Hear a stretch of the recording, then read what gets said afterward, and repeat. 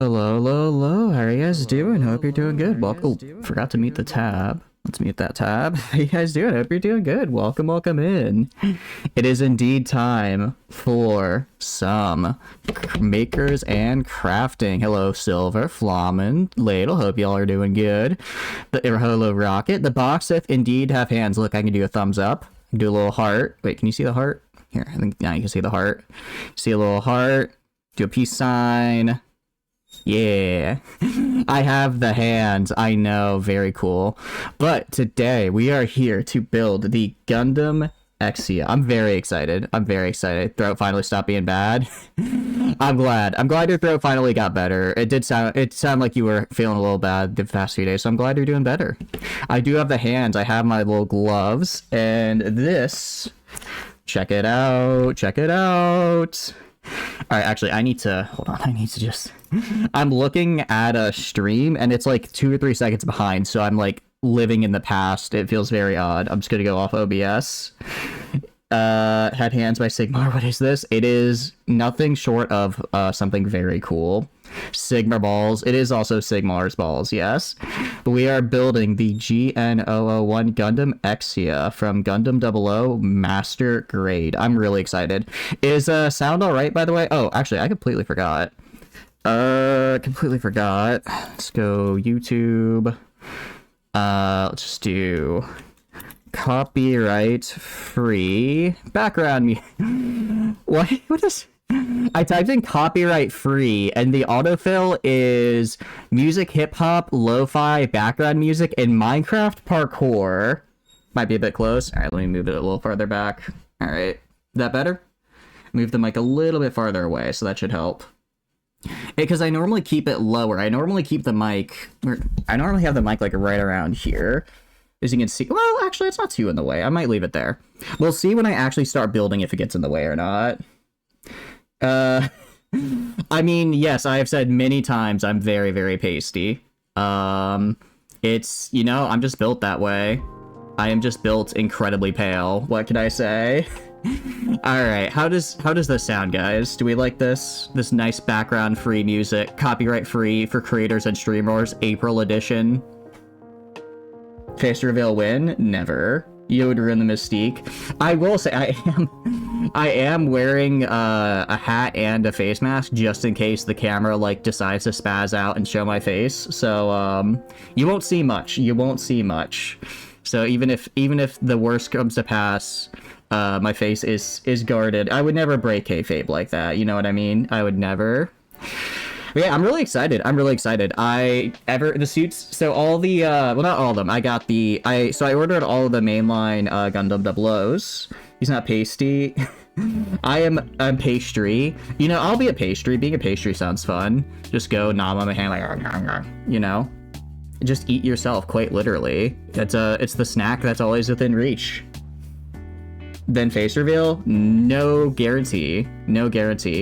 Hey, you guys might get lucky. I am wearing flip-flops right now, so you might get the 1 million without socks feet reveal if I slip up here. So I don't want to tease you with feet, but I guess it is technically possible. They are in sports mode, yes. So essentially, I don't know. Here's the thing, right? Poor Kyrios. Kyrios has not yet arrived, which makes me sad. It should arrive either tomorrow or Monday. So we'll do that. Actually, I really want to start with the... Well, alright, this is gonna sound kind of bad. You see them dogs? No dogs. That I have to have some kind of subscriber goal, right?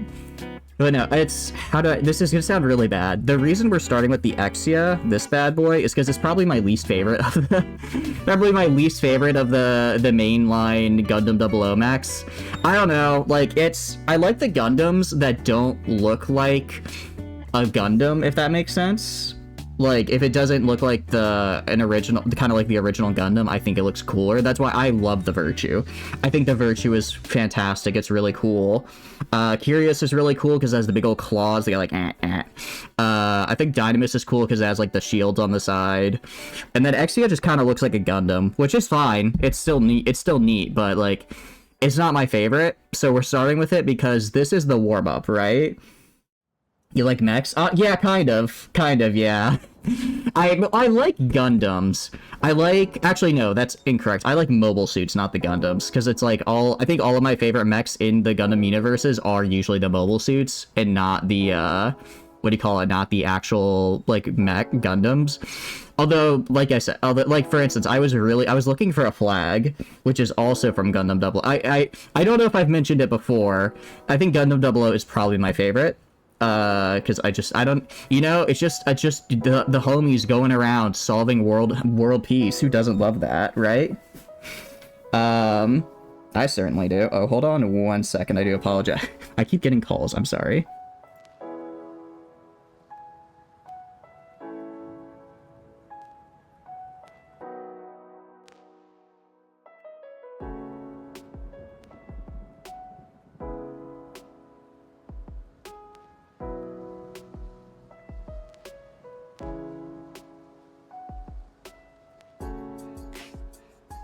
Do not fear, that was a quick one. That was my roommate calling. I was like, oh, are you kidding me? It is a Saturday. Why am I getting called by job people? That was just my roommate calling to ask if I wanted anything from the store. So we're okay. We're okay. No need to ride. I'm already back. But yeah, okay, so basically Gundams, well, it kind of depends on the, I guess, franchise, essentially, to answer your question, Flaubin. Because Gundams are usually like a variant of mobile suit. That's like special in some way. So for instance, in 00, I believe Gundams I believe it's not considered a Gundam unless it uses a solar generator. I believe in Seed and Seed Destiny, a Gundam uses the Gundam system, which is only used by a few mobile suits. In Iron Blood Orphans, I believe it's just Barbados, because it's like older, which for Mercury, again, uses permit score. If it doesn't use permit score, then it's not considered a Gundam. In mainline Gundam, I actually couldn't tell you the difference, because the only mainline Gundam I've seen is Origins. It sounds weird to say I really like I guess the AUs technically, but I really like the alternate non-mainline stuff. I'm still getting into the mainline stuff, though. See Joe behind you, need to build a Gundam to save America. Go build the robot, chatters. Go do it now. I know. For the little green RBG. I like my little green RBG keyboard. This thing has gotten me through, let's see. What year is it? It's actually probably, this keyboard is coming out about 7 years old, I would argue. Referred to as a mech. Gundam you see as nuclear reactors. Okay. I wasn't sure what it was. Thank you, Rocket. So basically, mobile suits. So Gundams are basically, here's the easy way to think about it. It is a Razer. It's a Razer or not a keyboard. Here's the easy way to think about it, Flamen. If a protagonist flies it, it's a Gundam. If a non-protagonist flies it, it is a mobile suit. Unless you're Char, then you're in a mobile suit, but I'm not going to get into the specifics there, because then it gets a little funky. So they have a rule not to aim for the engine, and you see, oh, interesting. I need to get more into UC, although I've finally been making my way through Destiny, Seed Destiny, because I watched it a while back, but I didn't really, I think because like the first Gundam I watched, I think was Seed, and then Seed Destiny, and I didn't really get like a lot of kind of the tropes and stuff, so now that I do, I'm going back and rewatching Seed Destiny, and I'm kind of picking up like, oh, that's the Char clone, like that's the protagonist, that's like the carrier, like it's all kind of coming together now. Like, it's time for my bath. It is not. It's a fancily named mech. Yeah, I guess it would be like the difference between calling something like a car and an F1 car. Like, there are both still vehicles, but the F1 is like much more, I guess, souped up and has like a specific role. That's what I would say. Shares a lot of words. Yeah. And then yeah, exactly. You don't want to blow up a nuclear reactor at a space colony or Earth, because that's bad. It is a chatters indeed. Welcome in, Elsor. Welcome. Hope you're doing good. And also welcome in, Tana. Welcome in. Hope you're doing good. 45. Nice. I think you might be the closest person to 69 right now, because Rocket already passed it, and then Flamen reset so that they could get 69 twice. They totally didn't just lose their streak or anything like that. So I think you are the closest right now to the funny number. I know, I'm real and not just teeth in a box. Hi. I'm waving. What like looks more natural for a wave? Like this? This just looks like is this like, because I'm like trying to wave at the camera, but this doesn't feel right. This looks like I'm grabbing, like, I don't know. Looks like I'm grabbing something, but this just feels weird. Maybe like that, kinda. I have to go like, it's kind of a weird angle, but that way I'm like waving at you. Not in Space Colony, because that'd be a big problem. Oh, that's true. I guess that would, like, absorb all the air, wouldn't it? Do not cup you. I will not cup you. I'm just doing little fancy hand things. You're telling HR? Joke's on you. I don't have an HR department, because I'm the only well, actually, you cannot tell HR. You can tell the one other mod, but I don't know if he will actually do anything, because, I'm the one who gives him power. I can take it away very easily. Your HR? Oh no, Ladle. Ladle, not coming in hot with the HR. If it's non-terraform, then good. I mean, I don't think does UC have planets aside from Earth, like, as a colony? Because I know there's the not the plants, I'm too much seed. I know there's the space colonies, and then I know there's Earth, but I don't think UC has, like, interplanetary colonies. I think they have, like, some asteroid bases, but they don't have, like, on other planets, right? Like, that's usually an AU thing, if I remember correctly. What a streamer said and isn't banned. No, but I'm gonna be honest, Tano, I don't care. I don't care. That sounds like drama, and I'm not here for drama. I'm here for a good time and to have fun, so let's just not worry or talk about that. Hyperrad? I mean, just a little bit of radiation. Revoke this fan's ball privilege? You can't revoke a ball privilege from a box. What would you take? That doesn't make sense. There's also the Jupiter colony that used to get gas from Jupiter. Oh, I thought Jupiter colony was only in 00. Okay, cool. I did not know they had that then. Nice. Very cool. Alright, but yeah, I have been, whatchamacallit, messing around with my hand a little too much, so I think we get started, right? This is really cool, because normally, because I've only made high grades, and normally they just have, like, a pamphlet, but this is, like, an actual manual. Like, we can check in here. You see, there's, like, actual pages, like, put together. There is, obviously, all the instructions right here. And then if we go to the back, because I checked this out, it's really cool. You'd see, like, I can't read any of this, by the way. I can't read jack in this, but I know the pictures. I can do pictures and numbers. We don't talk about those colonies. It's fine. They don't matter. We don't need to worry about them. What am I yapping about? I'm yapping about Gundams, which is something I very much like to talk about. For Gates of Hell? Yeah, we'll do it. I think... I don't know about either next week or maybe the week after. I'm not sure yet, but I definitely want to. Common Picture Book W? Dude, for real. Like, okay, here's the thing. Like, I can go right here. I can't read where... Actually, like, I can't read whatever this says, but I can see number put in here, and then an arrow saying to put this in here. I can do this. Reading... Oh, actually, I kind of can read this, actually. Hold on. Horogurame Patsu. So, Horoguramu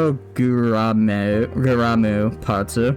So I'm guessing... Oh, hologram parts. I'm an idiot. So this is stickers. This says stickers right here. Okay. I can read this. Hell yeah. There we go. You're a big fan of the Big Stompy Boys? I know, right? I like Big Stompy Boys. I'm really excited for when you get to build Virtue. Because Virtue is just a big Stompy Boy. But I want to, like I said, I want to start with Exia because I have not built a Gunpla in probably like 8 or 9 months now, and it sounds bad, but I need to warm up on the least favorite one because I'm the most likely to fail, right? Launches Rogue Tech. Look, it's just a little bit of heresy, a little bit of clan tech, nothing to worry about. Are you going to get the Gundam Weeb mech?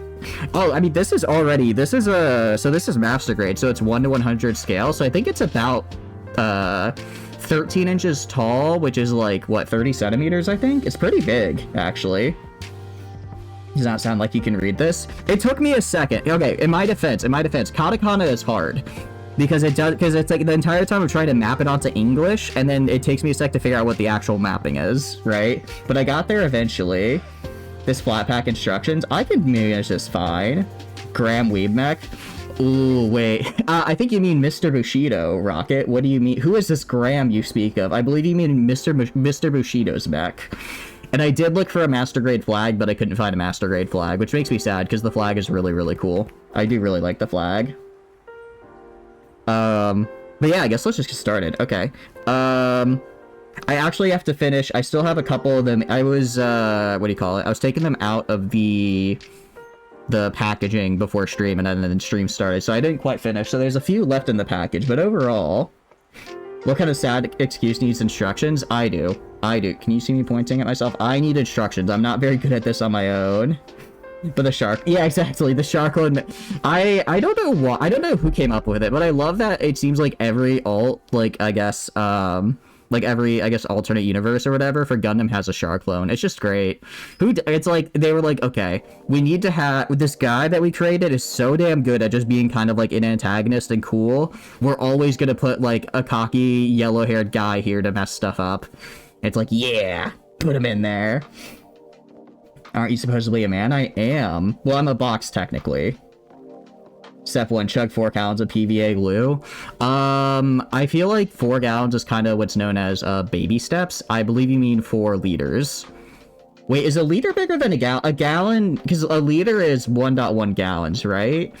Or is a gallon 1.1 liters? I don't remember which is bigger. Like a female shark clone. I mean, isn't that kind of what Prospera was supposed to be? From Witch for Mercury, basically. I mean, she wasn't blonde, but she had like she had the helmet, right? She had the helmet. She did actually pilot the Gundam, which was cool.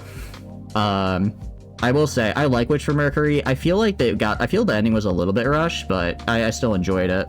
That's what yeah, you're making a reference to her? Okay, I wasn't sure. I wasn't sure if you were making a reference or just wondering if they were ever gonna do that. Because I'm trying to, I will say, I completely forgot, because now that I've been rewatching Seed, I forgot how much I liked LaFlaga. He's just so damn cool. He's so damn cool. Okay, sorry, I gotta stop ranting. Bad news, welcome in, Bob. Hope you're doing good. Welcome, welcome. 1 gallon is more, 1 gallon is a little bit less than 4 liters. Oh, I was way off. I was way off. Alright, I mean, it's fine. It's just a little bit of numbers. Who cares about that? I'm sorry to hear the bad news. The Imperials won the Skyrim Civil War. They better not have. Are you kidding me? Those guys are cringe and I hate them. I'm gonna punch them. Which ones are the Imperials again? I don't actually remember. I have not had time to play, I will admit, I have not played Skyrim for maybe like a month now? When did I last play? Last time I played, I was in Castle Greywind, I think. No, I went to Greywind. I cleared that out. And then I went to the Jarl. I talked to the Jarl, and then I started, and then I was like, oh, the guy there was like, oh, I need you to go get this, like, tablet or whatever. And I was like, oh, you mean this tablet right here? Just handed it to him. Because apparently the area I was supposed to go to was that, crypt that I went to because I thought it looked cool. So I actually just did the quest early, which was great. Moo's the best character in Seed. He's cool. I really like Mirai personally. Or Ramius. I think she's cool. I think she's really cool.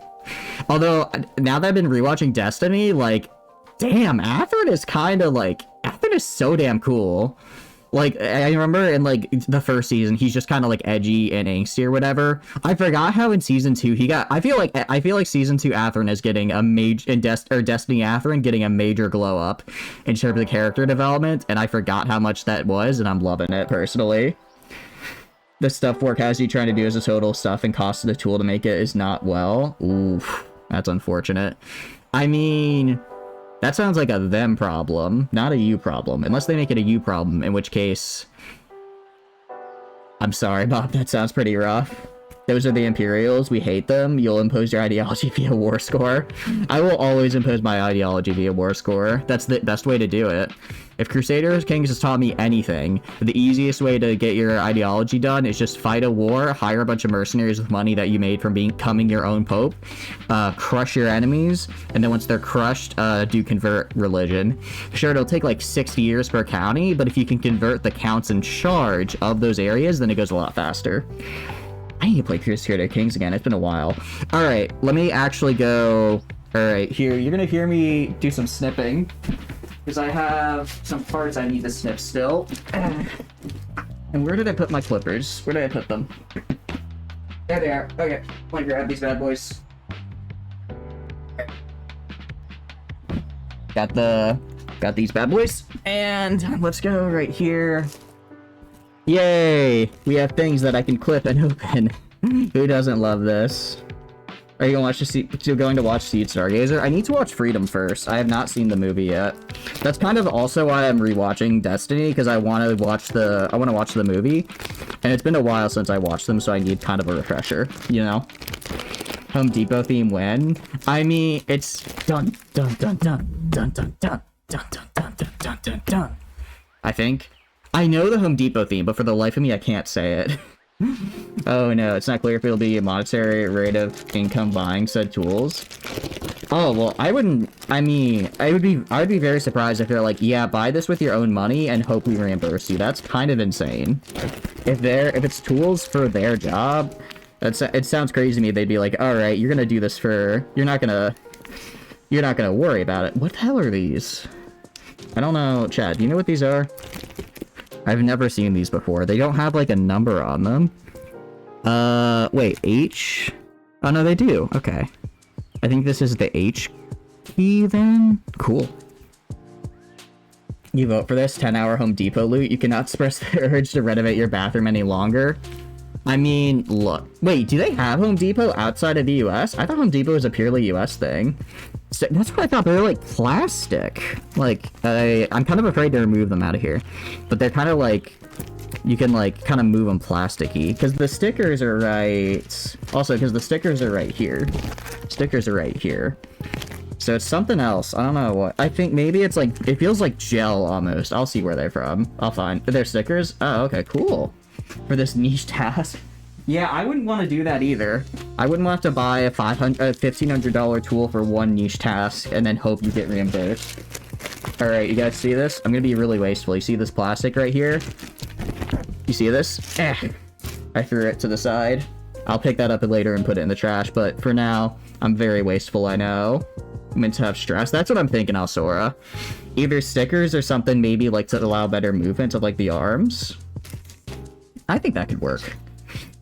Alright, let's go over here. Essentially, so I don't have a lot of space. Well, actually, but I could. I don't have a lot of space over here, essentially, to build. But I have a table behind, well, I have my bed behind me. So I have all my stuff on the bed right over there. And then I just will reach over, grab it, put it, and then put it back. And that's essentially how we're going to do this. Multinational, but definitely more based around the cum area. I may not know the best of geography. I know I'm upholding an American stereotype here. What is the cum area? Hey Gomazin, how are you doing? Hope you're doing good. I have a newly published book, Gay Billionaire Dinosaurs in My Butt, just $2.99 on Kindle. Get it now to support the channel. I don't... Gomazin, I told you, I published that under a ghostwriter name. I want my authorship success to be separate from my stream success, you know? I want to get big as an author off of my own writing merits, not off of my pre-existing fan base. So I appreciate that you have gone and spread the word of my hit figure, Gay Sex Dinosaurs in My Butt, but... I think I need to keep those separate so I can really flex my literary chops. He does have fingers. Canada, US, Mexico. Oh, okay. I see. I guess that makes sense. Cool new stream. Cool new stream indeed. Cool new stream indeed.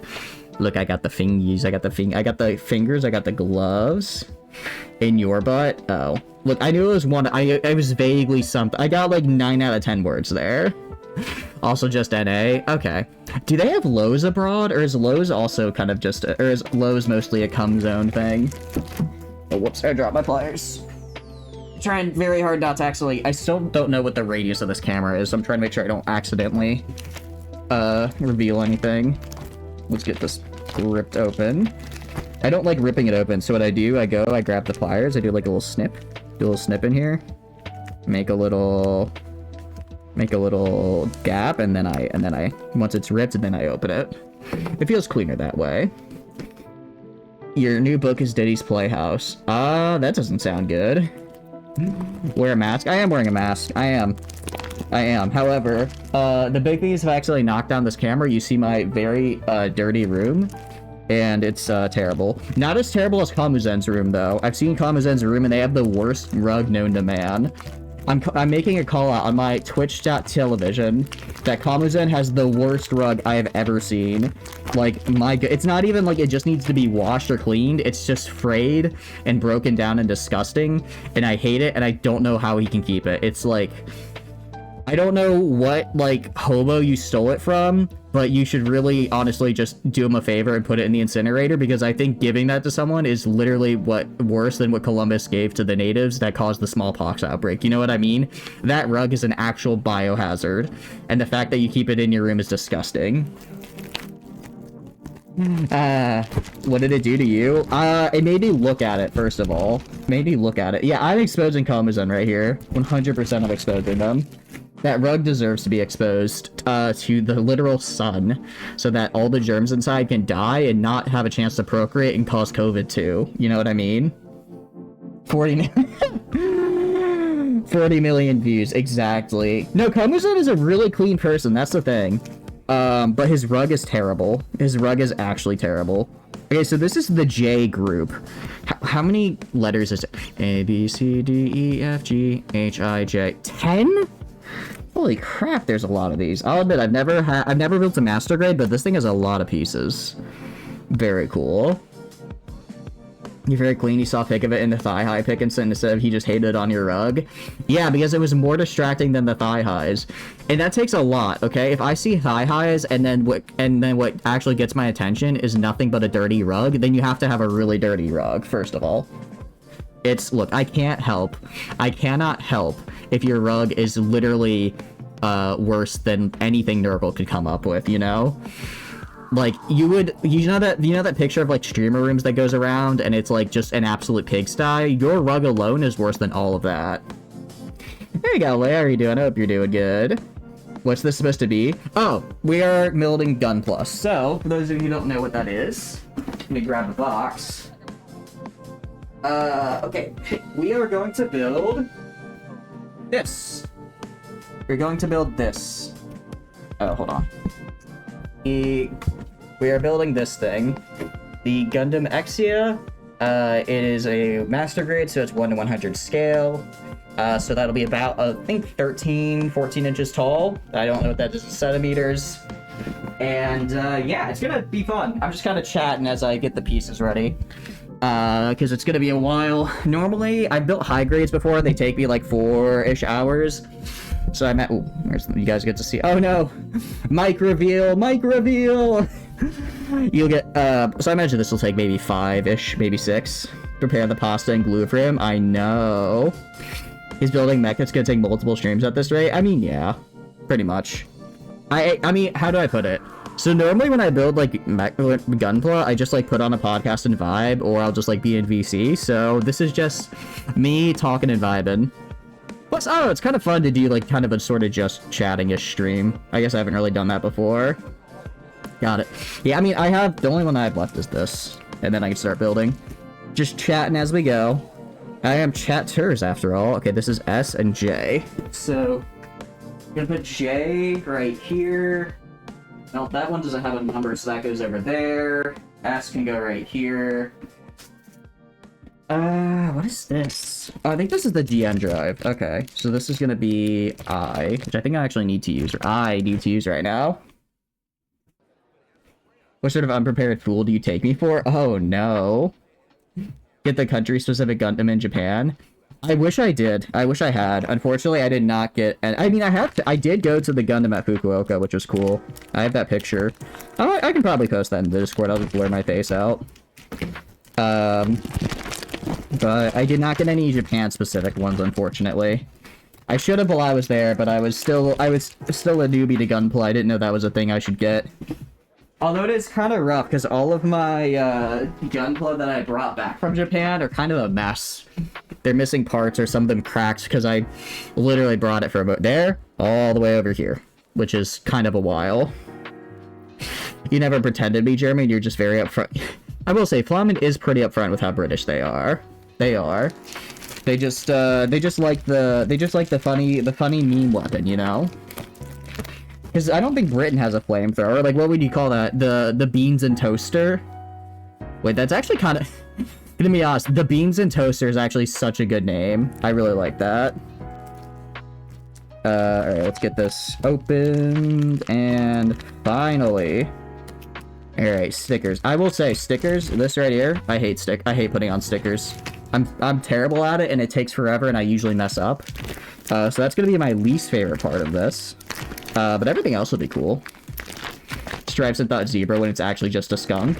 You know, I would rather a skunk than a zebra, because skunks are just cutie patooties. Sure, they may do a little stink sometimes, but they make up for it with their cuteness. Zebras, meanwhile, just frolic on the savannah. How am I supposed to pet something that's frolicking? It's literally frolicking away, you know? Didn't we go together? The Kyushu special looked kind of cool. You're not a geek, so you don't Gundam.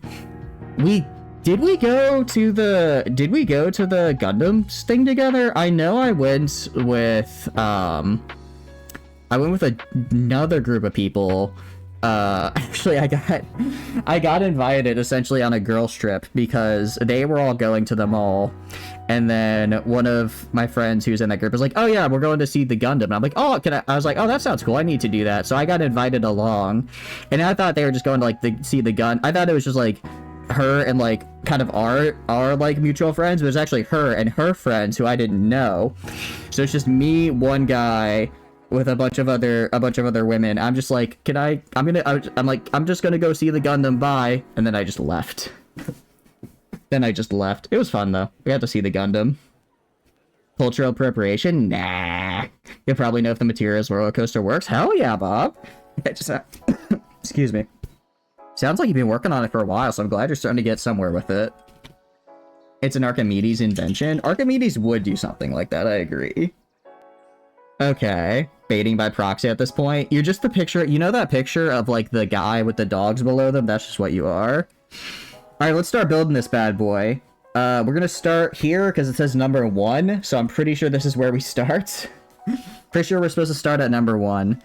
So we need to start with the GN drive, so we need to get the H thing. We need to get the H tab. This is A, so let me put it over here.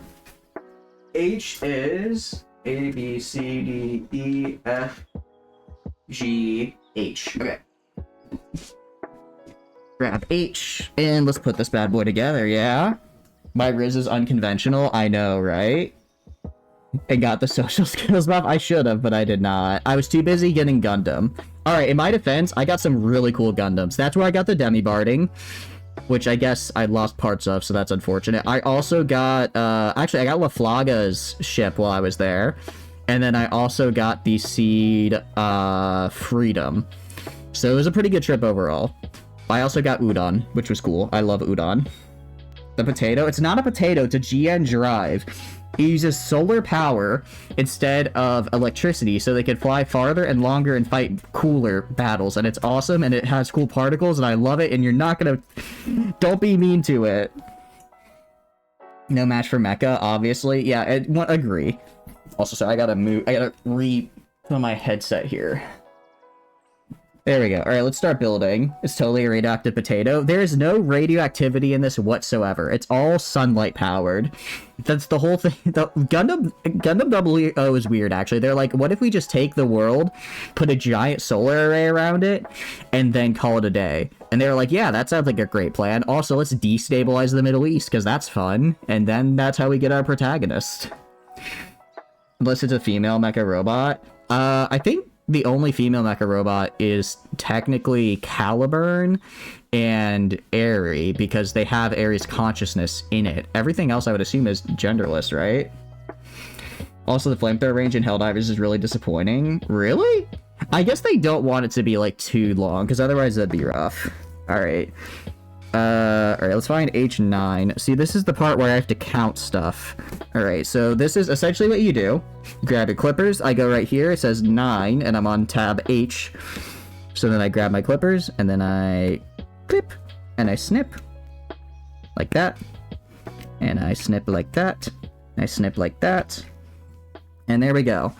Part 1 of many, right here. Look at it. Look at it. Look at that bad boy. Yeah. And don't look at the fingernails. They're gross. He's pulling out... I am pulling the snip out. I am pulling the snip out in visual because of Helldiver devs. I do like Helldivers. The recent update has some glitches, though. Like, I was throwing 500 kilograms, I was throwing the 500 kilograms, and it was really just, like, either all over the place, or it just wouldn't do the visual, so I'd be like, am I safe? And then I'd just go flying with no explosion visual and die. It was kind of funny, but it was also really confusing. Alright, so now we have two pieces here. H9 in the right hand, H16 in the left. What I do is I put them together, and it didn't die. I don't know what it is with Biotitans, honestly. Sometimes they just decide, you know what, I choose life, and it makes my life harder. Alright, so how do I put this? How do I put this together is the question. Alright, okay, this is the fun part. So I want to do... So this connects here? Hold on. I'm trying to understand this instruction here. Already I'm running into problems, and it's not great. I have a really AI system called Alice. Ooh, I didn't know that. That's kind of cool. Man, U-types could not catch a break, honestly. Getting your soul trapped inside, that is rough. Okay. So this is supposed to be like this, I think. I think it's supposed to be like this. Is it? I don't want to, like, press too hard, because then that'll break something. And I don't want to break anything, because that would be bad. I think I do it like this?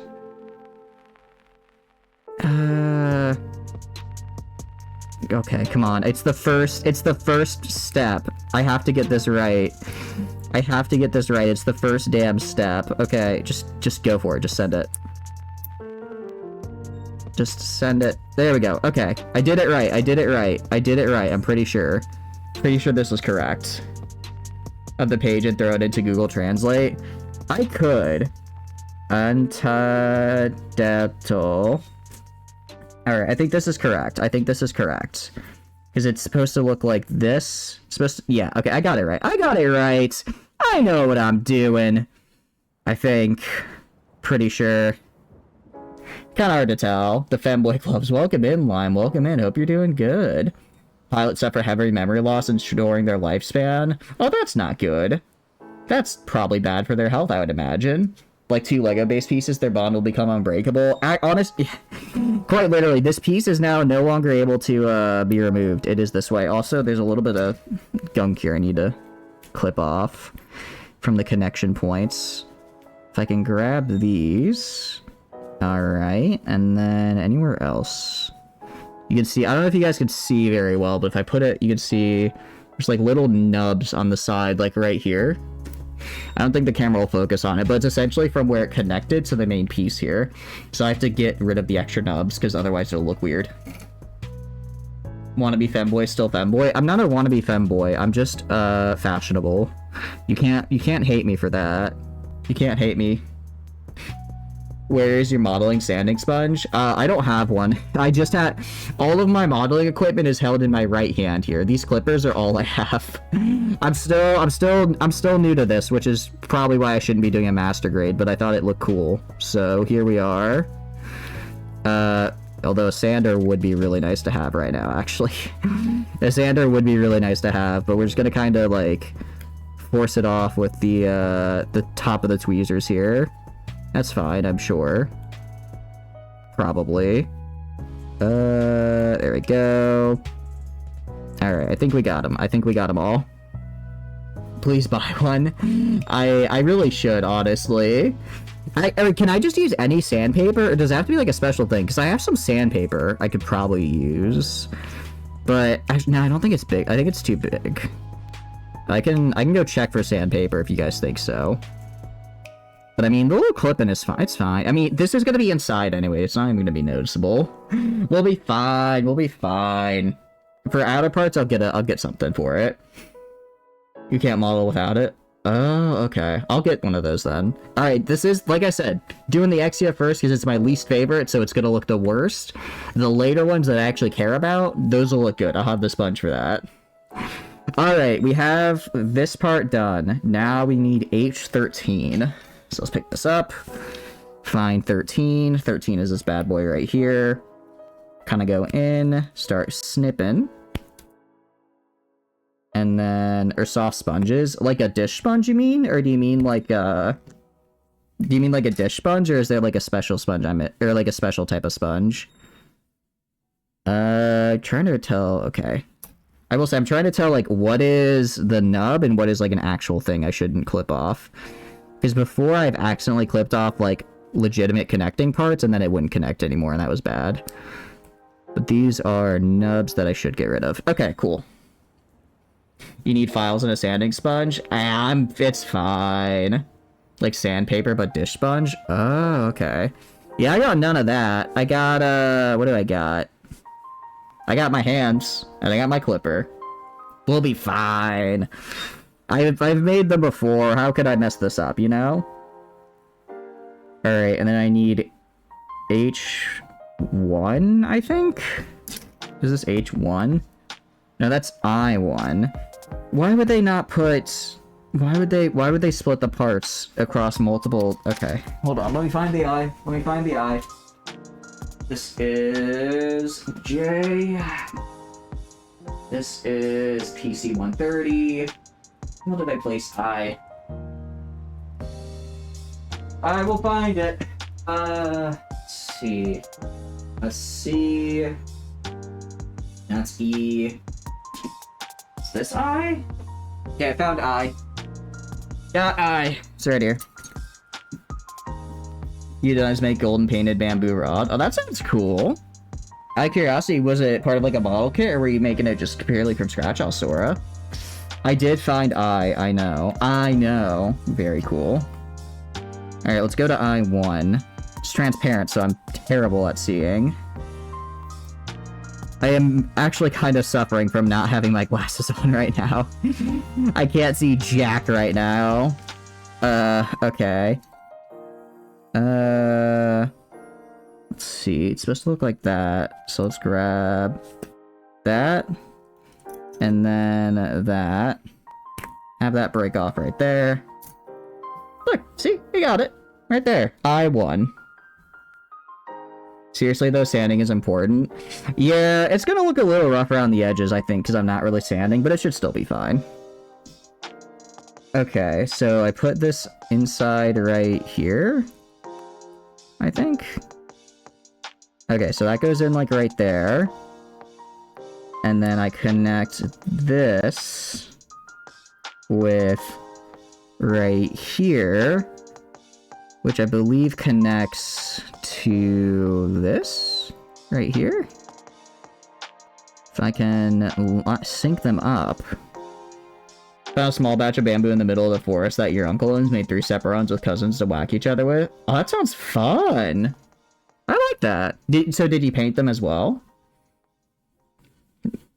Cut to me needing my glasses. I can't see without my glasses. Did I scramble about the floor?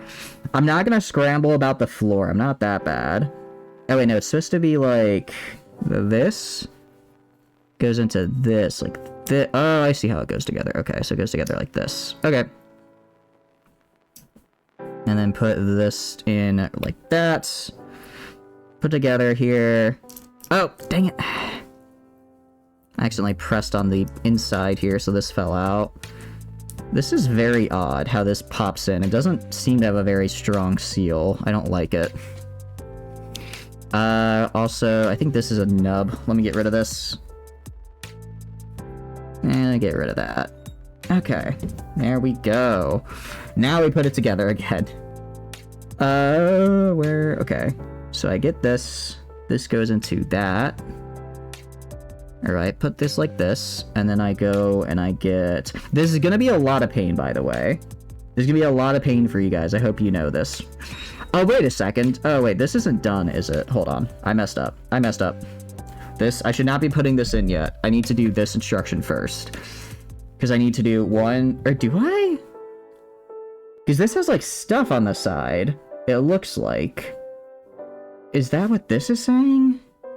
B28? Because this looks like it has, like... You can see it has, like, these little things on the side here. Gnaws the sprues off. I'm not gnawing the sprues off. It'll be fine. Some bumps because not fully straight and let the paint have the rough surface. Nice. That sounds fun.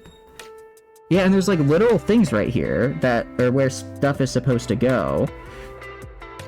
So what am I supposed to put in there exactly? Let's see. Well, this is 1-3. Did I miss a step? I don't think I missed a step. Okay, hold on. I'm gonna figure this out. Okay, because I don't know if you guys can see, but like right here, you can see there's like those little holes. So I think something is supposed to go in those, but I'm not sure what, because it doesn't say in the instructions. It's just here, nothing. Here, there's something in the hole. Or wait, or maybe... Wait, no, I don't think there's anything in the hole, actually. I think this is just the... Okay, no, I think it's fine. And then... Okay, actually, I think I see how it all goes together. Alright, never mind. I'm dumb. Gonna go to bed. Have a good night, Flom, have a good night. Thanks for stopping by. I appreciate it. Hope you have a very, very good sleep. I'm just doing my best here to get this all built up and nice. I think it'll be cool. Alright, we're gonna get this. But yeah, what have you guys been up to? It sounds like you got unfulfilled holes. I know. It sounds like you guys have some model building experience. What are some of the things you've built? I wanna hear it. Is this a nub or is this... I think this is a nub. I don't think this is intentional. Just kind of to the side. Snip it. You're gone. Okay, grab right here. We have this, and then I get the hole right here, and then I put this right there. That one's too big, also too big. One of these is gonna fit just right, I assure you. Probably. Mostly help them with painting and doing fiddly things. You have little tiny raccoon hands with World War II tanks and whatnot. Oh, okay. I think I've got decently maneuverable hands. It's just, like I said, I gotta get back in the swing of this. Swing of putting this together. So if I put you right here, because I think this is supposed to connect right here, because there's like a little hole that it looks like this goes into, but it's kind of hard to tell. It's kind of hard to... Oh, wait. I see what I'm supposed to do. I'm supposed to do this. Am I? Can I not? I'm just trying to put two pieces together here, and it's not going very well. I'm just smacking two pieces together and hoping it starts to fit.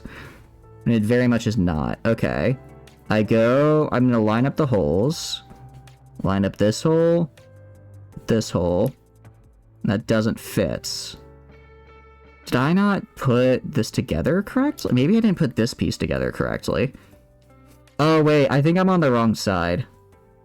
Oh, yeah. I'm on the wrong side. That's it. I was wondering what was going wrong. Really crappy bows and arrows. 3 separate tree houses that tended to be planks and boards. Well, that's so cool, though. That's really cool. We had a treehouse growing up as well. And it was cool. It was built on our property, but our neighbors helped out with building it and as well, and it was really cool.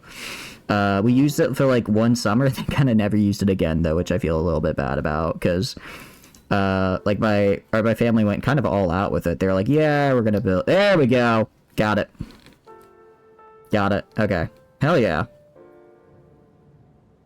Okay. It took me a while to realize I was putting it together upside down, but I got there. Did we already give up? No, I did not give up. I just realized I was putting it on backwards. So let's put that together. Okay. That's looking good. It's looking good. Good at tree out. Good. You had no good trees for growing up. We had a decent bit because we had like a little bit of land behind our house that we could use. More than our neighbors, so that's why we had the treehouse and our neighbors like came and used it. But it was really cool. Like they built like concrete foundations in like the bottom to make like planks that reached all the way up, so it could support a bunch of weight. It was really fun. Although I kind of wish I was a little bit older when we built it, so I could have contributed more because I didn't really do much. I was a little too tiny to do anything. Ooh, that's cool. Very cool. Built a big treehouse which the government demolished. Oh, why would they demolish it? That sounds awesome. So let me move the mic a little bit. Actually, what I can do, hold on. Let's lower sensitivity on the mic because I'm having to put it a lot closer. So tell me when voice sounds about okay, because it was definitely a little high there. I think like right here is good. Right here should be good for this. Because laws and no fun are loud. Bummer. Sounds okay? Awesome. Yeah, it was a little... I was looking at the thing and it looked like it was a little bit loud, but this should fix it. Okay, why does this... This should like snap in. But it's not really. It's coming apart super easily, which I dislike. Okay. If I do this... Alright, it's not falling apart. I think we're... Like, I can just easily... Yeah, it's not really snapping in. What's going on here? I don't think I messed up this early. Alright, whatever. We'll just move on. We'll just move on. Alright. One small bit made. Now we need parts I, B, and J. I already have I right here. So I need I2. Let's grab I2, which is this bit... Wait, that's I5. Where's I2? Are both of these I2? I can't... They both... I think they're both supposed to be I2. Which I don't understand. Hold on. Let's figure this out. I totally didn't snap off the parts that lock in. I did not. I definitely did. Okay, I can show you. I can show you. Hold on. Let me show you. Right here, the parts you snap into right here, this little bit, and then I snap into this little bit right here. See those? And then the parts that are snapping in are this little thing right here, this little thing right here, and then this little thing right here. They do still exist. They're just very not snappy, I suppose. Very unsnappy. But they are there. With all my tools. I have such great tools right now, you don't understand. Okay. J, wait, is this J? I think this is J, right? Okay, no, this is H. This is H. This is I. I'm gonna put, alright, I need to grab J and B. Hold on. Let me grab J and B. Let me grab J and B. H. Is this J? J2. This is J2. Am I supposed to grab? Okay, J2. Got that. And then B. This is C. This is B. This is B. Okay. Got the parts. This is B. J weld. It's not a J weld, it's J2. Thank you very much. Okay. So we have a couple parts here. The big one is B28, so let's grab B28. It's actually right here, very easy to find. B28. Oh. That didn't break off how I wanted it to. Yeah, let's snap that off. There we go. Good as new. Is a lighter to warp the plastic together. I could... Wait, is that actually something that I should do, or are you being sarcastic? Like, heating it up so it kind of melts together a little bit? Because I could do that. I could do that. I'm sure I have a light around here somewhere. I don't know. You're being sarcastic? Oh. I mean, I guess that could work, though, couldn't it? Right? Although, so how does this connect? I'm trying to figure out how all this comes together. Oh, instructions. This is not great. This is something to be careful about where you cut, I'm pretty sure. If I remember my Japanese, which I don't really. It'll score the plastic, making it terrible to paint. Oh, I'm not gonna paint anyways. I'm not good enough to paint. I'm not good enough to paint, so we're just gonna leave it as is. But some kits you build have microscopic pieces that'll lose into space, never to be seen again. Yeah, I'm trying to place them kind of like over here to the side. I have a little box form over here that I'm trying to put them in. And a cup of water. Ooh, that's smart. That's smarter than just a box.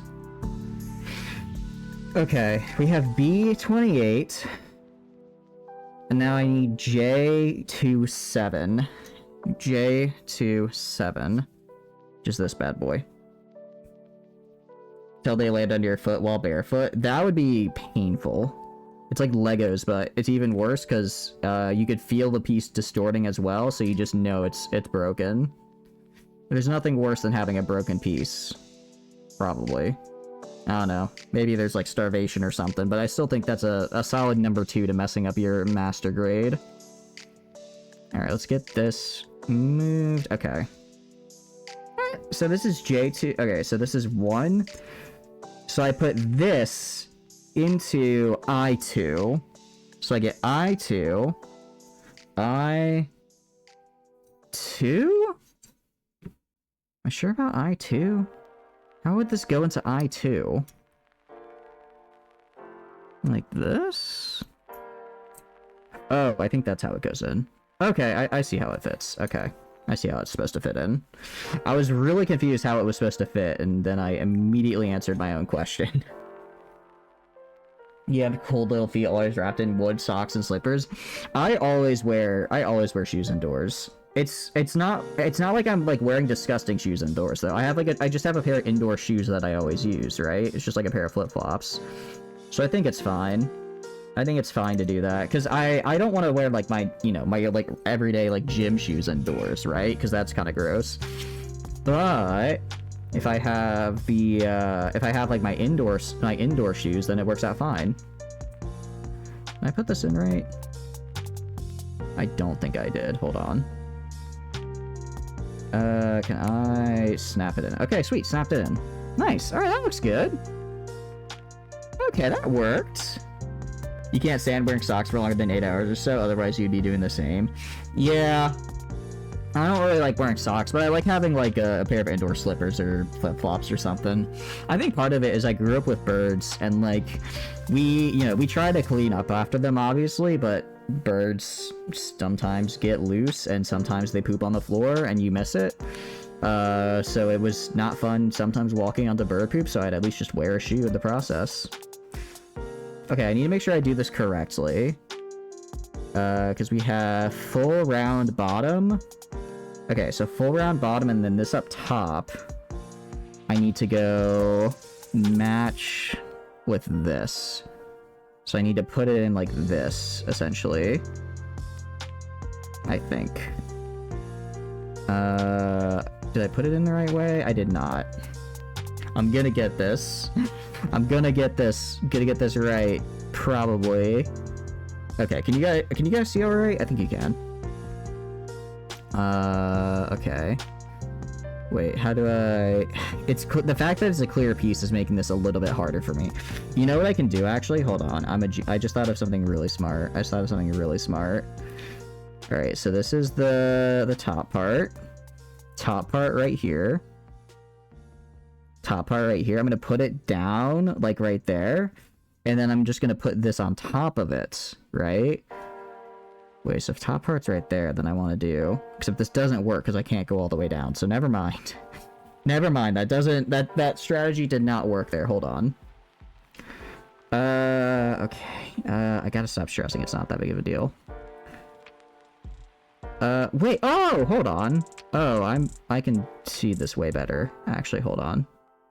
I think I see what they're trying to say now. I go in like this. Alright, perfect. I got it perfectly. Look at that.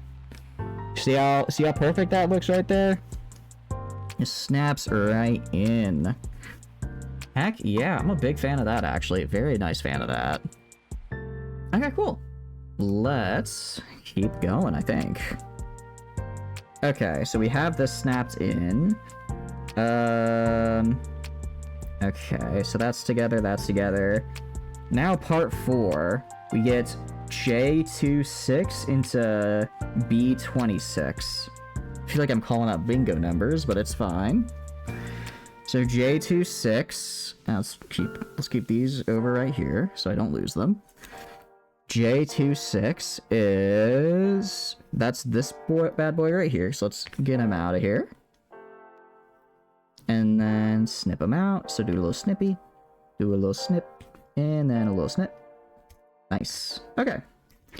Let's clean up the edges a little bit, because you can see there's a little bit left on it. Yeah, I think I get what you guys mean about the sandpaper. That would be pretty nice right now, so just trying to kind of scrape it off with the clippers. Because right now I'm kind of just like, oh, there's a little nub left. I just scrape it off with this. That's not the nicest way of doing this, but we got it. All right. Look at that little nub right there. And then I put that into B26. So let's get B26. Let's grab that over here. This is the B page. 26, right here. Right here. Heck yeah. Normal will do fine and file my fingertip. File with your fingertip. I think I might do that in a second here. I might just grab some sandpaper in a second. I think I have some somewhere. Let's do that. There we go. Ah! Okay, there. I keep dropping the small parts. I do not want to do that, because that is very bad. So you mean kind of just doing like that? Just kind of, that works pretty well. Because it's not like I'm just filing a lot. It's just the little nub bits that are still there I'm trying to get off. Alright, next is we have 1, 2, 3. We want this facing down. And then this from the side, I think. It's a bit hard to see. Actually, are you guys able to see the manual pretty well, or I'm not exactly sure how these are supposed to go, truth be told. I figured I'd just kind of, relax, chat with chat, and build this. I'm not sure exactly if you're here to see me build or what, but I hope you're enjoying. Hope you're enjoying it. Just here to vibe and have a good time. So what have you guys been up to lately? I guess aside from when I asked that earlier. Oh, I see how this goes in. So this goes in right here. There we go. Oh, this is the back of the GN drive. Okay, cool. Okay, wait, I see how this comes together. Nice. Go put that together, and bam. Fits in nice, nice, nice. Okay, so... Oh, I see how this comes together now. Cool. Okay, so I grab this. First, I put this on the top here. And then this goes right here. Put that on. Oh, well, you have to go in here. I put it on, but then it got a little stuck. You can see it fine. Nice. I put it in a little too tight, unfortunately. Okay. And then I connect this. So I connect this right here. These two down here. Like that. And then I can turn... Oh, that didn't work. I'm supposed to be able to turn it, apparently. According to the little diagram here. Can I get it in there? Okay, cool. So you can see it kind of turns a little bit. That's why it wasn't super, like, I don't know if you can see, I can kind of turn it back and forth. I'm guessing that's why it wasn't super, what do you call it? Like, put together, or, like, clicked in, because they want you to be able to turn it back and forth. I like that. That's cool. Okay. It does... I know I did see there are kits, actually. There are kits out there that let you put lights on the inside of here, and I didn't get them, but I'm starting to think I should have, because I think the GN drive would look way cooler if it was inside. Somewhat busy, though, carrying potatoes. Ooh, are they homegrown potatoes, or are you just carrying them from the market? Okay, let's get this built. I3. Ooh, okay, now we get the big boy. Now I get to build this big boy right here. Diver potatoes? What is a diver potato? You personally am completely fine just sitting here chat, streaming, chat. I know. I'm just vibing and hanging out, Losora. I appreciate you hanging out, though. I'm glad you're enjoying it. Hell divers. Oh. I thought you meant, like, literally carrying potatoes. Like, from a farm or something. Okay. Might be an EU terminology. I could see that. Actually, I'm really glad you say that, Alsora, though. I am glad you really like it, because it's like, I don't know. I've seen some streams, and they have, like, really chill communities and chats, and sometimes, you see others, and they're, like, very, like, angry and hostile, and I do try to really create a place where you guys can just sit and vibe and hang out with each other, even if I'm not necessarily, like if I have to go AFK or whatever, so I'm really glad that you enjoy hanging out here, and feel like it's a very cool place, so thank you. And thank you for, you know, participating and making a part of that coolness. Not just you, but also everyone who's hanging out. Even if you just lurk or you chat, I really do appreciate it. Alright, I'll stop being sappy now. Gundam got me all sappy, what can I say? What do you call it? The giant robots really bring out my, my sappy side. Okay, how does this fit in? But no, I have heard of potato as a terminology before, I just didn't make the connection. It took me a sec. Okay, question is, which side do I put it in? Because these look kind of identical. Are they identical? I think they might be. I guess if they're identical, it doesn't really matter, does it? Well, they specify the side you're supposed to put it in here.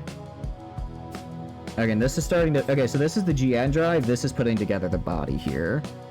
So we're almost done with the GN drive. I think this just goes... Oh, but I have to put it like the right orientation, because I have... Where are it? These things right here. And then they clip in. I don't know if you can see, but it's right here. Yeah, the camera's not really good at focusing, but like right here, there's like a little nub, essentially, and that's where it slides into the top of this bad boy. So let's see if I can get that in there. How does that slide in, though? I guess just kind of... I don't want to say just shove it in, but I guess just kind of shove it in. And then see what happens. Oh, wait, I think I see. Oh, okay. So that's how it okay. So the nubs right here on the side prevent the entire thing from falling through. So that's, okay, I understand how it works. And you can do that, or you can pull it out. Well, not all the way. So essentially you can go click this in, if you want it in, and turn it, like that.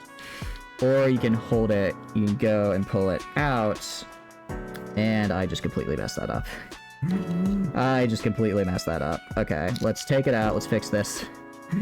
Let's take it out, let's fix this. Scratch what I just said, I was completely wrong.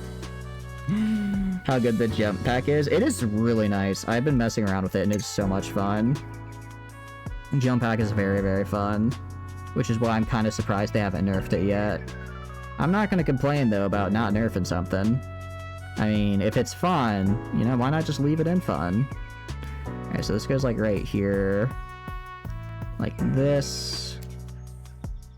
So I was trying to do something, and it just was not actually supposed to work that way. Let's get this fixed. Slugger, jump pack, expendable at 2 turret. Really? Expendable? I always found that I like the commando better because you get more shots, while expendable is like, you only have the one at a time. If you could carry 2 expendables with you, I think that'd be one thing. Like, if you could carry 1 into 3 and then 1 on your back as a backpack, maybe, but the fact that you can only carry 1 at a time is a bit rough. Although it is pretty fast, isn't it? Hold on, why is this not going in?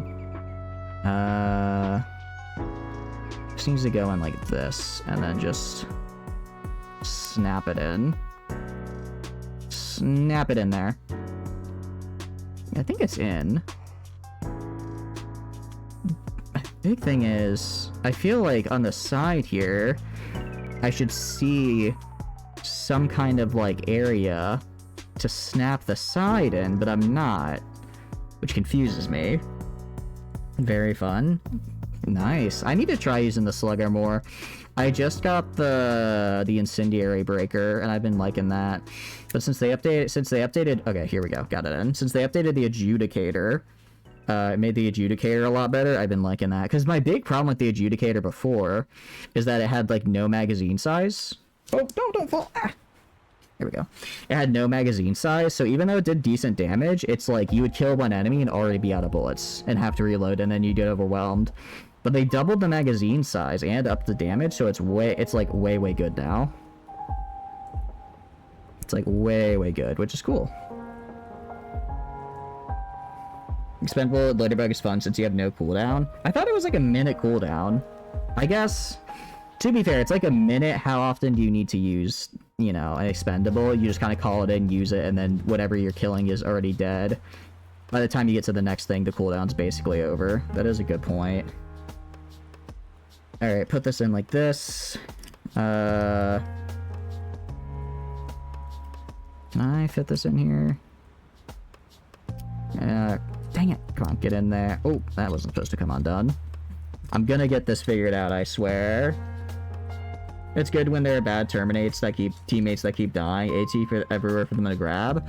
Oh, I hadn't even thought of that from like the teammate perspective. That's true though, because then they'll always have something, so they don't have to rely on, you know, whenever their recoilless comes off a cooldown in like 7 minutes. Keep dying when getting swarmed by charges, so you just toss on cooldown. Smart. Yeah, charges are a bit. I don't mind them on lower difficulties, but on higher difficulties, I definitely start to get swarmed and struggle. And I feel like I'm a decent player at the game, so I imagine for newer players, it's probably pretty rough. Okay, so this is supposed to go up here, like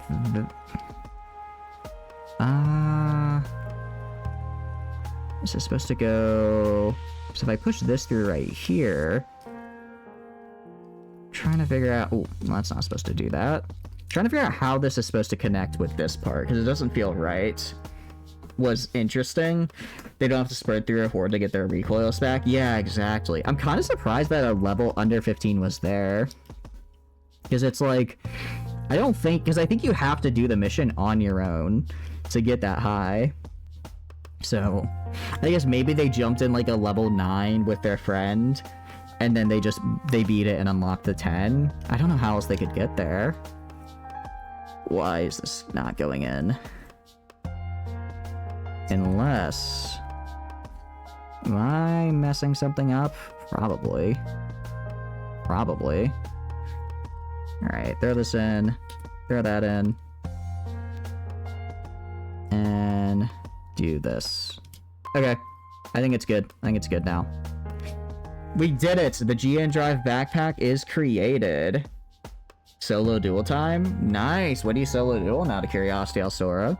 What game you playing where that's happening?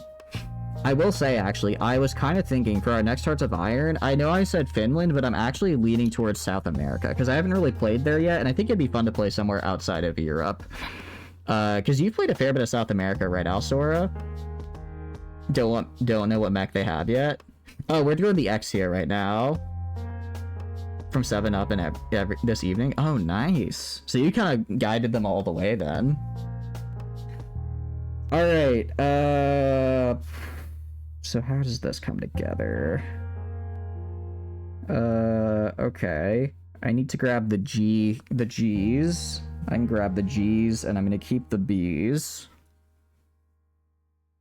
So I put these away. And I'll go grab those. Plus vanilla navy overhaul is fun. Oh, okay. I do have all the DLC. I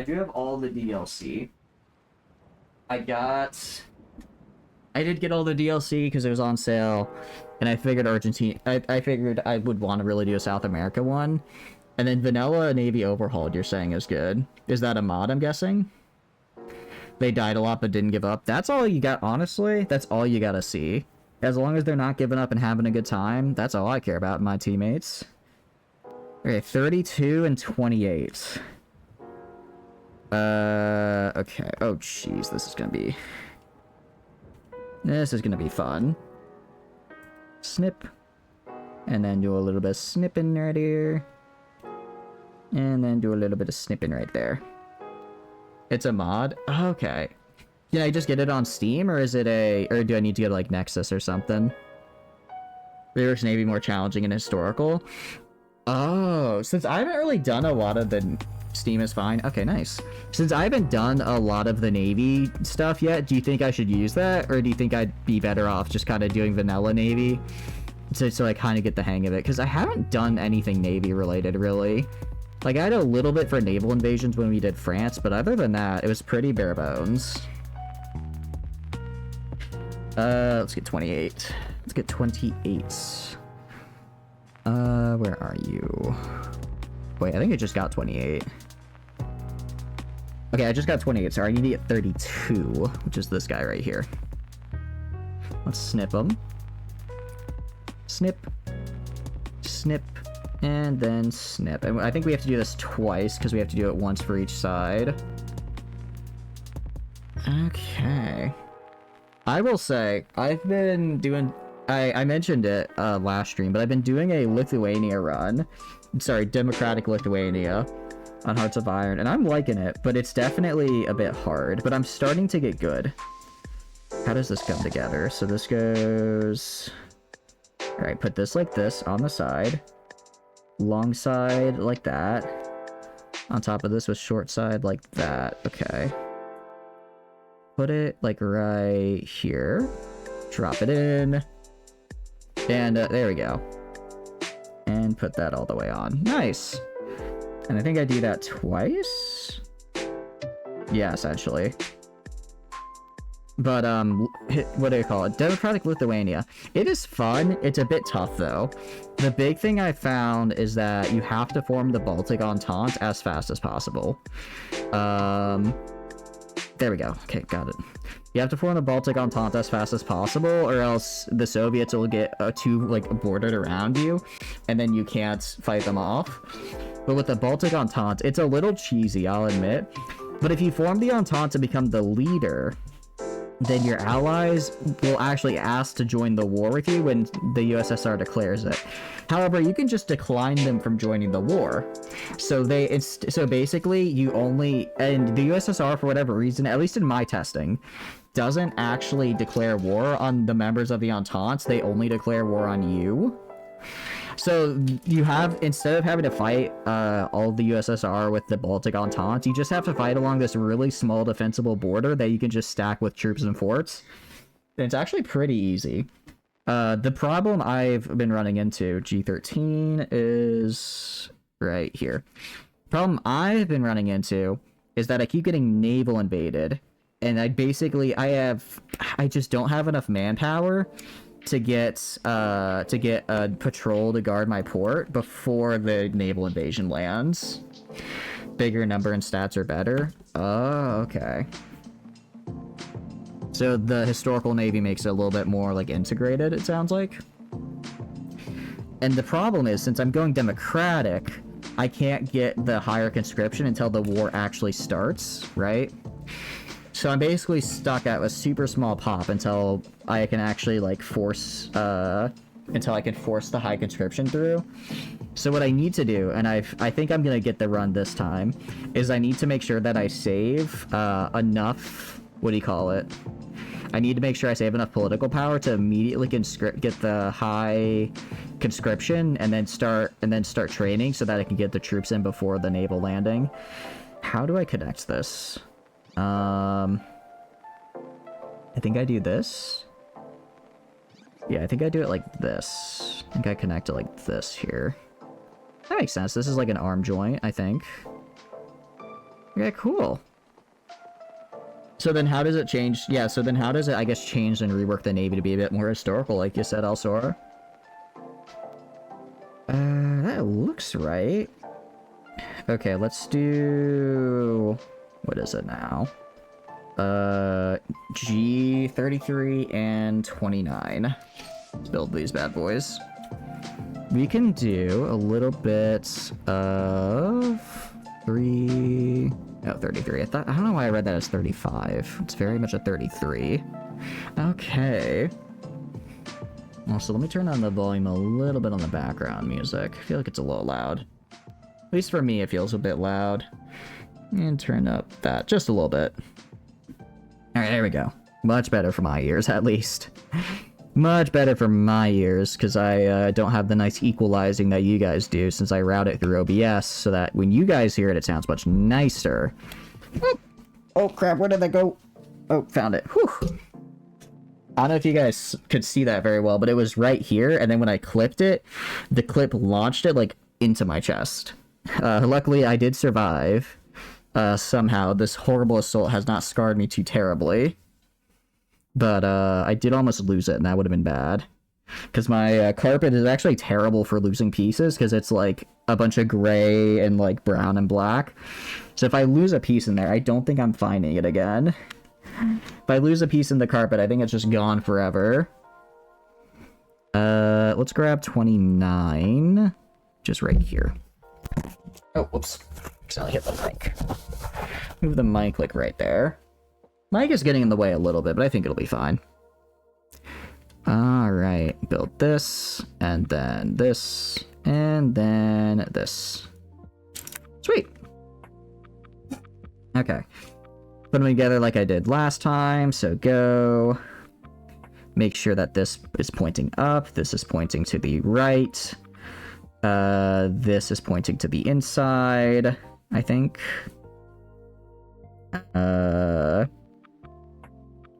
So that goes opposite this, and then goes in right here.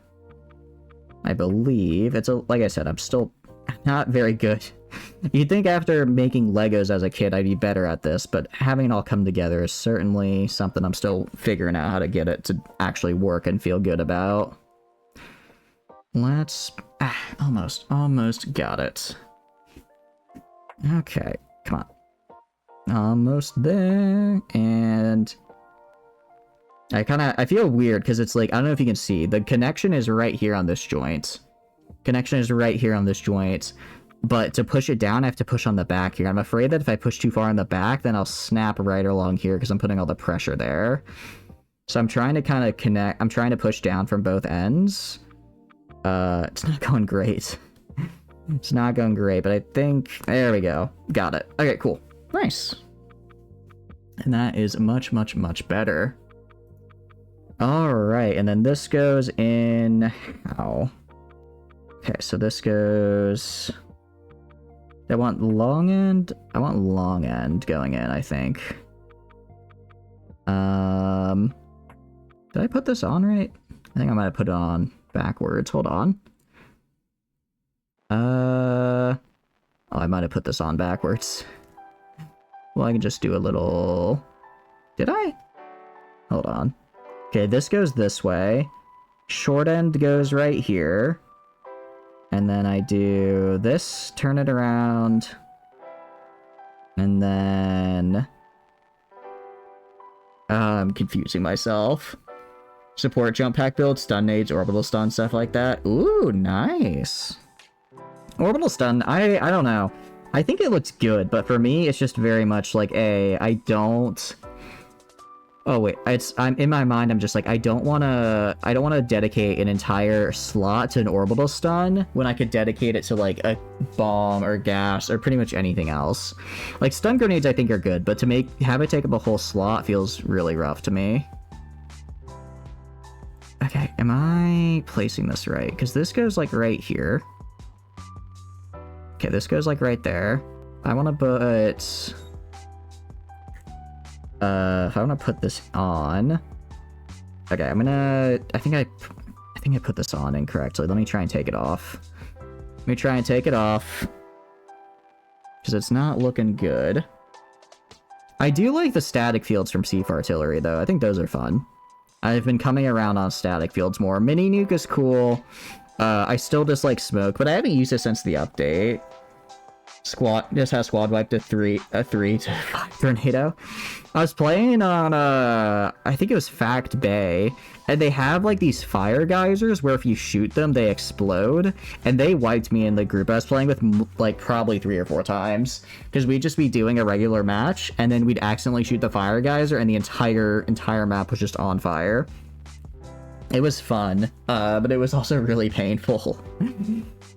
I don't know why exactly we're sending so many people to die on the Fire Tornado planets, but it's certainly something. Oh, okay. I think I see how this orientation works. I think I see how this is supposed to... What, do I? Okay, I hold it like this. I hold it like this. I take the small end. Small end go right here, like this. Okay. Put that on. I now have this. Small end is right here. Big end is right here. Small end go into right here. Okay, that looks good. That looks good. I don't know what I did differently. I don't think I actually did anything differently, but I did it correct that time, so we're good now. Not let the bugs have this I know, right? Like, look, the ground is literally on fire. The sky is on fire.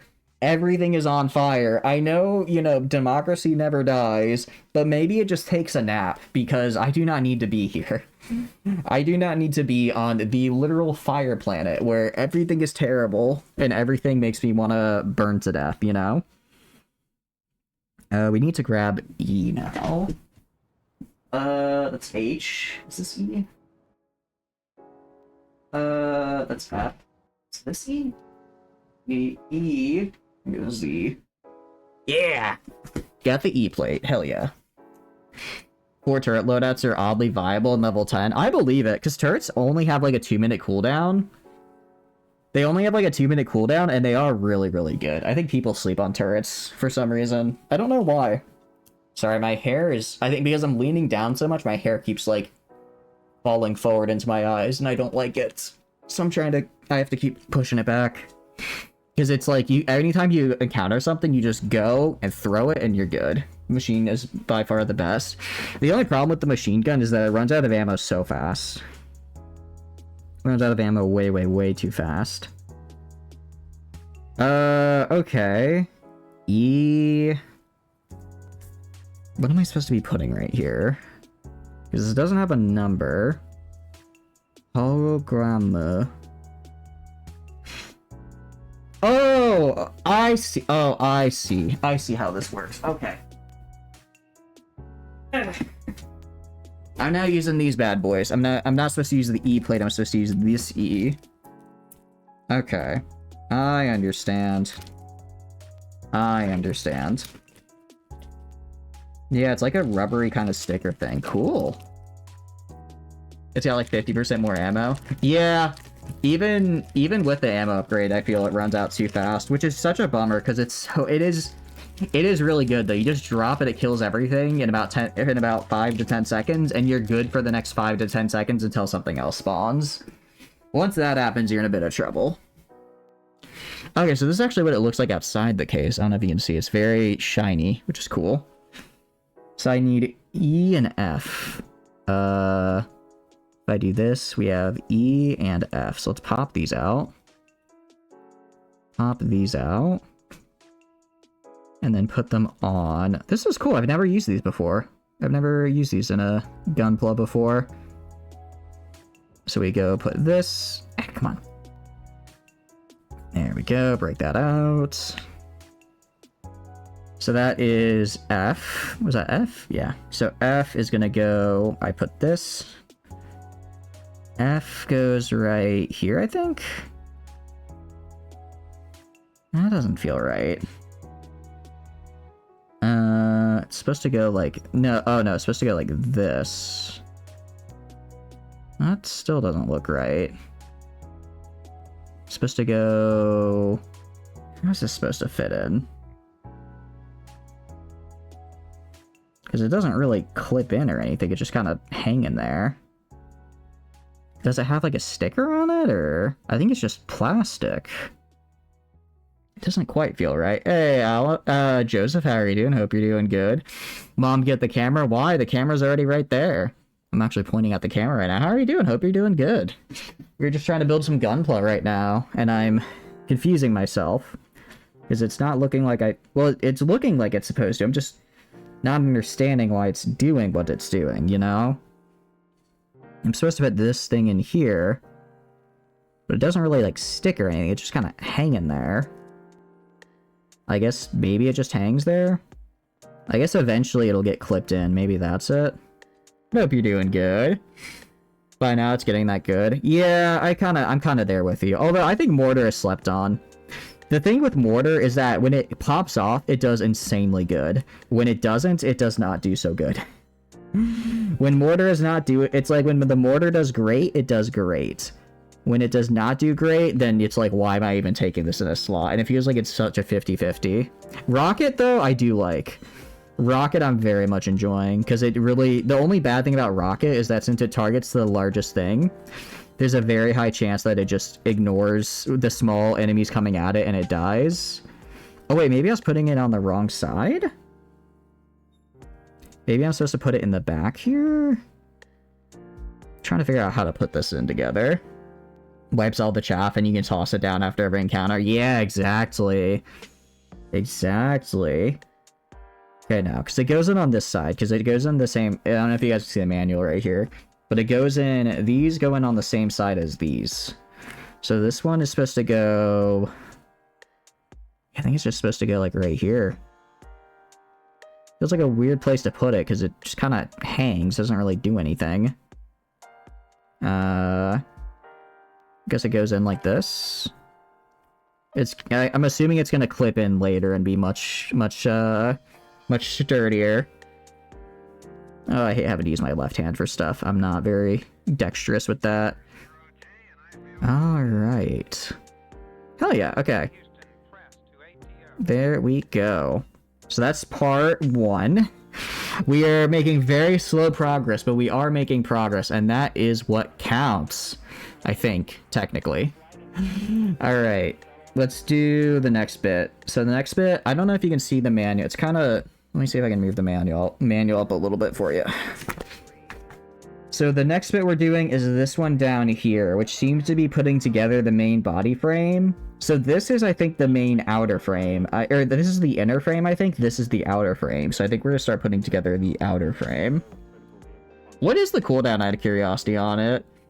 Having 2 pips close range and it being a light. I mean, if it's a light mech, then just, like, look at it and then put a light breeze on it and it's gonna go bye-bye. Bye-bye. Unless, what are you in, Sora? That's the big thing. What are you driving? Because if you're also in a light mech, it may be a little bit of trouble. Let's do G12. Okay, I need the G. I need the G. Give me the G, please. I think this is E. I don't need E, I need G. G, okay. Let's move these over. 90 seconds? Oh, that is really low. Damn, that's even lower than the mortar. I thought they all had at least a 2-minute cooldown. I didn't realize it was under 2 minutes. Yeah, that is super spammable. Although I feel if I'm using the jump hack with that, it might not be as good just because I'm moving around so fast. But if you do a full turret loadout and you're not as maneuverable, then yeah, 2 minutes is the perfect amount of time to get what you need. Or long range, and only one of which has decent armor. Oh, what are you running with for mediums, out of curiosity? Any Black Knights in there? Wait, is Black Knight a medium or a heavy? I think it's a medium, right? I like the Black Knight. I think it's cool. No, I'm thinking Blackjack. I always get them confused. I don't know why. They don't look the same, but I guess they just kind of have a similar name. Blackjacks are fun, though. Alright, we have G12 right here. Look at that bad boy. And your lights have 2 medium lasers each. Interesting. How do you fit 2 medium lasers on a light? So that doesn't... Is it... I guess that really is just the entirety. They are just the 2 medium lasers and nothing else. No armor, no nothing. Nothing... You know, I do like the aggressiveness, though. Oh, we have to break out stickers. Okay, this is gonna be rough. First, though, let's do B25 and G7. So let's get G7 out right here. Is a medium? Is a heavy? Yeah, that's what I was gonna say. Black Knight, I think, is heavy. Blackjack is medium. Maxed armor on the... Really? Maxed armor with 2 heavy mediums and a Locust is kind of scary. Is it... What engine are you running? So, wait, are you doing Battle Tech or are you doing Mech Warrior 5? It sounds like you're doing Battle Tech right now. Which is very, very fun. I was thinking of doing a Battle Tech run. Now that we're doing XCOM, I'm kind of thinking I might do it after. But I do want to go back and do Battle Tech because it is really, really fun. It is very, very fun. Alright, we need B25, and then we need to use some stickers. Being kinda hit a patrol, drop a turret, jump away, and forget about the patrol. I guess that's true, but it's kind of like, why hit the patrol if you're just gonna run away in the first place, you know? Alright, let's grab B25 and the stickers. Or Bug Breach. Bug Breach is good. That is... C... Yeah, I think I already have B. I already have B over here. G... E... B. I already have B over here, we're fine. Also, stickers. Yay, stickers. Love it. I feel that if I have the jump pack, I just ignore bug breaches unless I have to fight it because it's at like an objective, you know? But no, tell me what mechs you're running for your BattleTech right now, Sora. I want to know if you have, well, it sounds like you don't have the best mech, the King Crab. But you still, I'm sure you have some other good ones in there. And are you playing with the mod that adds, like, clan stuff? Because I know there's some mods out there that add clan stuff. I have not done any mods for BattleTech, which is kind of a shame, because I really like the game. I think if I were to do a series of streams with it, I'd probably add some mods in. Probably would add some mods. Okay. We got a lot of stickers here, and I'm... Like I said, I'm terrible at putting on stickers, but hopefully I do okay here. Hopefully I do okay. You can't see me, I'm just opening it right now. And we have... What do we got? Okay, we have... What are these? I don't know what some of these stickers are, actually. This is a lot. I guess it just has a lot of stickers to put on. Cool. Works for me. With Rogue Tech, with all except for nuclear carriers enabled for extra mech parks. Ooh, nice. I don't know much about Rogue Tech. What exactly does it do? Alright, so what we're gonna do... We need sticker I, which I believe is one of these.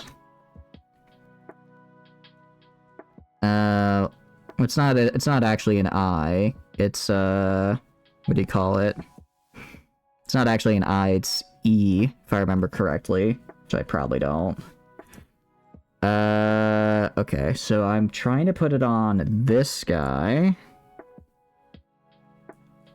Am I? I put it... Because this sticker looks way too big for what I'm putting on right here. Am I putting on the right place? It's just a complete overhaul? Oh, okay. So what all does it overhaul then? Is it in here? No, because these are in Hiragana, so it's definitely here. Like I said, stickers, my least favorite part.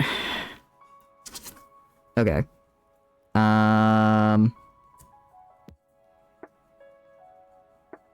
Because this is saying that this refers to... How do I put this on here? Definitely goes right there. Does it go around, maybe? Only one way to find out. Hopefully I don't mess up the stickers. Just overalls everything? Ooh, hit me with it. Hit me with it. Having 45% accuracy. As someone with 45% accuracy, I take great offense to that statement, Ladle. Just because I'm inaccurate, here's the thing, I don't need to be inaccurate if I'm putting out so much fire that I'm still, you know, I'm still probably getting the kills. Let's go right here. Go right here. I'm very, very carefully trying to peel these off. Alright, very carefully. And then go right here. And put it... Oh, wait, I think I see how this fits, actually. Put that right there. And then put it around the side. Okay, that actually fits nicely. Okay, cool. Very, very cool. Okay. There we go. Let's go smooth it out a little bit. Nice. And then, yeah, from the back, it looks like that. Okay, I see how it all connects. Oh, that wasn't terrible. That wasn't terrible. You have 69.69, get it right. Yeah, I mean, it's still almost a passing grade. If you round up the .69, it's up to 70, which is passing. Alright. Once I finish smoothing this, I'll show you how the sticker looks. Okay. Oh, yeah, hell yeah. Okay, look at this. Look at this. Right here. Alright, you see that? It's kind of... The camera's really bad at focusing when I put stuff up close. But it does have the sticker on it, and it looks... I think it looks pretty damn good. I think the sticker looks very good right now. Awesome. Okay, cool. Yeah, this is a bigger sticker, so it's not bad. It's really when it gets to small stickers that I start to cry. I know, right? I want it to focus, but it won't. It's just a webcam I have for doing interviews, for when I do them online. It's not a great one. Okay. We have G7, which goes right into here, I'm guessing. How does it... No, it doesn't. It goes down like this. Okay. Do I put B5 in, B25 in first? I think they cover different areas, so I think it's fine. It doesn't give a number order, because normally it'll tell you what the order is if it matters, so since I'm not getting one, I think I'm okay. Let's go put this in right there. Oh, this is cool. Hand cam is great for voice calls. Well, it's not a hand cam. It's just a webcam that I've turned at 90 degrees. It's okay. Imagine normal webcam looks like this, like facing towards me. I just did that to face it downwards. It is not like I know they have like cameras specifically for people doing stuff like this. I just got a webcam and pointed it down. It's actually really not in a good position. It could fall over, which would be really funny, but it probably won't. Probably won't. Do you stream on Twitch with the reply being, what's Twitch? I would just say, I would never admit to my coworkers I stream on Twitch. I would just say, oh no, I just, you know, I do a lot of consulting work through the internet, so I want to look my best or something like that. I don't know. I make something up. I will never let my coworkers know that I come on the internet and say ungodly things about Gundams. Okay? I can't do that. I mean, I can, but I won't. I refuse. I have to have some dignity, you know? I have to have some dignity. I already know Kamu is waiting in the wings, ready to drop the next meme edit of me saying the most, shall we say, interesting things about Spider Women. I can't have my coworkers finding that, you know? I have a reputation to uphold. With you guys, the reputation I uphold is slightly different, but it still is a reputation, I imagine, right? Alright, let's cut this right here. Get B25. There we go. It's kind of weird, because green and, like, gray is mostly the Dynamis colors, but so far that's mostly what we've been working on with the Exia, which feels odd. Doesn't feel like I'm using the right color scheme for Exia, but I'm sure it'll all come together. And then I'm going to be, yeah, honestly, I'd rather say, oh no, that's just for the OnlyFans. Lie about having OnlyFans, because that's better than saying I play video games on the internet. Are you kidding? Letting people know that I play Paradox games? I'm sorry, that is, that I cannot allow. Okay, actually, I did put this on in the wrong order. They should have clearly labeled the order here, because I did it incorrectly, and now I feel bad and stupid. Can I pop it out? No, not the sticker. Okay, put the sticker. Ooh, I almost scraped off the sticker there. That would have been bad. Okay. Let's grab this. I'm trying to unpop it. Okay, there we go. I'm trying to unpop it without breaking something. But yeah, no, the instant that, people find out I play Paradox games is the day my, any semblance of social credit I had is gone. When they realized that I, unironically said sorry, but it's for the stats, and then proceeded to bang the entire, maternal side of my family in Crusader Kings, I don't think I can explain my way out of that one. I don't think there's an explanation that can justify that. You know what I mean? Okay. Now I got it on correctly. Look at that. Okay, it's starting to come together. A little bit. Is it actually usable against bugs, or is it still bots only? I like it against... I think it's okay against bugs. Especially brood commanders and, like, the bigger ones, because it has the medium armor penetration.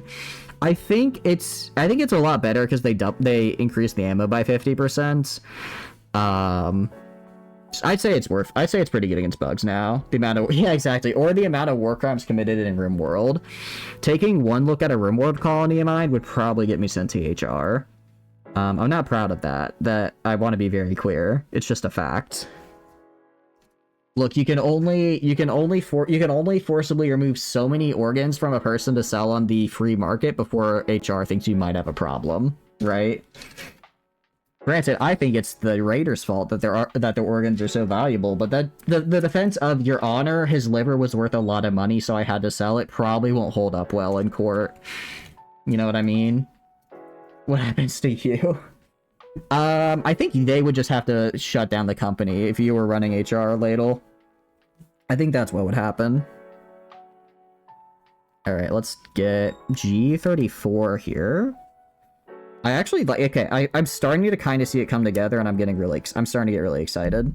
I'm actually really starting to get excited. The reactor... I didn't see the vision, but now... where did I drop this piece? Hold on, where did this piece go? Oh, crap, I lost. Okay, hold on. This piece just, I cut it, and it just, before I could even pick it up, it just entered the, it just ran. Hold on, I gotta find this. Let me try and find this. I cut it, and I guess it went flying somewhere, because I don't see it anymore. Let me find this bad boy.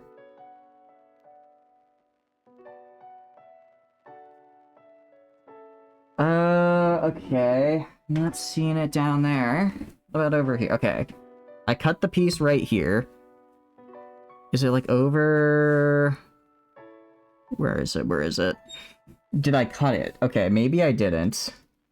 Singularity kill box doesn't work in 1.5. What was the singularity kill box? I don't think I know about that one anymore. I know about the furniture kill box, where you just light a bunch of furniture on fire. No, I definitely cut it. Ah, damn it, where did it fall? Where did it go? I knew this carpet was gonna be bad for this. I knew the carpet was gonna be bad for this. If it ever fell on the carpet, it would be just lost to time. Alright. It's not right here. It's not right here. I'm gonna find this. The most broken kill box that ever existed? Really? How so? Alright, let me grab my phone, turn on the flashlight. I'm gonna find this piece, damn it. I'm gonna find this piece. Okay, it's not. Wait, is this it? No, that's not it. Where are you? That's a pen. Found a pen. You guys want to see my very cool pen? I bought this in an Okinawan gift shop at the Okinawa Museum of Natural History. It's a very nice pen. Unfortunately, it's not what I want right now. It was small, compact, and deal with any raid other than sappers. Ooh, that sounds pretty nice.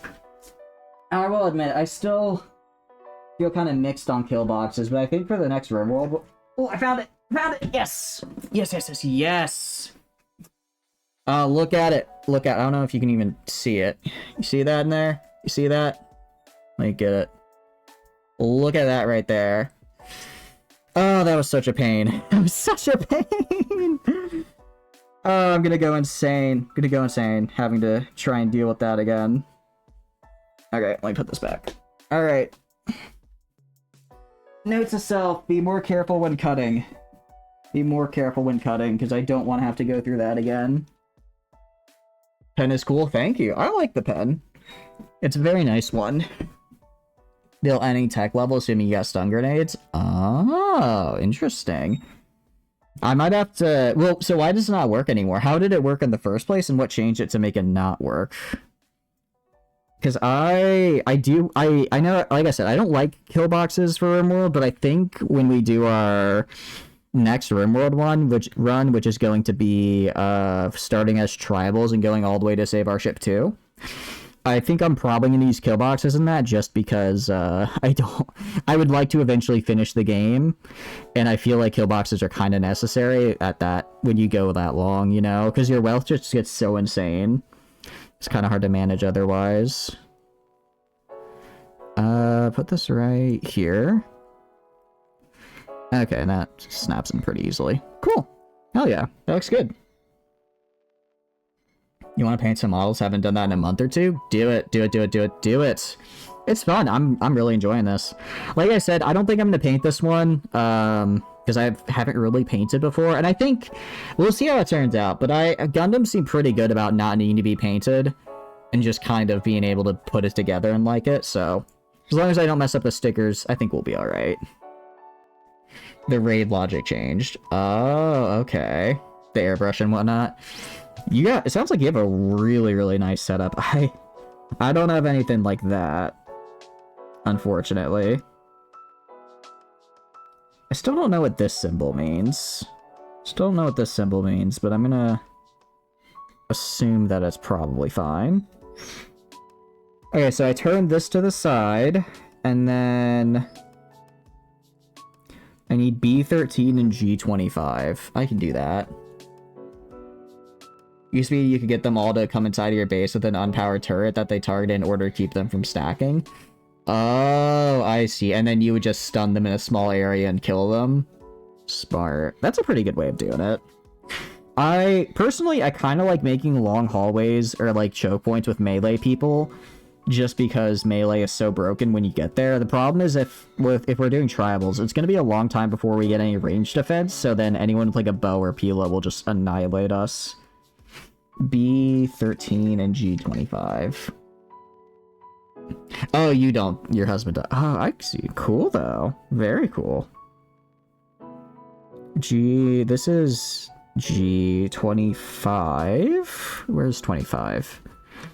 Right here. G25. Tribal. Yeah, so I'll be doing, what do you call it? The good old hole in the wall? Yeah. So we'll be doing a start where we start with literally zero technology. Literally just zero technology and research. And then build that all the way up. So from here, all the way up here to save our ship. And I think that'll be cool. But since tribal, I guess we could do shields, actually. We could build shields, and that would help a little bit. That'd still be rough. With traps alternate on the other side. Ooh, I guess that would... Do fences block them? Does that mess with their pathfinding? I thought they didn't. I thought fences, they just walk straight through them. Or do they not do that? Okay, let's grab B13. B13. With walls on both sides. Oh, okay, yeah, with walls. Yeah, although part of me, because I'm thinking of doing combat extended. Well, actually, I'd have to first see if combat extended is compatible with Save Our Ship too. That's probably the big one. I hope it is though, because I didn't hate the combat mod we used last time. I think it was fine, but I do think combat extended makes the game a lot more fun, just because it makes it a lot more deadly. And that's especially makes it like, if you get into melee range, you absolutely stomp, but getting into melee range is a really dangerous prospect. Just they don't see the traps now, they just run straight over the traps as it's faster than climbing over the fence. Oh, okay. That would be kind of funny if it's like, I can climb over this fence or go through this very ominous hallway where there may or may not be a trap. Let me just climb over this fence. I'm sure it's fine. Or let me just go through this ominous hallway. I'm sure it's fine. It was, in fact, not fine. Okay, how the hell does this connect in here? I'm genuinely confused here. Where does this even go in? Okay, I think I see where. Okay, how the hell am I supposed to? It's now a question of how do I actually get the... Oh, wait, is this a little... Oh, it's a little Sexnap Say. Oh, wait, look at it. It's a pilot. Oh, no, look at this little guy. Look at him. Okay, camera won't focus again. I was like, what is this? This is the pilot. Heck yeah. Oh, it's such a cute... Oh, that's cute. I like that. Okay, so this is like the inner cockpit. I was like, what is this piece supposed to be? Because it doesn't seem to connect to anything.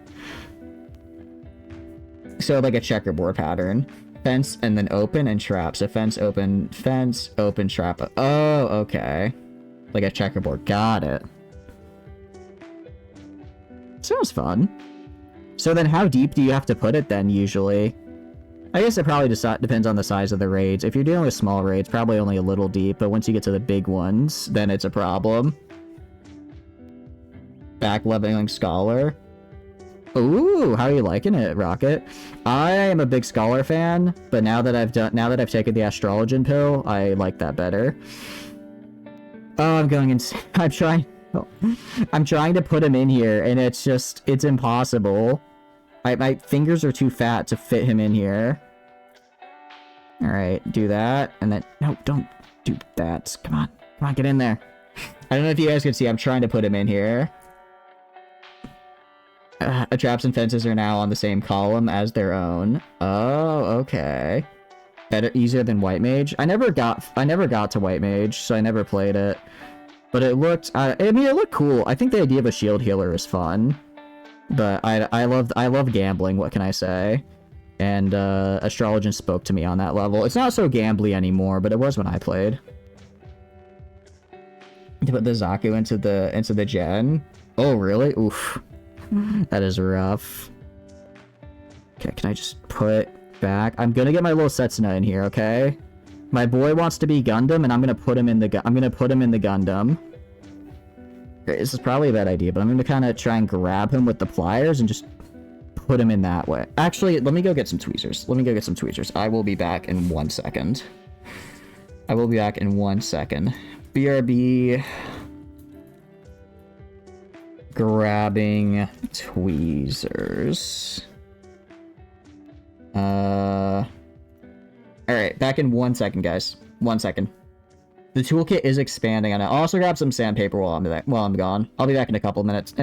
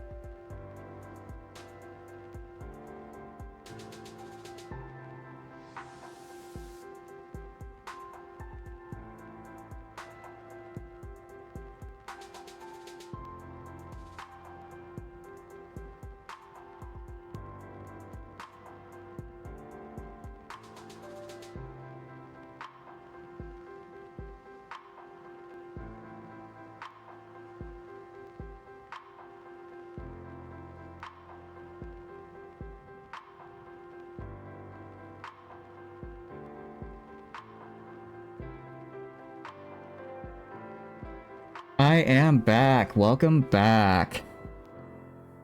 There we go. Toolkit is finally expanding, I know. I'm quite liking it, actually. I'm quite liking it. So, we have now sanding. I did find some sandpaper. And then I also got some tweezers. So let's grab my little Setsuna here. Grab my little guy. Try putting him in. Because he's not going in on his... He's not going in when I put him in. So we're going to try using tweezers to get him in. I kind of just yoinked these from the first aid kit, so... They're not... I don't know if any tweezers work, but hopefully these do. Okay. Gotta maneuver him a little bit. Dang it, almost. Hey, what's on? How are you doing? You finished Hearts of Iron 4? I mean... What do you mean? I have not finished it. I've done a couple runs now, but I have not, what do you call it? I have not yet, finished, I guess, all of them, if that's what you're asking. You don't keep sandpaper on hand? You don't? I do. I've got some sandpaper and various tools and stuff just on hand. I don't have anything special, like kind of what Leda was saying earlier. But I do have just regular sandpaper that I can use, so we'll see if that works. Have you finished the current run? Yeah, so we did finish France. Which was fun. I really enjoyed it. So we'll do... I'm not sure... like I said, I'm leaning towards Finland or Argentina next. Because I do really want to do outside of... Damn it, this guy... He's just not going in. I do really want to do outside of Europe. But also Finland looks really, really fun. So I'm kind of torn between those two. Little war child soldier, war criminal, Gundam, alt addiction. Don't forget, I'm pretty sure he killed his parents. So add that on there. My little Setsuna. Okay, Setsuna, I've only had him for about, 10 minutes now. But if anything happened to him, I'd kill everyone in the room and then myself. You don't understand. Oh, come on, gotta get it. Gotta get it. Come on, put it in there. Actually, I do like Setsuna, even if he's not my favorite of the Gundam Meister. Actually, he's probably my least favorite Gundam Meister, which again is really fun because it's like I don't dislike Setsuna or the Exia. I really like them both, but it's just compared to all the other Gundam Meisters and other Gundams of the main cast, I think they're my least favorite. Manslaughter. No, it was intentional. Manslaughter implies it was an accident or there was no intent. I think there was intent when he walked into that house with a pistol. There was definitely some intent there. Gave the Soviets to Finland was always fun, then get some crazy bonuses. Ooh. See, it's like, I think it'd be fun, but I also want to do some South America stuff. I think South America would be fun, because that's just like an entire... I just kind of ignore everywhere that isn't Europe right now. I ignore everywhere that isn't Europe, so I'm like, I want to play outside of Europe. I also kind of want to start doing some alt runs, or some non-historical runs. Like, I think it'd be fun to see, like, if the USA turns communist or has a civil war or something, right? Come on, just get in there, Setsuna. This has gotta be... I don't know who thought this was a good idea. But, like, why didn't they just include him in the cockpit already? Oh, let me turn off the BRB, sorry. Why didn't they just include him inside the cockpit already? They could have just molded him in. It wouldn't have been that hard. Pull out the pillow. No, it was not self-defense. He was told by a religious zealot, go kill your family for God. And he said, you know what? Let's do that. And then he did. And just sit there to 1950. Nothing ever happens in South America. I'll be democratic in the sense that I will spread democracy to my neighbors with force. I also think it'd be fun. I think it'd be fun to try to take over the U.S. as a South American country, because I have yet to fight the U.S. Because they scare me. But if I don't have to cross a naval border and could just like fight them over land, I'd feel a lot more confident. Also, F is JPN. Wait, what happened to his JPVA? Do Brazil? I'm leaning. Also mentioned Argentina as being really fun, so I'm leaning towards Argentina right now. Japan rework. Have they not reworked Japan since like the beginning of the game, essentially? Come on, just get in there. Get in there. My little guy. My little man. It's so cute that he's just hanging out. I need him in there. He died a long time back. Oh, I thought you meant, like, screw him, not, like, rest in peace. I see. I thought you meant, like, man, screw that guy. He's the worst. I'm sorry to hear he passed. I did watch it in English. I usually watch stuff in English if they have the dub available, just because I kind of prefer it. I will say, been updated in a decade? Jeez, that's really bad. Maybe they'll make it a DLC, kind of like how they're redoing a bunch of smaller nations with Gothenburg. That maybe that'll be like the next one. I have not done the Hulu Ranma yet. No, I have not, Tano. The only thing I've really been watching is Gundam Seed Destiny, because I'm kind of rewatching all of Gundam Seed to prep for the movie since it's been a while. Come on, Why will he not go in? Why is it so hard to put this little man in the hole? Come on, get in there. But I need to. I will eventually. There's so many shows to watch in so little time. I mean, a decent amount of time, but, you know, could be more. Just go inside. That can be taken so many ways. What, that I have so many shows to watch in so little time? What are, like, some other ways, like, to take it? Come on, little man, go inside your cockpit. Okay, there's gotta be, like, there's gotta be an easier way to do this. Is there... Like, I see... okay. I don't know if you guys can see. On the little back here, he has a little... go, like, right here. It has, like, a little nub. Camera can't focus, so it's not there. But that little nub is supposed to go in this little hole on the back here. And it's, like, the back is too high for me to fit his back in the nub. Oh, wait. Maybe.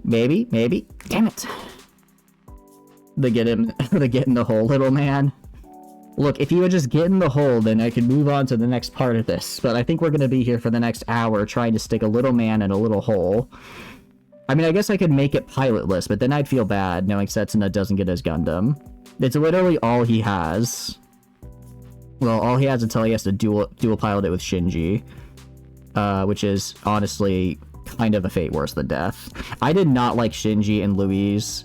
I understand what they were there for, and I understand why they exist as characters. But man, do they annoy the hell out of me. Like, okay, season 1, they're fine. Season 2, it's like, okay, what if we take these somewhat side characters, try to turn them into main, and then make me care about them? It's like, well, I really don't.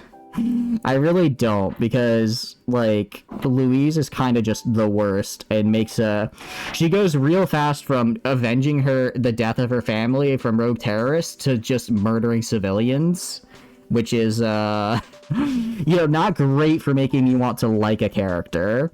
I get she was, like, semi-brainwashed, but still. And then, sorry, not Shinji, Sanji. And then Sanji is just whining about Louise all the time. It's like, can you be your own character? If your entire character is whining about how you miss another character, then you're not a character. Is your least favorite Gundam Meister? Really? That is interesting. I like Lyle. Or I like him. I will say, what I dislike... Now the country Gundams. Also Jack. Yeah, I know about that. Sorry, it wasn't Shinji, it was Sanji. I forgot their names are similar but different. Why that season is banned. I do not know that, but that's a Neon Genesis Evangelion. Right. I will say, I like Gundam 00, and I don't hate season 2, but there are parts of it I don't like. There's some parts of it I don't like. I think the biggest thing I dislike is that they made, like, I understand from a writing perspective why they did this, but it doesn't make me like it any better, is that they were like, okay, end of season... By the way, spoilers for Gundam 00. I probably should have mentioned that. Stereotypes? Oof, that's pretty bad. Spoilers for a 15-year-old show at this point. Sorry, not sorry. At the end of season 1, basically, Celestial Being accomplishes their goal of making worldwide peace by uniting the world against them. They pull a Code Geass, right? And it's great. I guess also spoilers for Code Geass. Yeah, he's almost in the little hole. He's almost in. Damn it. watch G Gundam besides Stereotype. It's really good. Is that a mainline or a non UC Gundam rocket? So then it's like, okay, the world is now at peace. They have come together. They beat Celestial Being, and now they're like kind of forming a world government. Cool, right?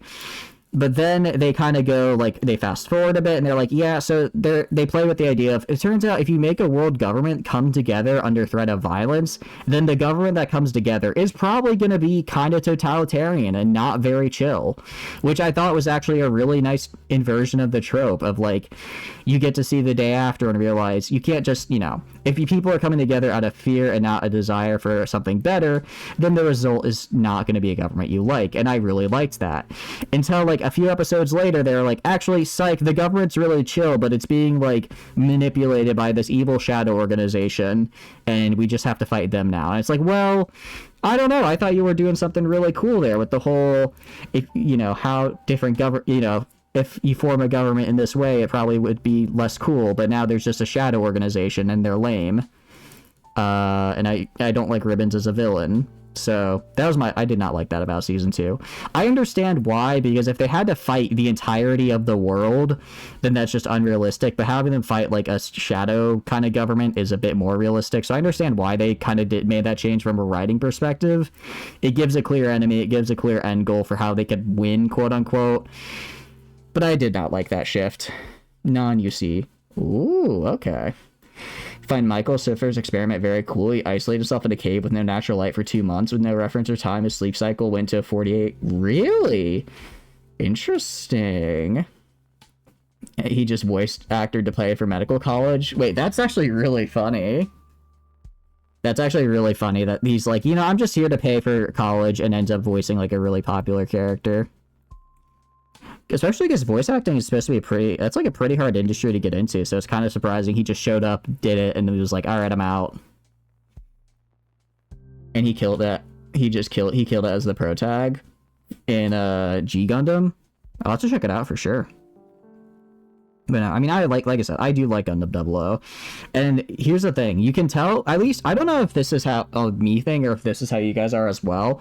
You can tell how much I like something by how much I complain about it. Because if I don't like something, then I'll just, like, file it away as garbage and, you know, never talk about it again. But if I really like something, then what I do is I, like, you know, try to analyze it and say, okay, what do I like, what do I not like?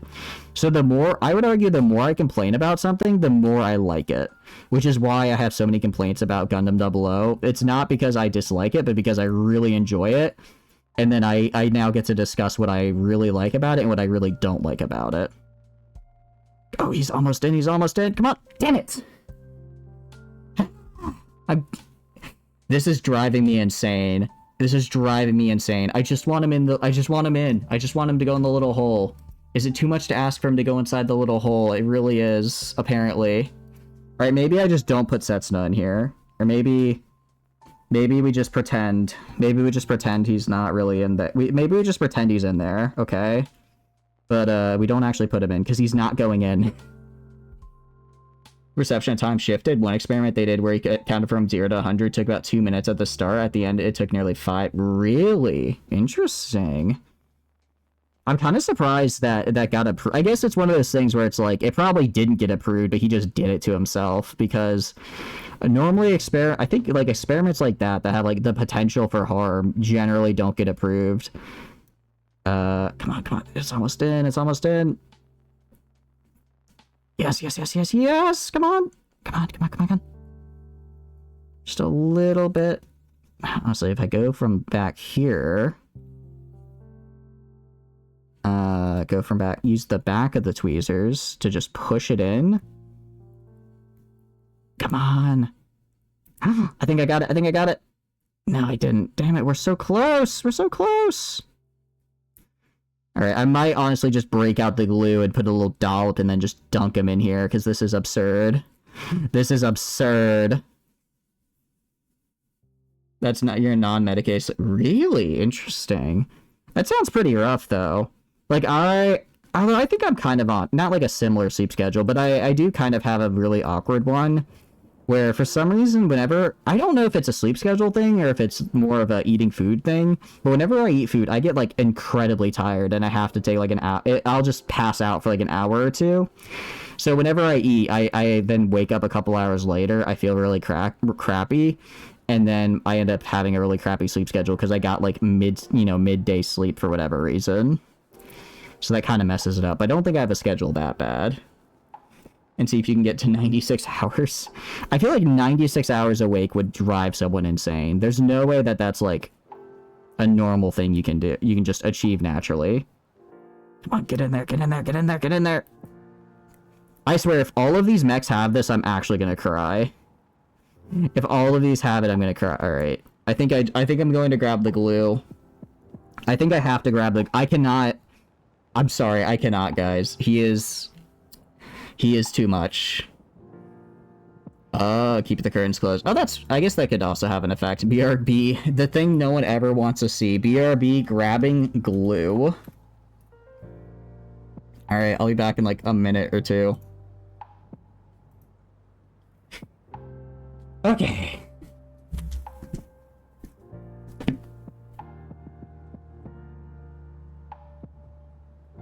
Do I have glue right here? Wait, do I have glue in? Oh, actually, I didn't even have to leave the room. I had it in my desk. I mean, what is this? I don't know when this was last good. But we have Elmer's washable no-run school glue. So, love to see that in your Gunpla. Exclusive glues for testing? No, I have a wide assortment of exclusive glues specifically for sniffing. I sniff for quality control. Okay, let's do this. I think it is unopened. I think this is unopened as well. Let's do... what can I put this on? What can I put this on? Let's see. Let me just test this.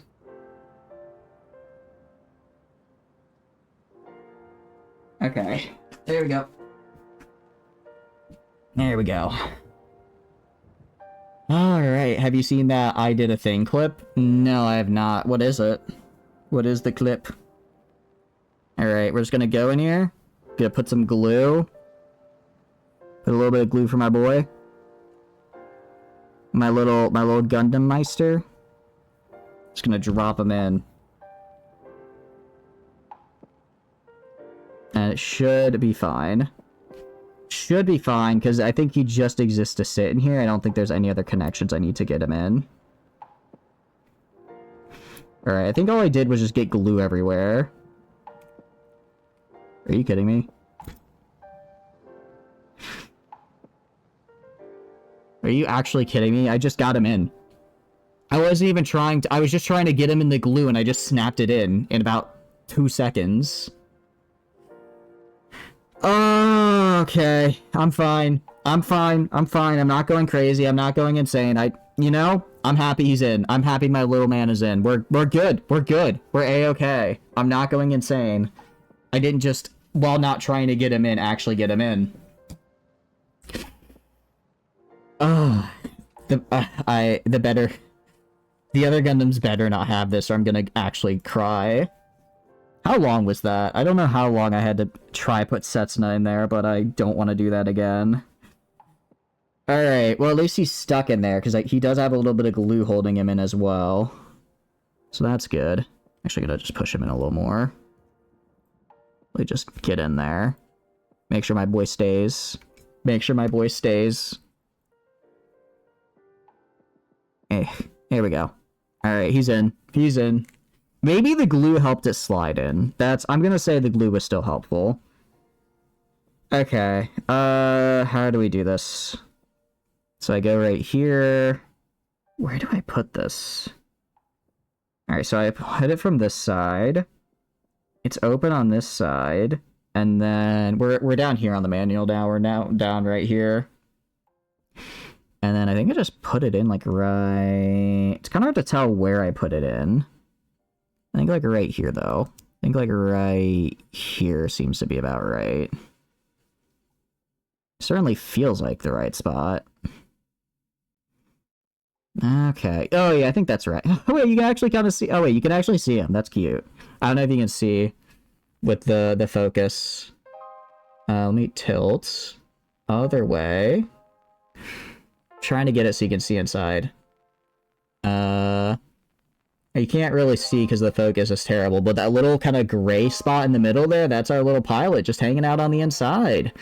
Oh, look at him all snug as a bug. Alright, I guess it was worth it. I guess it was worth it. Alright, let's take this. How does this thing connect? How does this thing... Wait, how does this thing connect? Hold on. Let me figure out how to get this bad boy in here. I build this. And then... Oh, okay. I think I'm starting to understand how this comes together. Too blurry? Yeah, I'm sorry.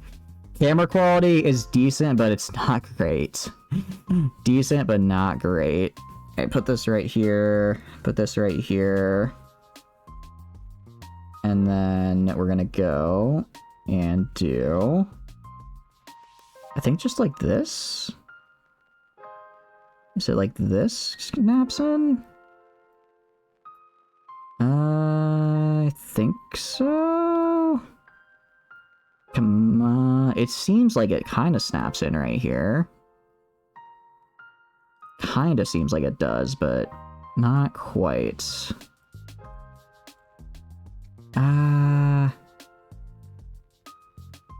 No, I think that is it. I think that is it. Well, it's because there's like a pointy bit moving forward, which I don't understand. I see the long bits, and this is in the back. Did I miss a part up here?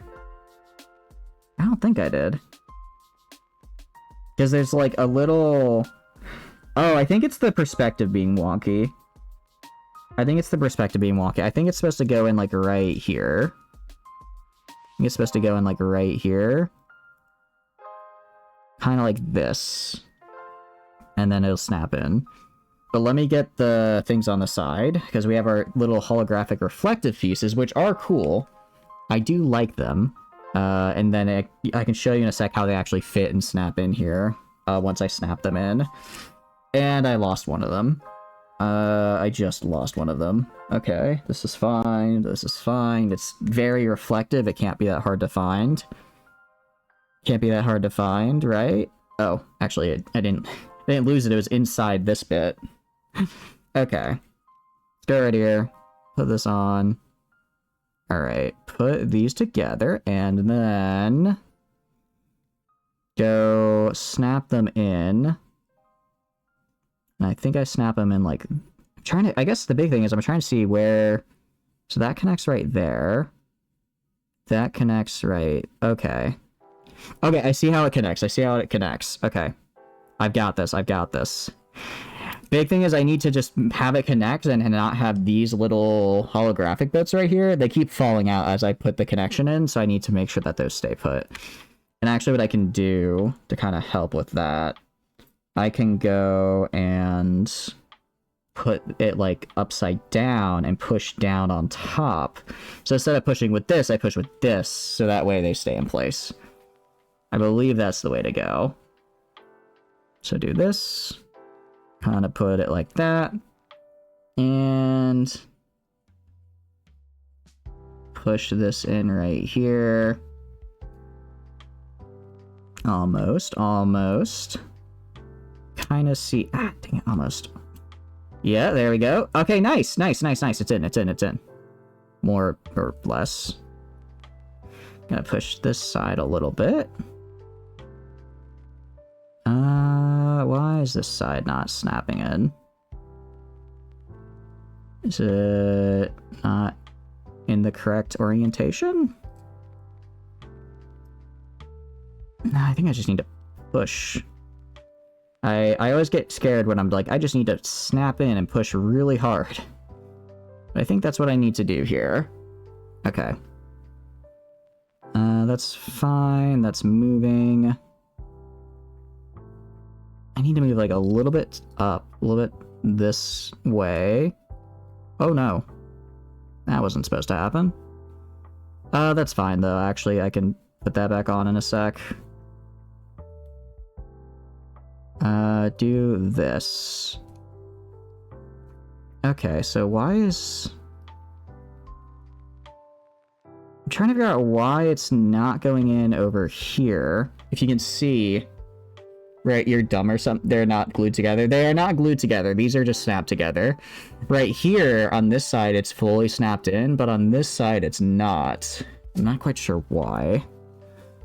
Not quite sure why that's happening. Because it shouldn't be. Oh. I got it. Because I had it in the wrong orientation. Why is this thing not working? Probably because I was putting it on incorrectly. It is always just, why does thing not work? Because I do thing wrong.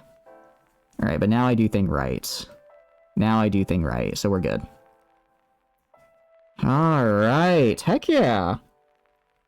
And you're not dumb, Ladle, you're not dumb. Not at all. The only dumb one here is me, because it took me 30 minutes to put a little guy inside his cockpit. Alright, this is our frame. Check it out. Look at this. Look at this bad boy. That's pretty cool. Quite like it. Got our little bit of plastic there. We've got on the sides our little holograms. This is looking really good. I'm liking it. Alright. So I guess move on to the next part, which is going to be page 2. Poggers indeed. Poggers indeed. We have done it. We have finally completed page 1 of the manual. Page 1 of, I want to say, like 8. So this might take a while. This might take a while. Alright. Hopefully page 2 won't be too difficult. Okay. Next, G6. Like a G6. Bow, bow, bow, bow, bow, bow, bow. I know that's not the Like a G6 theme song, but it felt like it would. Stream's gonna end in 8 hours. Stream is not gonna end in 8 hours. I don't know if I'll finish on stream. I'll try to, but if I need to, I'll just finish off stream.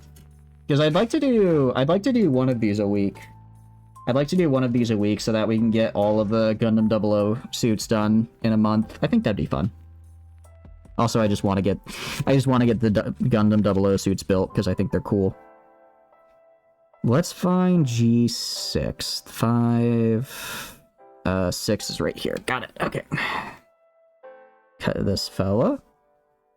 Alright, and this time you get to see me use my sandpaper skills, which is very cool. Very, very cool. Alright, cut right here. And then cut right here. Instead of, what do you call it? Instead of just messing around with the nub, I grab the sandpaper, and I just do a little... Okay, well, maybe I do the nub and then I sandpaper. Nub and then sandpaper, I think, is the way to go. Because, like, some of this would take forever to sandpaper off, but... Go get kind of the bits we don't want, and then... I have obtained the abrasive materials, Bob. Welcome, welcome back. I hope you're doing good. Alright. And kind of sand it down. I'm a little worried that I'm scraping... I'm a little worried I'm scraping too much of the regular plastic, but I think that's fine. The problem is it's not very discerning, so I'm kind of just scraping up the whole thing. But I think most of these are internal parts, so that's fine. I don't really care if internal parts look a little bit rough. I just want them to be smooth so they click together nicely. Just want to be smooth so they click together nicely. There we go. I don't know, also it's kind of a weathered look, which I like. Alright. Let's grab our bad boy right here. And now we add G6 in. Which goes right here, I think. Does it go right here? I think it goes like right here. According to the diagram. Should go right about here. There we go, that clicks in nicely. Nice, okay. Yeah, you can kind of see some of the wear and tear on the side. I'll have to work on that. That's so scary, the 48-hour sleep cycle. I know, right? It's kind of crazy that some people can have that kind of stuff happen to them. Let me try and get this to be a little smoother. I mean, it's smooth. You can just tell that there was like a difference in what originally was there and what wasn't. I'll have to get better at that. I mean, this is, you know, I want to get better at building Gundams. So it'll just take a while. Take some practice, but we'll get there. Are the gloves modified or sold this way? They're sold this way. I just bought them online for like $5. I got a 2-pack for $5, actually. So I have one pair that's completely black, one pair that's completely gray. I did one on each hand. I thought it looked cute. You should have sent a tank instead of a mech. 10 tries with a mech, all losses, 1 with the tank, and you win. Honestly, yeah, SRMs and Battletech are scary. I think that's one of the things I like a lot about Battletech as well, is that, like, yeah, sure, mechs are cool, but sometimes a tank loaded with missiles will just ruin your day. Okay, G27 and 26. Let's do this. Out of curiosity, what tank did you use? Did you use a SRM, or were you using a different one? 26 and 27. Let's snap you. And snap you. Snap you. Oh, I missed. Snap you. Don't drop ya. Alright. But yeah, if that mod lets you get tanks instead of mechs, I think I'm gonna play it, because I definitely... I do sometimes find myself wanting to use tanks. I think they're neat in Battletech. Especially the ones that just strap a PPC on them and they're like, yeah, we're a tank. Like, are you sure? I think you're just more of a mobile PPC platform, and that's scary enough. Alright. Okay, this looks bad. This looks decent. Okay, cool. Okay, I can work with this. Alright, so how does this fit in? This goes on the side, I think? PC 14. Let me grab that. PC 14. Still don't quite get how this comes together, but okay. Alright, so this is the PC one. So 14 is right here. So these are like weird, these are like rubbery. These aren't as like hard plastic, so that's kind of neat. Alright, and then let's get the nubs off. Get the little nubs off, do a little bit of sanding. Try and get the bits off that I don't like to see. Kind of just use my fingernail, honestly. That's all I really need to use. There we go. Alright, it's not too difficult. So now what I need to do... So I put in 26... I put this thing... Oh, because I see how it goes in. So it goes in like this... Or does it go in the other way? No, it goes in like this way. And then... On the sides, I throw this right here. I see how it comes together. Cool! I like that, actually. So there's like a little bit of padding, essentially. A J. Edgar 2 SRM 1 medium laser diverse optics. Nice! Very nice. That'll put most mechs to shame right there. Okay, so it's got like a... Okay, so normally, from when I've done these, the base just attaches. But this has like an actual rubber kind of little thing, so it can like, I guess, maybe better for posing. I like that. I like that a lot. And let's do 26 as well. I don't know if it actually matters what side I put it on. I hope it doesn't, because I accidentally did the opposite way. Well, actually, I can't tell what side is the correct side anyway, so I think it's fine. So then what is your lance looking like? Or can you deploy multiple lances with that mod? If you get multiple out there, then I will say, I think the challenge of Battletech is the fact that you only get one lance against many. But I guess if you want to get many on even more many, then it just gets like to be a big old battle, which is a pretty cool thing. I don't know how lore accurate it is to, you know, be having these massive mech lance battles. But it is cool to see. kind of try and get this little bit of a nub off right here. Like right here, we can go shave that down a bit. And move this over. Nice, okay. Go right here, just snap it on in. Nice. Alright, cool, hell yeah. That's what I'm talking about. So now we have, like, actual kind of a stable leg platform for this guy. Difficulty scales based on how worthy past 10 or so lance drops were. Oh, okay. Nice. So this is what the bottom looks like now. So it has like an actual very nice bottom for us to work with. Cool. I like how we can still see our little guy in there. Our little Setsuna. Very cute. Alright, next we finally get to pull out the D. Finally get to pull out the D. I know you guys have been waiting for this. So we need the D and E. D and E. I think those are what I'm going to be using for a while. So let me put all these that I have to the side back. Okay, so A, B, C, D, E, F, G. Put B right here. P right there.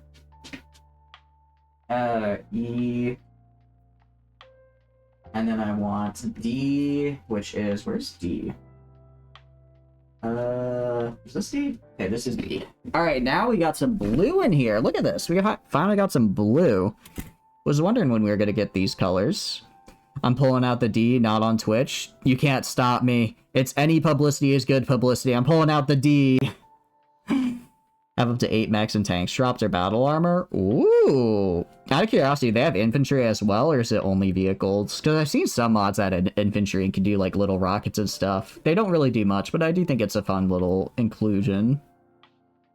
Alright, this is my D right here. Marvel at its size and color. Only vehicles. That's still pretty cool. Yeah, I think if your D is not a blue color, then I don't want to see it.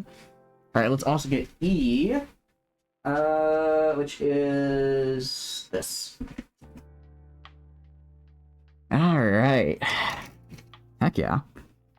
So this is the E again. I think we used it a little bit earlier, but here's the E plastic again. Ooh, I accidentally bopped that. Did not mean to do that. Right. So, first off, D1. Because my number 1D. Sorry, I'm gonna be making this joke the entire time. I'm not gonna apologize, actually. I take that sorry back. I'm not sorry. I'm just sorry that I'm making the joke. I'm sorry you have to listen to it. Two very different things. Of course, I will also not be stopping.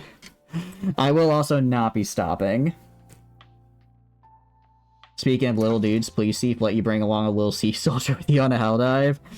That they should make. I think the community would hate it and love it. They should make an escort mission where you have to escort like sea soldiers around to do objectives as like a training day.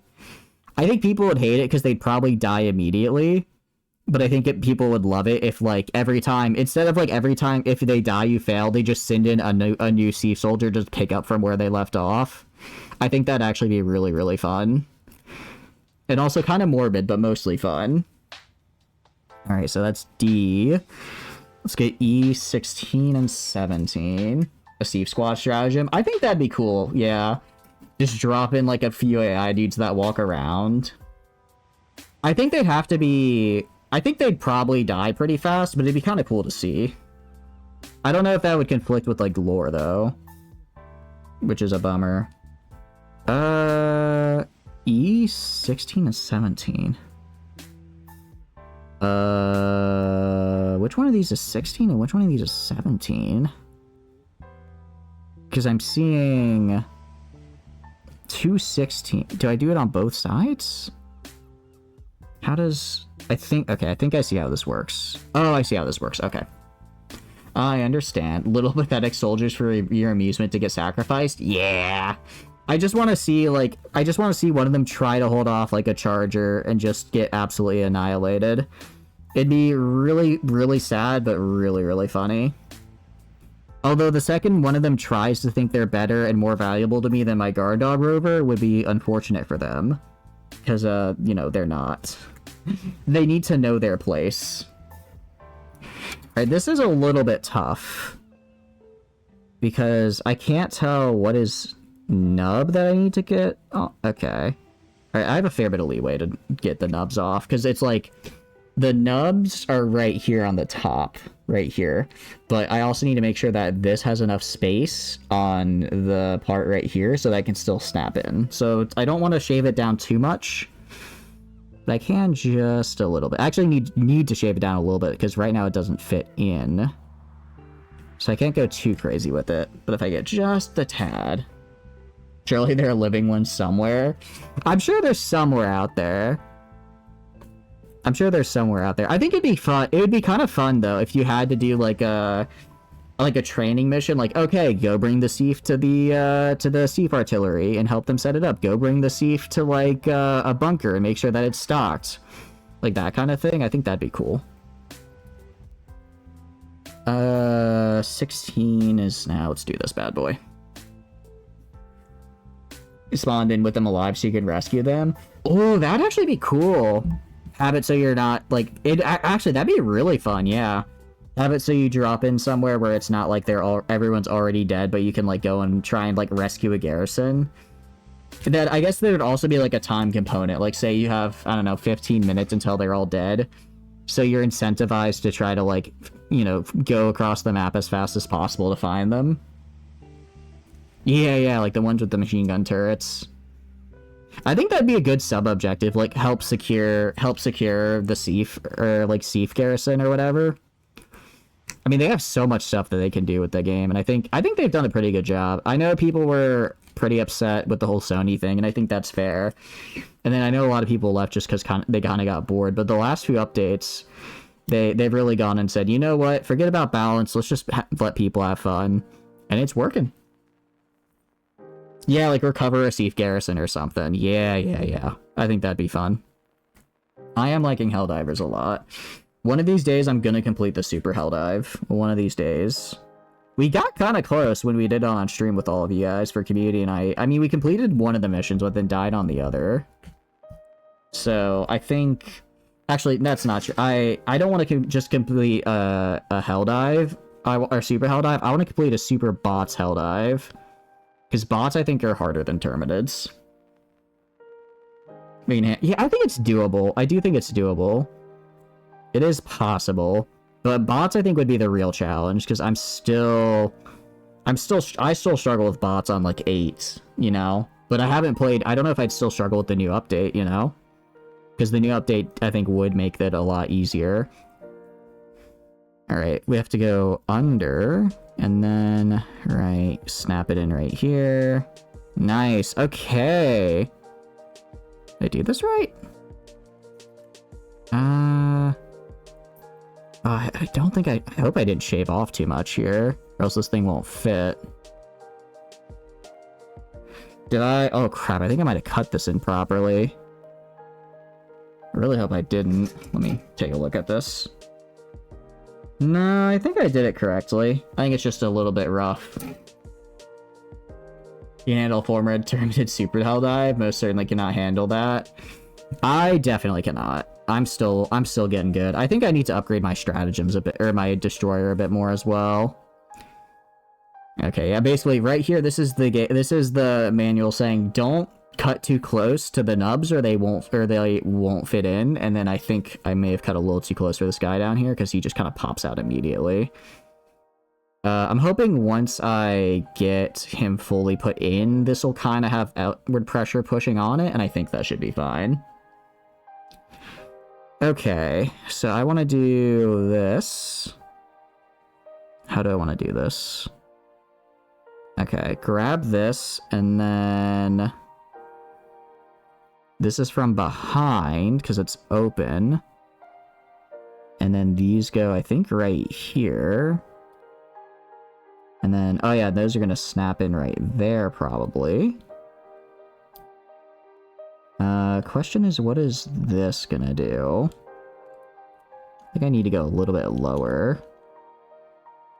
So, like, maybe right here? I've almost got this. I've almost got this. I'm fairly certain. I just need to make sure that I fit it in correctly. Okay, so they go, I think, on top of here. Yeah, okay, yeah, and then they connect right into here. Okay. And then put that together. Nice. Okay, nice. It's in. Cool. Very cool. And then this should... Yeah, and then now this... Get it a little bit more. But now this guy right here, he has the backing on the inside, so he doesn't fall out when I push in anymore. He's just hanging out. Cool. I like that. Okay. That's a good, decent chunk done. Let's do the next bit. Number 2 is B27. B27. Where is that? 27. Oh, geez, that is small. That is going to be a real pain to get on, but I think I can manage. Think we can manage it. Snap it off. Look at the size of this bad boy. Look how small that is. Just a little guy. Did I play Space Marine 2? I did not.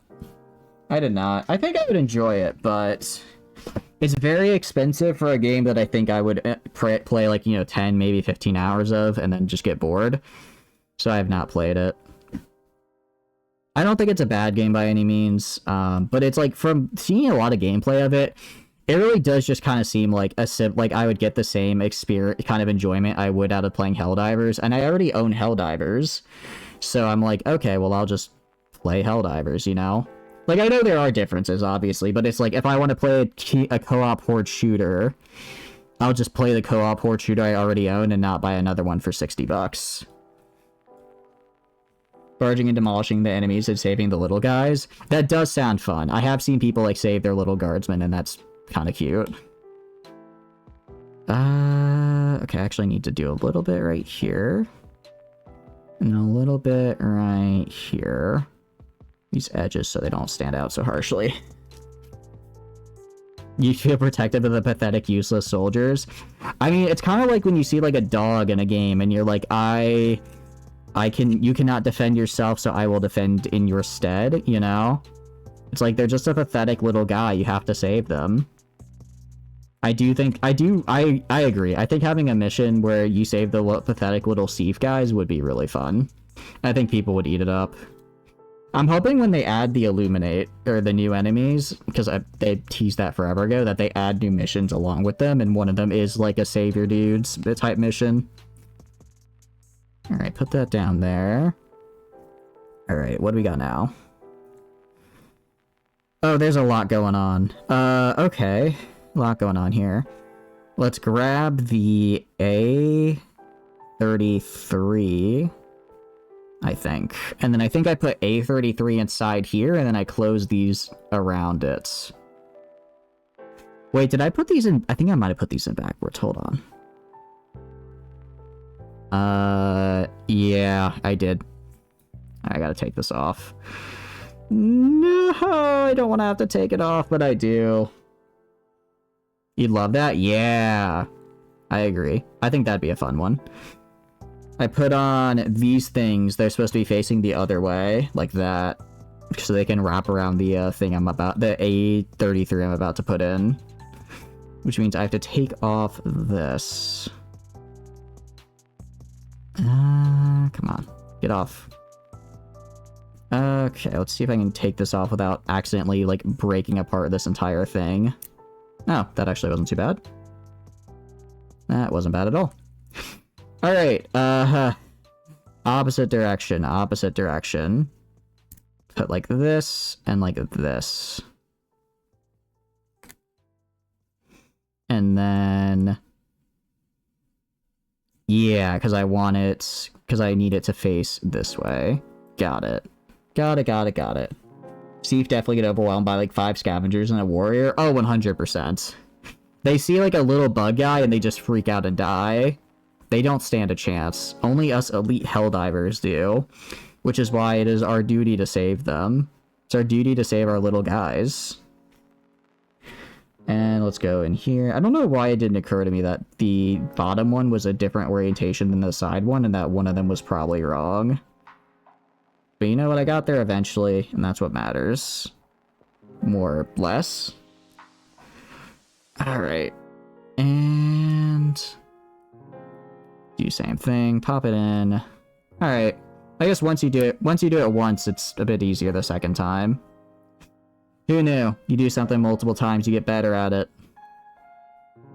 Okay. Heck, oh, so I think the GN reactor is going to go in right here. I think it goes in right here if I remember correctly. That's what I would assume it would do. Put this little bit back on. Very nice. Okay. And now we get A33. Yeah, I know, right? It's almost... Man, they should really make a saying about that, you know? Like something like, I don't know, like practice makes pretty good. Practice makes potential success. You know, practice makes perfect. I was trying to think of other things to say other than practice makes perfect, but no, it's crazy. It's almost like they have a saying for that. You know, I'm gonna coin that. Practice makes perfect. I think that's mine now, actually. I should put it on a shirt or something. Here's the A. The A, I don't know if you noticed, the A has a bunch of colors on it, which I really like. And it's really pretty. You know, if you had asked me if green was a color on the Exia, I would have said no. Are you insane? There's a ton of it right here. It's all on the stickers. It's, that's what I like about building the Gunpla, is that you can see, like, a whole bunch of colors you never really would have noticed on your own. Okay, A33... How do I fit this bad boy in? Okay, I think I do this. And then I do this. And then I do... that. Nice. Okay, cool. Look at that. Look at that. Oh, it's cool. I like that. Do it wrong enough times and you'll still get it wrong. You know, that does sound more correct, actually. If you keep failing, then you'll probably keep failing. You can never get better. No such thing as improvement.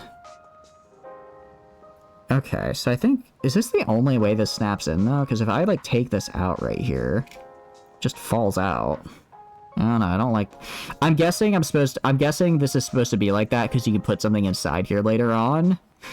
I'm guessing that's why it's not really snapping in. Because otherwise I feel they'd make it way easier to snap. Either way, let's put this like this for now. Snap this in.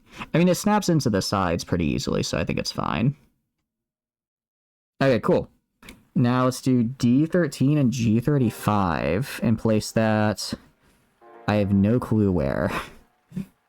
I have no clue where. I think it's... Okay. I think I see where. But first, A26. A26. Which is... Where is it? 28, 29, 30... 16, 18, 19...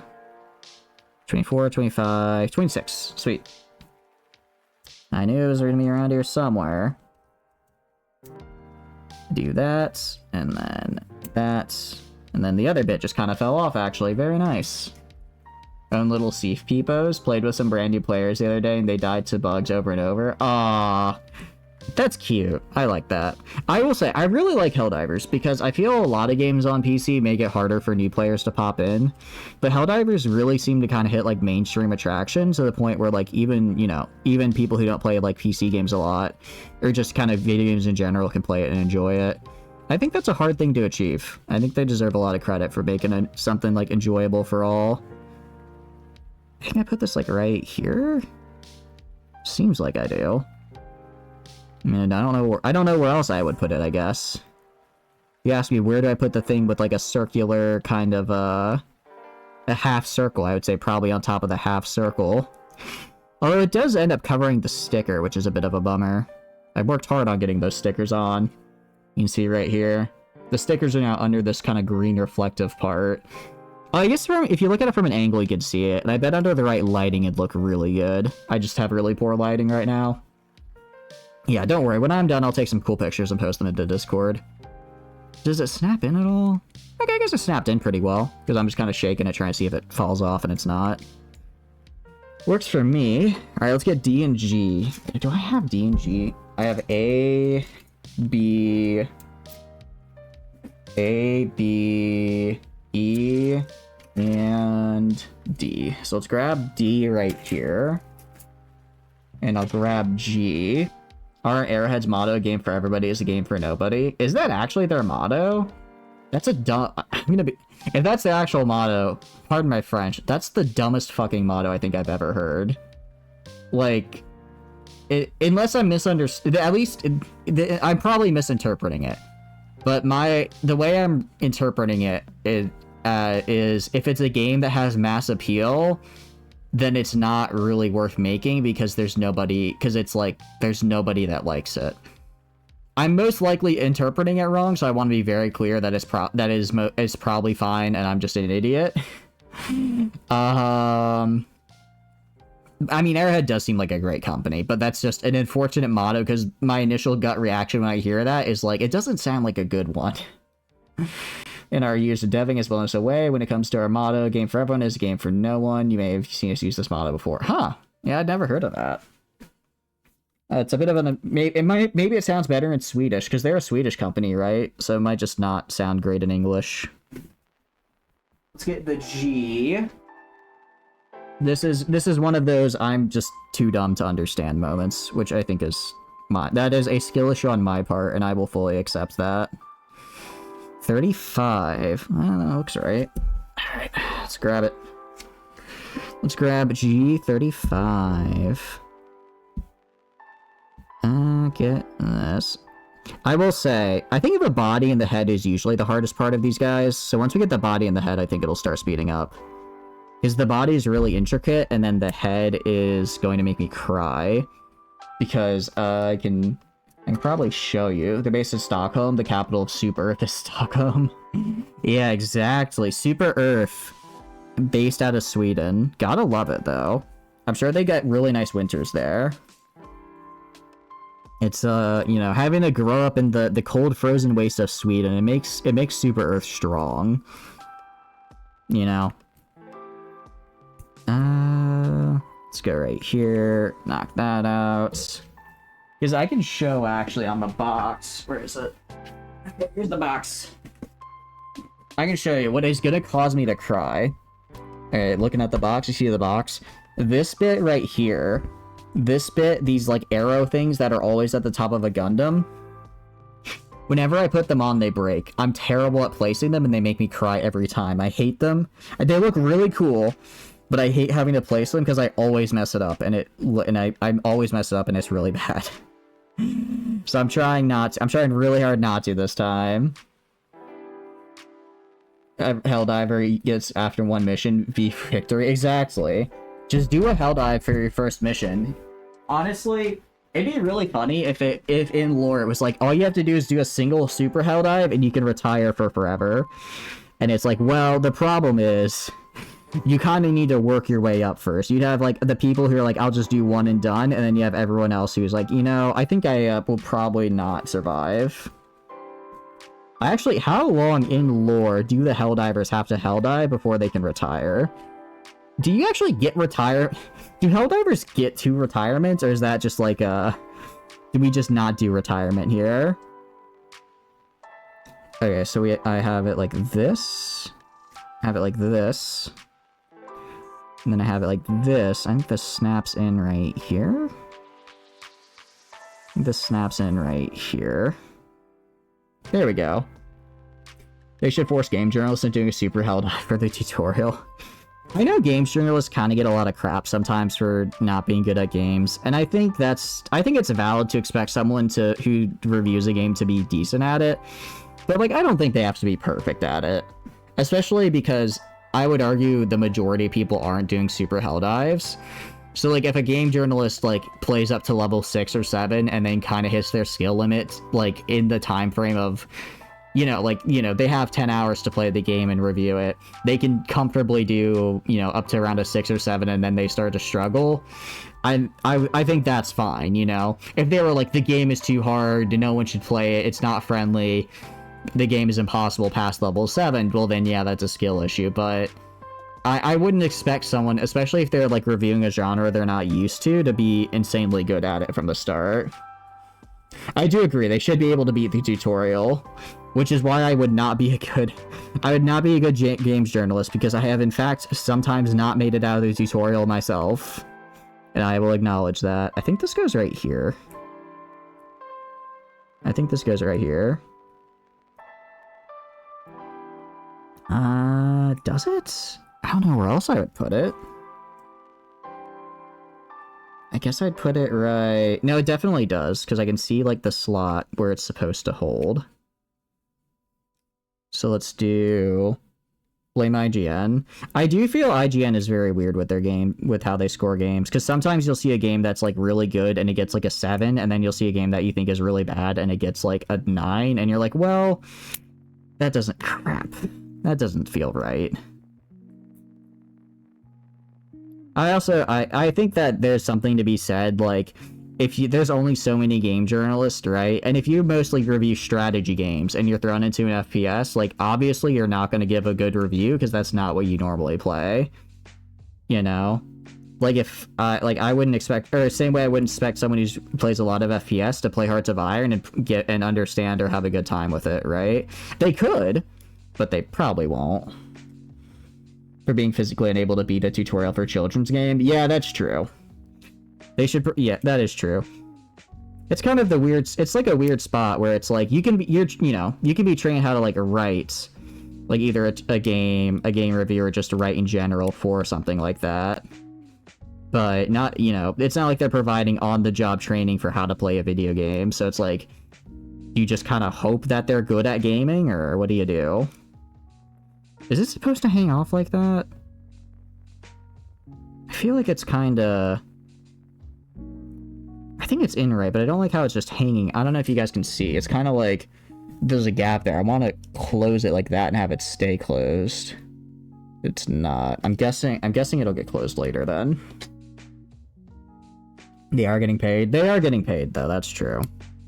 If you're getting paid for a job, you should be expected to be reasonably okay at it. I guess it makes sense that it... Well, no, because this... No, because... Oh, it makes sense that it doesn't pop in, because this bottom part rotates separately from the top. So if it was locked in, then the bottom couldn't rotate. That's fair. They have an interest... That's true, though. I imagine you'd have to have an interest in games to want to be a games journalist. Fair. Okay. A11. Let's do this. Let's do A11. I don't know. I wonder if I could be a games journalist. I feel like I'm decent at games, and I feel like I'm decent at writing. It's a big thing of, like, I don't know, would anyone care what I have to say?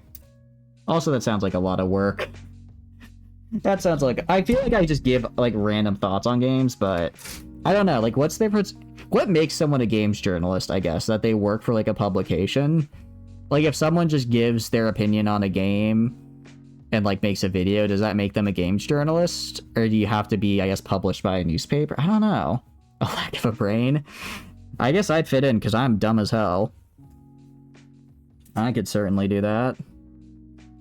Like, you guys have seen me try to play strategy games. It took me, what, 3 times to realize how to not get encircled in Hearts of Iron? I still don't know how supply works, by the way. I have about 70 hours in that game now, and I still have no idea how to do supply in Hearts of Iron.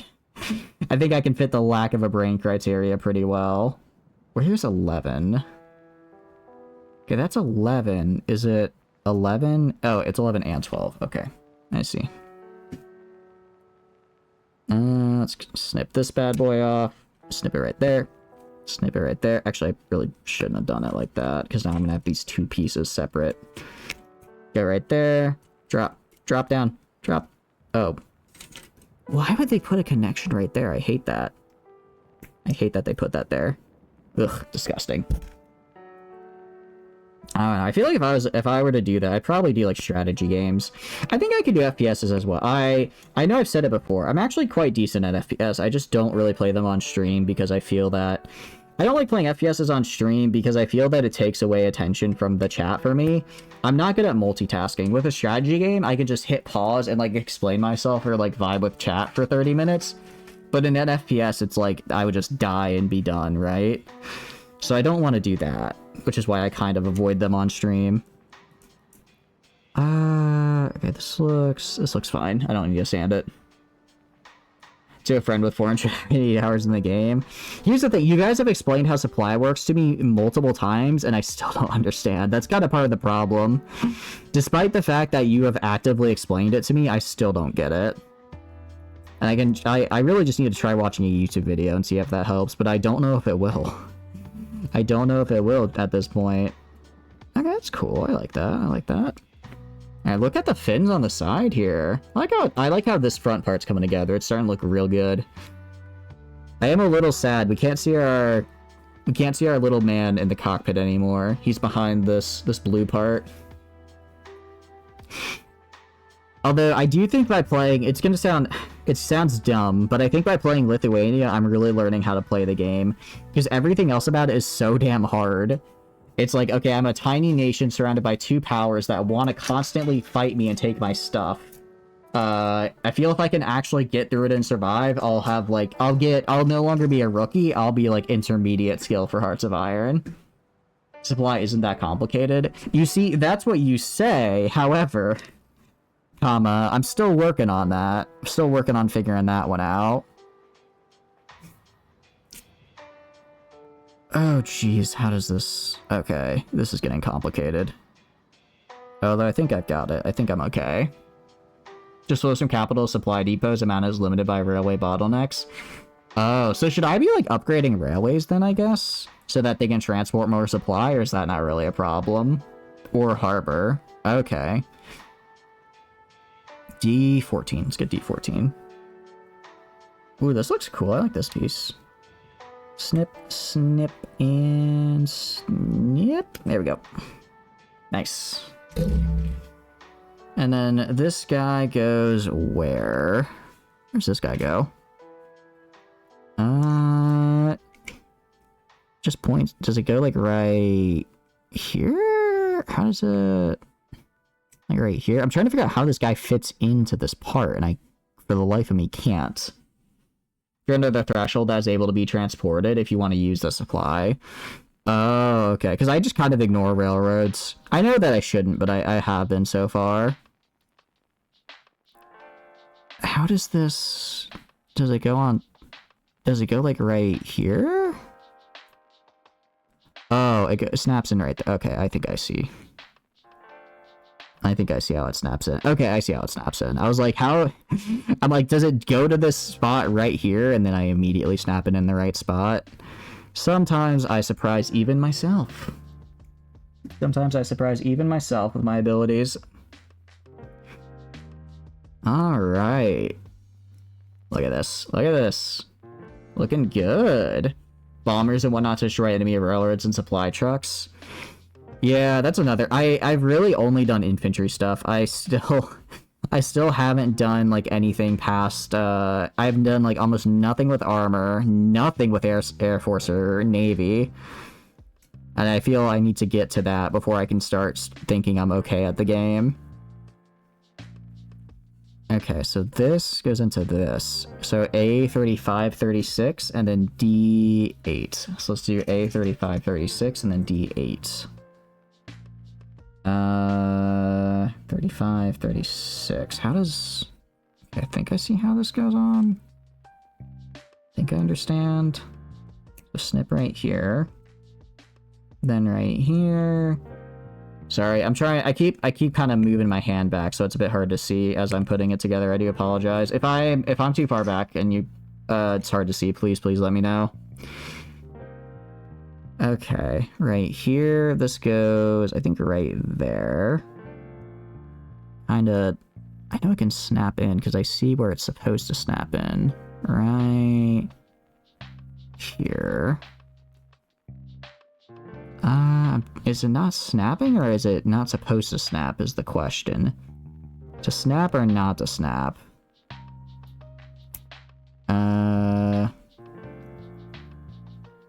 No, it's definitely supposed to. I'm just doing this wrong. Push, push, push, push, push in! Okay. I'm messing something up, because it's not going in the way it should. Play Germany and you interact with all those that you set the pace of the game. Yeah, I need to do, I think that would be, like, the big one. If I can do that, then I get, I guess, like, a big experience. Either that or maybe the US. Play US and ahistorical and just try to conquer, like, all of South America could be fun. Let's go... Okay, why is this... I'm trying to figure out where I'm going wrong here. Because I'm placing this incorrectly. It's supposed to go like this, maybe? No. Is it? No, I don't think so. It's supposed to go under. Maybe it is supposed to go like that. It's kind of hard to tell. Want to play Space Station 13? No. It looks like a fun game, but there's too much involved for me to learn how to play it, and I just don't want to... I think it'd just be too much work for me to find and get into playing it, you know? Oh, I think I'm doing it on the wrong side. Try doing it on this side. I mean, it looks fun, though. But yeah, I just don't think it's for me. Yeah, I was literally just putting it on the wrong side of the mech. Mission accomplished. I just had to swap sides. Something annoying mechanics. Do you do Germany before Gothenburg, since Germany's incredibly basic right now? I mean, even after Gothenburg, I'm not going to have the DLC, so it shouldn't be too bad. Because the DLC is like $35, which, while cool, that is a wait for winter sale moment. And I'll mentor. I mean, I'm sure it's fine. I'm sure it's fun, Tana, but I don't know. I'm not really looking to, I guess, expand into such an involved game, you know? Especially, I don't know if it's necessary. I don't know if it's necessarily the type of game I'd like to stream. If that makes sense. Like, it looks like a fun game, but I do really like to do kind of more chill stuff where I can just kind of vibe and interact with the chat. And I feel like with Space Station 13, from what I've seen, there's so much involved that I wouldn't really have time to go back and forth with chat, and I don't want to do that, you know? You don't need much air power until you go to war with Brazil. Ooh, I'm really leaning towards Argentina, honestly, Alsora, because you made it sound really fun. You have made it sound really fun, and I do really want to go into South America. I spent money on the DLC for it, damn it, I'm gonna use it. It's an RP game? I know. I think it's... I'm sure it's fun, I just don't think it's for me. Or if it is, it's something I would do on my own time, but not stream. Auction not included is pretty chill. Welcome in, Prepper. Welcome. Hope you're doing good. Auction not included. It is on the wish list. I'm definitely going to be picking that up and, what do you call it? That and Subnautica up during the winter sale for Steam. Because both of those are games I've... because you guys mentioned Auction not included, and it made me really hyped to try that out. So I'll get that, and then Subnautica, I just wanted to play for it forever, because I really was just putting it off, because it was on Game Pass. And then the other day, I was like, okay, I think I'm ready to play it, and I looked on Game Pass, and they took it off Game Pass. And now I'm like, well... Sandpaper stuck to my glove. I'm like, well, I guess I have to buy it now. I mean, to be fair, it's a pretty good... my bike. It is a good game, I'm sure it's worth the price, but if it's already on Game Pass, that'd make it easier. Those are simple jobs. If you ever want to go to it, go to Monkey Station. Okay. I'll check it out. Or if I get into it, I'll check it out. Yeah, like I said, I don't know if it's necessarily for me. Alright, look at it. Okay, it's starting to come together on the main body now. Hell yeah. You should play it, bought it, but never played. Everything I've seen from them, they look like fantastic games. Especially, I like survival type games like that, so I think I'd really like it. I do think I would really enjoy Subnautica. It's a little bit right here I need to sand. Because this is on the out. The problem with this is, like, this is on the outside. It's like, I don't know how to sand it that doesn't, like, scrape the entire thing. So at this point, I think I would need to start painting if I just want to have to paint over, like, all the scrapes and stuff. I guess I'm gonna have to start getting into painting. It's free anyways. Yeah, I know. I know it's a free game. It's just, some games I like to watch people play more than I guess I like to play myself, if that makes sense.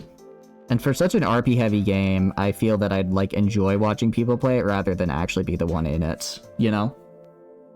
It's interesting though, that nobody knows who owns it. There's not like a central website or something. I guess that's like, oh, we're the owners. A35, let's get D8 here. Where's D8? D8, there it is. Right here, D8.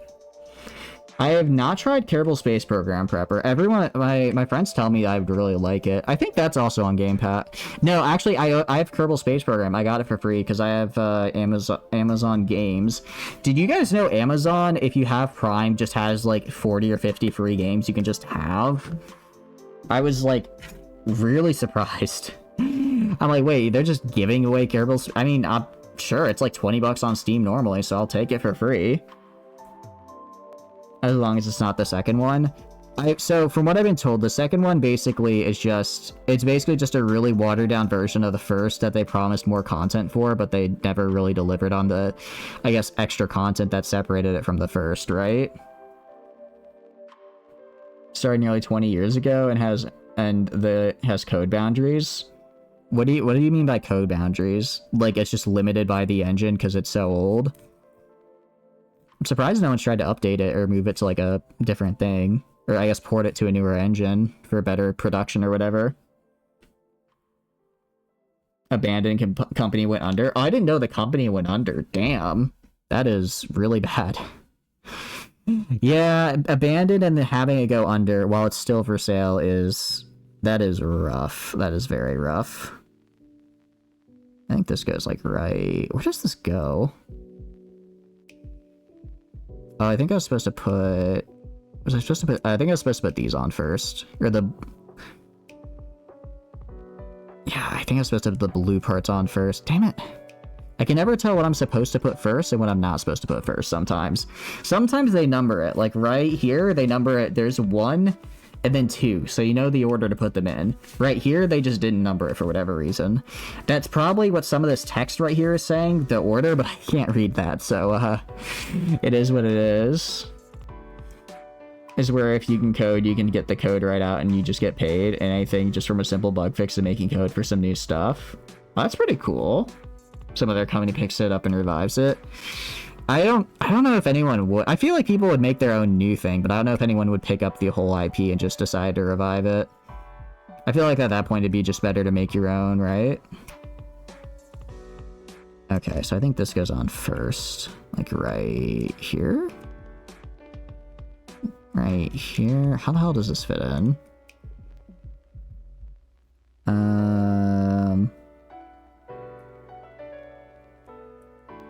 Trying to figure out how the hell this thing gets on right here, because normally there's like a snapping point, but I'm not seeing one. Is it... Oh, don't tell me. Don't tell me. Don't tell me I messed this up. Don't tell me I just did this entire thing backwards. Please no. No, there's no way I did this backwards. There's no way I did this backwards. Did I? Did I? Who owns the company now? Take-Two owns it, but they shut down the dev? Okay. Did I do this whole thing backwards? I really hope I didn't. I know that's right.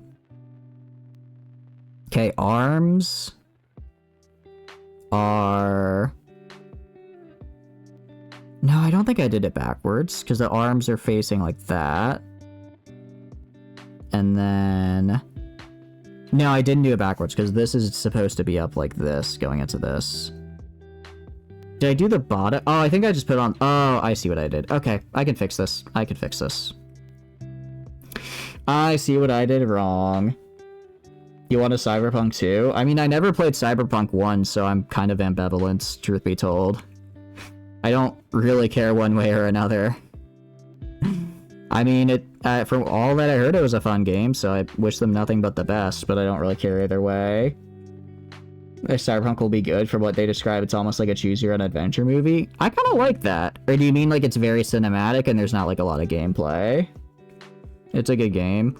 It's also still like 60 bucks. It's still quite the expensive game. Alright, I see what I did wrong here. I just put these bottom... Remember how about an hour ago when I put these on and I said I hope I don't have to put these on in a certain order because otherwise I probably screwed up? And I said I don't think it matters. Turns out it does matter because right now I can't put this piece where it's supposed to because I in fact did not put them on in the correct order. They're supposed to go on like this. And I didn't even notice the difference. That messed up. You need the expansion to make it a good game, but it is a good game. Okay, get like 10 bucks on... I don't know. It's just like... I don't know. Because this is gonna make me sound like a hater, and I don't want to sound like a hater. I really don't. But like, when all the hype was coming out for Cyberpunk, I was just kind of like, I guess it looks fine. And then it kind of crashed and burned. I was like, okay, I don't care. And then Edge Runners came out and people were like, well, they made an anime about it, so it's good. And I'm like, I mean, yeah, I guess it's fine. I mean, an anime was cool. And then they finally put out, like, a bunch of patches years later, and now it's decent. So, like, it's still good. I'm sure it's fine, and getting it on sale I'm sure is fun, but I don't know. It just never really caught my eye for whatever reason, and I've never really, I guess, been super invested in it. The game dev is done. Yeah, I just kind of looked... I know, there's stuff from Edge Runners. Yeah, I know. I just kind of looked at it and thought it looked kind of meh. I can't tell you why. It just didn't really jump out at me as, like, I guess a world I was really invested in. Maybe because it's a new... No, it's not even because it's a new IP, because, like, I got into Fallout with Fallout 4.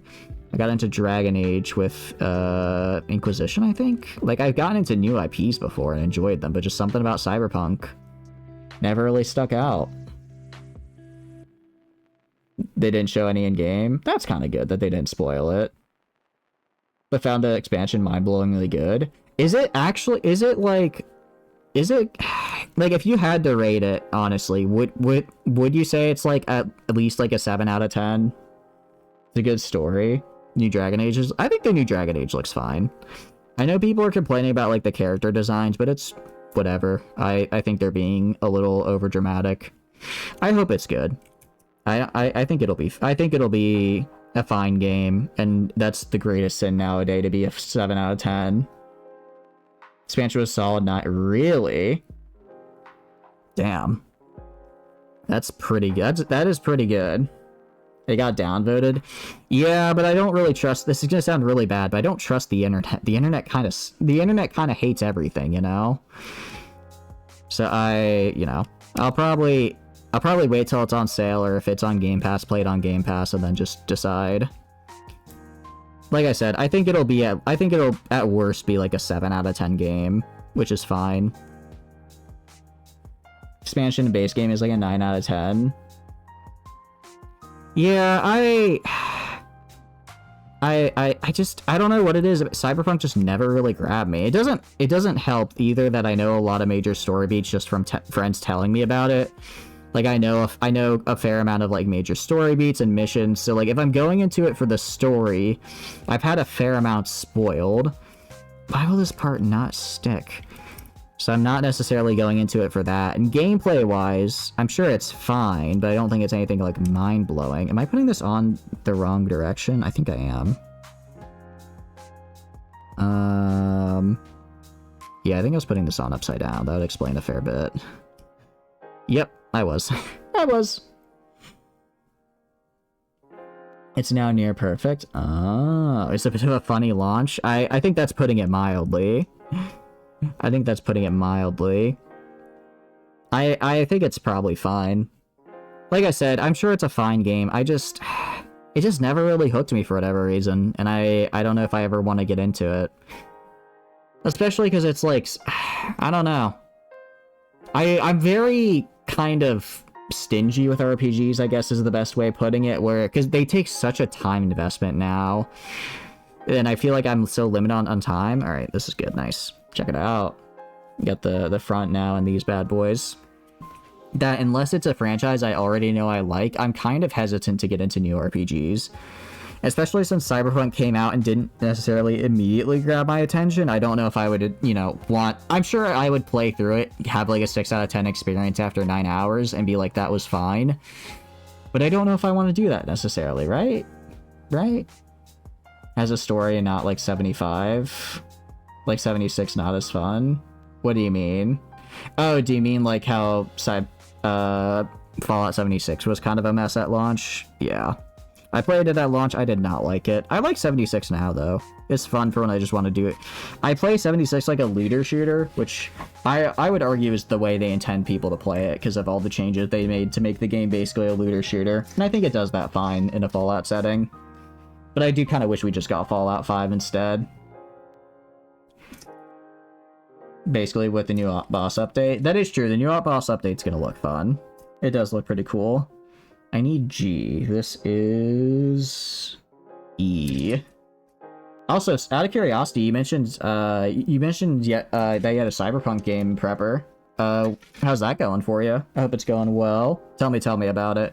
I like hearing about people's tabletops because I think tabletop gaming is very, very fun and has a lot of potential for really cool stories. So you have to tell me now.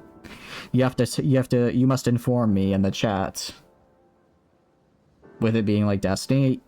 I've never played Destiny, so I don't know how good of a comparison that is. G-31 and A-22. A Fallout homebrew? Oh, nice! Out of curiosity, how was it? What did you base it off of, out of curiosity? What did you base it off of, like, just D&D, or what? 31, so G-31 is this bad boy right here, so let's grab it. And snip. And snip. And snip. There we go. Ended with time travel and nuking, I see. Maybe the real Fallout was the friends we made along the way, and the nukes that we did to cause the Fallout. The Fallout style from Fallout? Wait, what do you mean by that? Oh wait, yeah, because I guess Fallout was basically just a original Fallout is basically just like a tabletop game, given, you know, mechanical computer form. So it makes sense that it would translate pretty well to tabletop. Your medium long-range dual rifle hunchback with SRM-4 small pulse and triple MGs? Ooh, that's a good question.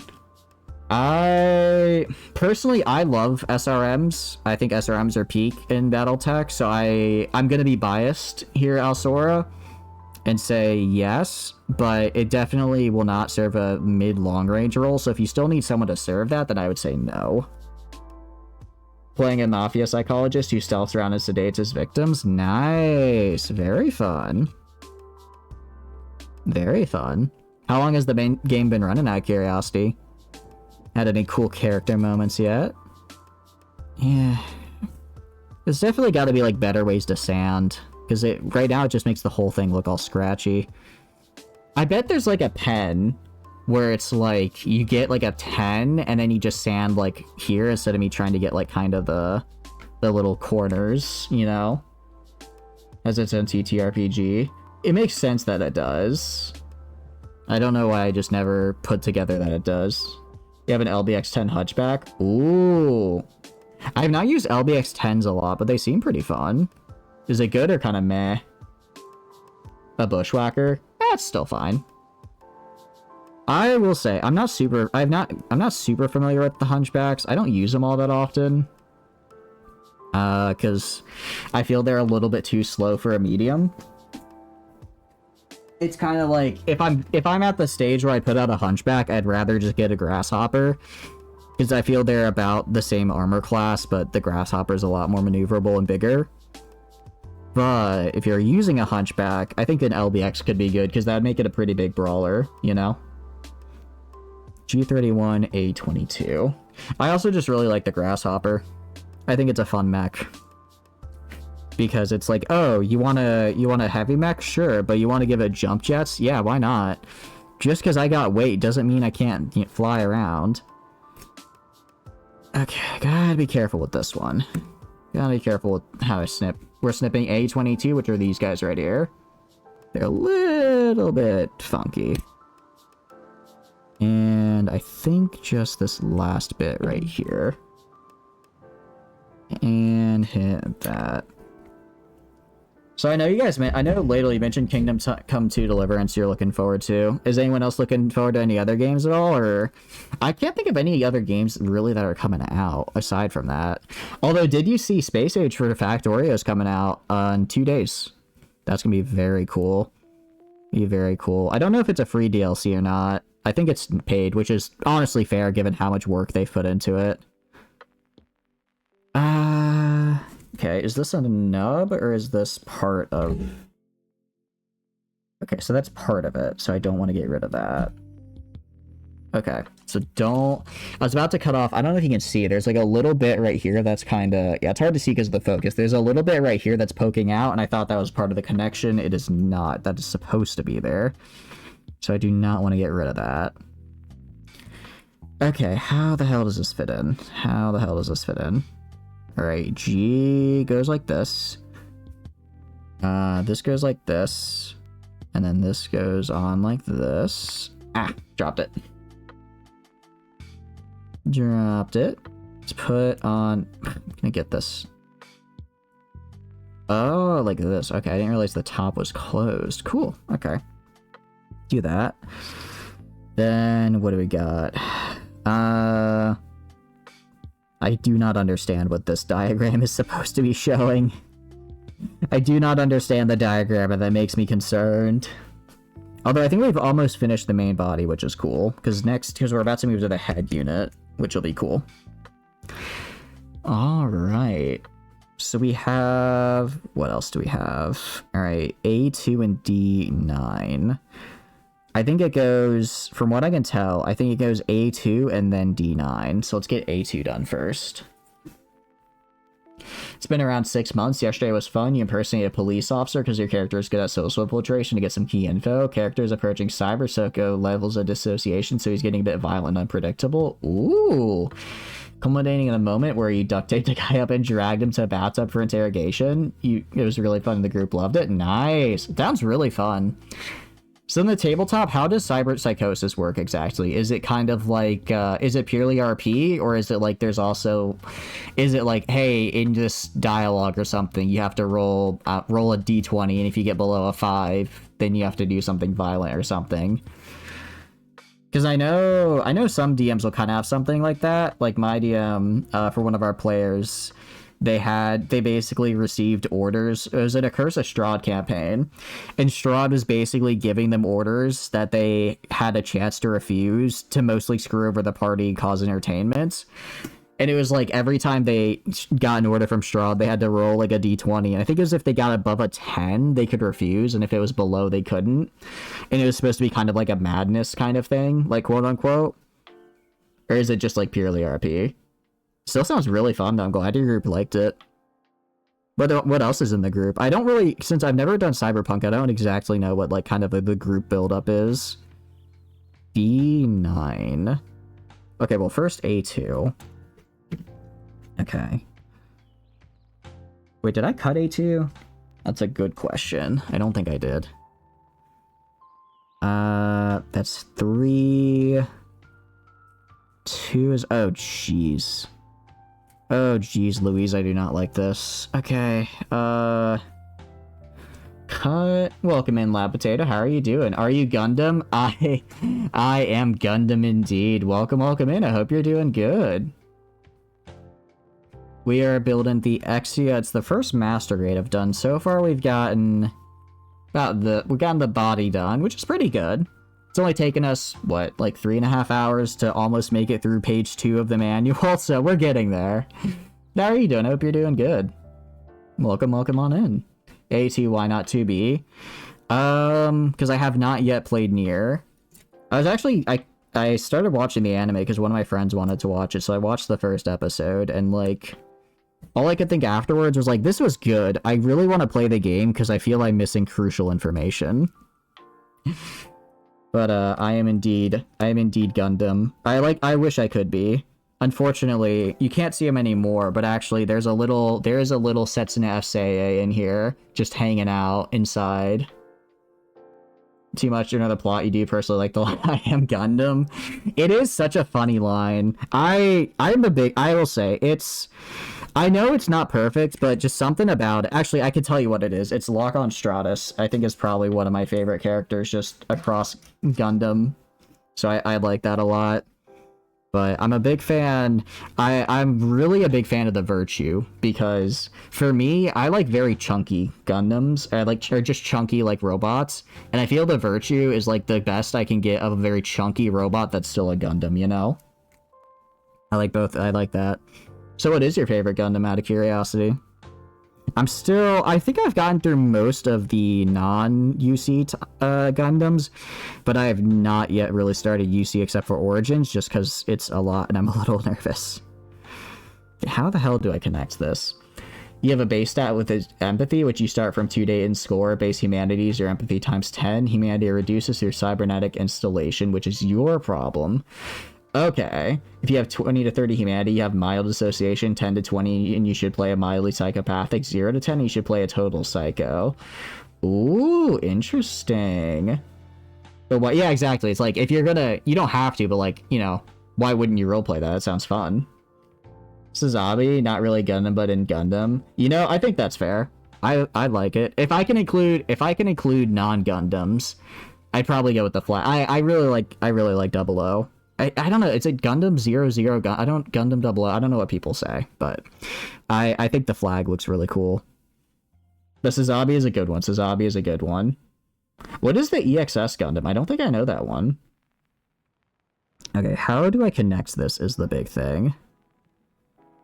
If I put it like this, trying to understand how these parts connect, and that's where I'm struggling. Okay, so this goes like right here? Does it connect like right here? That doesn't feel right. Like that? Oh, I think I see. Okay, I think I see how it goes, how it comes together. Okay, let me sand off the edges a little bit, because this edge right here is getting in the way. The Supreme, it's from a novel of sort. They put in plenty of the SD Gundam games. Oh, I have not played any of the Gundam games. I need to, though.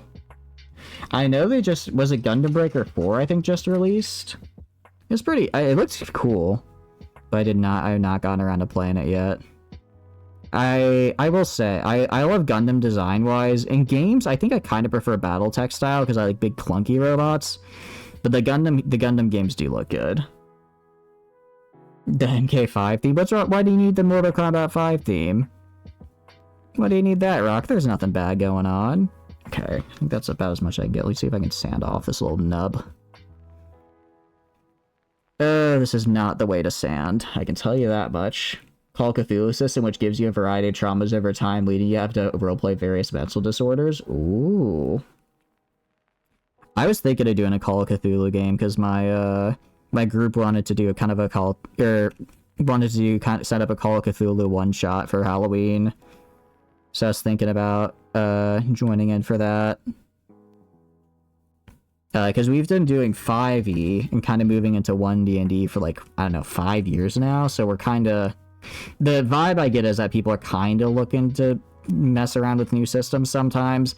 All I need to do is get them to play Lancer, though. I get them to play Lancer, and I'm in my happy place. It would recommend the GBA SD Gundam and NDS SD Gundam, but not Crossfire. The plot design is perfect, but the more modern stuff is kind of badly written. Okay, that's good to know. I don't know much story wise. So are those Universal Century or like AU stories? Because I have not really gotten into Universal Century that much. I need to. I keep telling myself I will, and then I haven't been.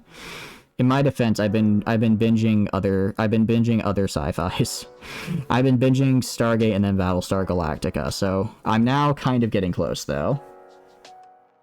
Our usually pretty good system is well set up for that. Oh, nice. Gundam MK5 theme, which is superior attack. Oh. To be honest.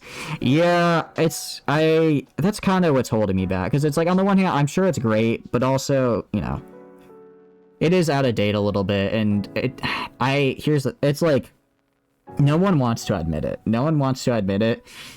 But sometimes, like, especially for a very action-heavy show, I think, like, Gundam can be. Sometimes the animation is a bit rough, and you're like, you know? Which is rough, which is kind of a bummer, because, like, I'm sure Universal Century is still really good. But, you know, sometimes I see, like, Witch for Mercury, and I'm like, man, I am spoiled for choice with how good the animation is, you know? Like, don't get me wrong, for instance, I love Legend of the Galactic Heroes, I think it's great.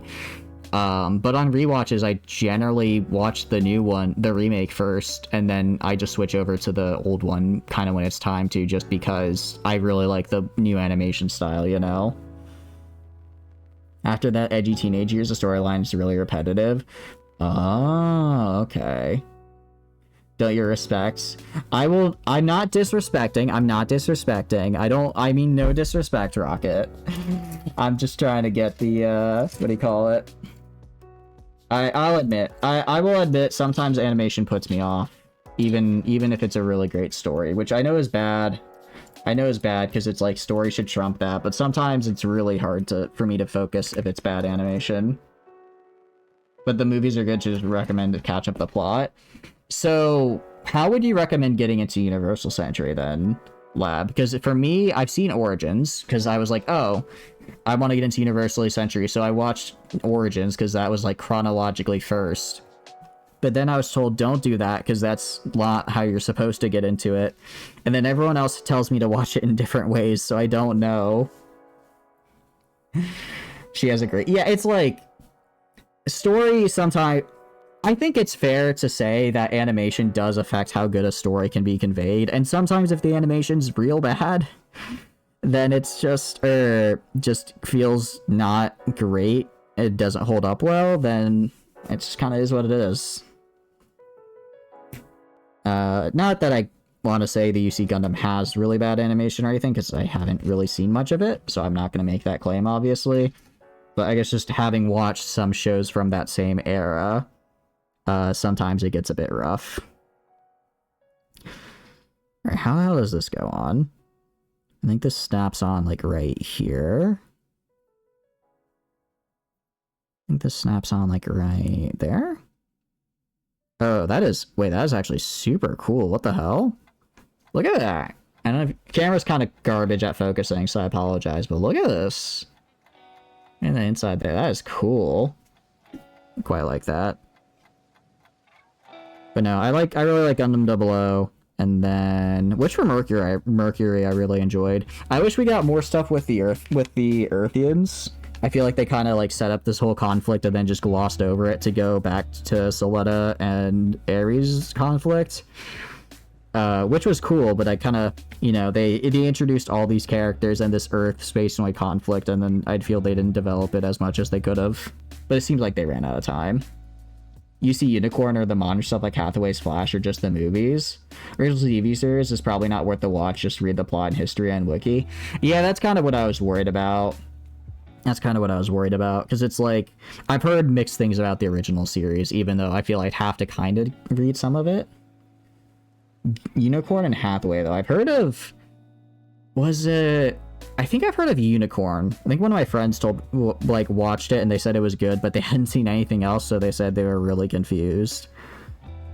Okay, how does this connect? D6. I'm right here. Yeah, okay. If I'm like this, D6, is it like under? I think it goes over. I think it's supposed to go over like this. Like right here. But this feels like it's on the wrong side. It's supposed to be on this side? I think so. Maybe this isn't the right spot for it, though. Don't forget MS-18. Ooh, okay. Unicorn is kind of standalone for the most part, since the storyline development is kind of bad. Oh, I see. Is it... So I guess... Because, like, how, I guess, coherent is Universal Century? Because I know a lot of... Because it seems like a lot of stuff is, like, It seems if there's so much stuff, I imagine that it doesn't all necessarily mesh well together. You know what I mean? Like, you know, you can only have, I saw someone like say once, like, you can only have so many stories about the 1 year war, right? You know, the reason this isn't working is because I'm putting it on backwards like an idiot. I'm putting it on backwards like a very stupid person. That'll probably do it. Okay. Get this in here. I think this is right. I think this is right. It's kind of hard to tell, though. It's kind of hard to tell.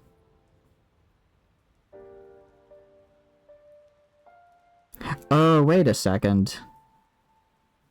Okay, D6 goes Oh, I see what I did wrong. I see what I did wrong. Then you have NT, you love your stupid silver bullet suppressor. Wait, what do you mean bullet suppressor? For like a giant robot? Is that a thing? There is a timeline to it? Okay, so there's a timeline, but it's not necessarily super connected. Oh yeah, this is the correct way to put this in. I was like, why does this feel so wrong? Because I was doing it incorrectly. It's the name of an N. Oh. I just want to watch the one, I forget what it is, but the one where they just have the Gundams for each country, and then they gave, like, the American Gundam, like, a boatload of guns. And, like, I think, like, for the Mexico Gundam, they gave him, like, a sombrero. Gundam G. Is that Gundam G? I want to watch that one, because that actually looks really goofy and fun. They share some characters and timeline story background, but if you go into Z without watching the original, you'd still be fine. Okay. So it's like, there's some background stuff, but they're usually, unless it's, like, directly related to a previous one, you're probably okay. Doing them incorrectly but harder. You know, I guess I could have just tried to break through and do it even more incorrectly. However, that might break the thing. More mom stuff like Turn A is also pretty good. What is the one that just Requiem for Vengeance, I think, that released on Netflix? Where does that fit in? Because I saw, like, the trailer for that when I was just browsing, and it looks pretty good. But I wasn't sure if it was, like, Universal Century or not, so I didn't want to just get into it out of nowhere. Take a break after Z and then go to Double Z. Are Z and Double Z related, or is it just a poor naming convention? Okay. What do I need? I need A23. A23. A23 is this bad boy right here. They're related? Good. I'm gonna be honest, if you have Z Gundam and then Z Gundam ZZ and they're not related, that would certainly be something. Please don't mess up. Okay. I'm always terrified I'm gonna mess up doing these because their little nubs are all over the place. Just Double Z will just give you some whiplash. Oh, okay. But knowing background makes things better. I see. So it's like kind of almost like an anthology in a sense, like a continuous anthology where it's like there is consistent lore and events that help enhance everything, but it's still an anthology in that everything is kind of separate. Kind of, I guess, like, this could sound like a really weird, this could sound kind of like a really weird comparison, but I don't know if you've ever read the Discworld series, where it's like, every book, it's set in the same universe, and knowing the other books, if you've read the other books, you'll know some background and maybe some characters that pop up or get mentioned, but they are each their own standalone, so they kind of act as an anthology. Kind of like that, it sounds like. Cool. That works for me, honestly. That works for me, because that way I don't have to keep up a jillion things in mind. I'm terrible at remembering character names, especially across series. I need to grab Wait G. And I need to get back into reading Discworld. I think the last one I read was Mort, which is fun. But man, Terry Pratchett is like, you ever read something and you're just like, man, I will never create, and like, I'm not a creative person, but even if I put all my effort into creating something until the day I die, it will never be as good as what they write. Like that, Terry Pratchett is a writer that makes me wish I was good at writing. And I don't even write, I code. I just code stuff. But he makes me wish I was good at it, because he can make very fun and cool stories. Sweet, we got 30. That and Douglas Adams, they're both great. They're both great. I don't know what it is about, like, old British dudes writing some of my favorite series out there, but they just kind of hit it out the park. It's like, also, like, sci-fi and, well, I guess sci-fi and fantasy are pretty closely related, though. Like, sci-fi is just future fantasy, essentially. Because you hear, like, sci-fi and fantasy, and you're like, oh, those are pretty separate. But not really. I think they follow a lot of the same tropes and stuff. So I imagine someone good at writing fantasy could probably move into sci-fi, and once they get the hang of the setting they want to create, make a pretty good sci-fi story. Character names and relationships, yeah. I have not been reading. I used to read a ton back when I was in, like, high school. And then I started reading a fair bit at the end of university, but now that I've graduated, that's fallen by the wayside a little bit, and I don't want it to. I want to get back into it. Cuz I like it. Even waiting for someone for over an hour and a half. Not necessarily. What have you been waiting for, Rocket? What have you been waiting for? Let's get that in. Alright, I need to remember, don't get rid of this little thing right here, because this is actually part of the... You can't see it very well, but there's like an actual part right here I don't want to cut. But, what was the last thing? I guess, last thing I really read was, I think, Dresden Files. That was fun. A third member? Ooh, what are you playing? What are you waiting for a third for? A third for? Get it? But for F-O-R, not F-O-U-R. Language is fun sometimes. A1 and D10. Okay, let's do these. But Dresden Files was fun. And then, you know what I need to reread? I need to reread The Three Musketeers. Because I remember I read it in high school, and I actually really enjoyed it. It was actually I remember I really, really liked it. And I kind of want to go back and see if it holds up. And they had the paperback that oh no. I see. I wasn't expecting a detailed analysis of the economy there, but if you think about it, if you need to get to that clarity state, then that's like the perfect time to analyze it, you know? The Three Musketeers. Literally, something that has always stuck with me in storytelling is from the Three Musketeers, and it genuinely holds true, and whenever I see it in like movies and stuff, it's like, it drives me insane, but it's funny that it's funny in my mind that someone called this trope out before, like, movies and, like, visual media even existed.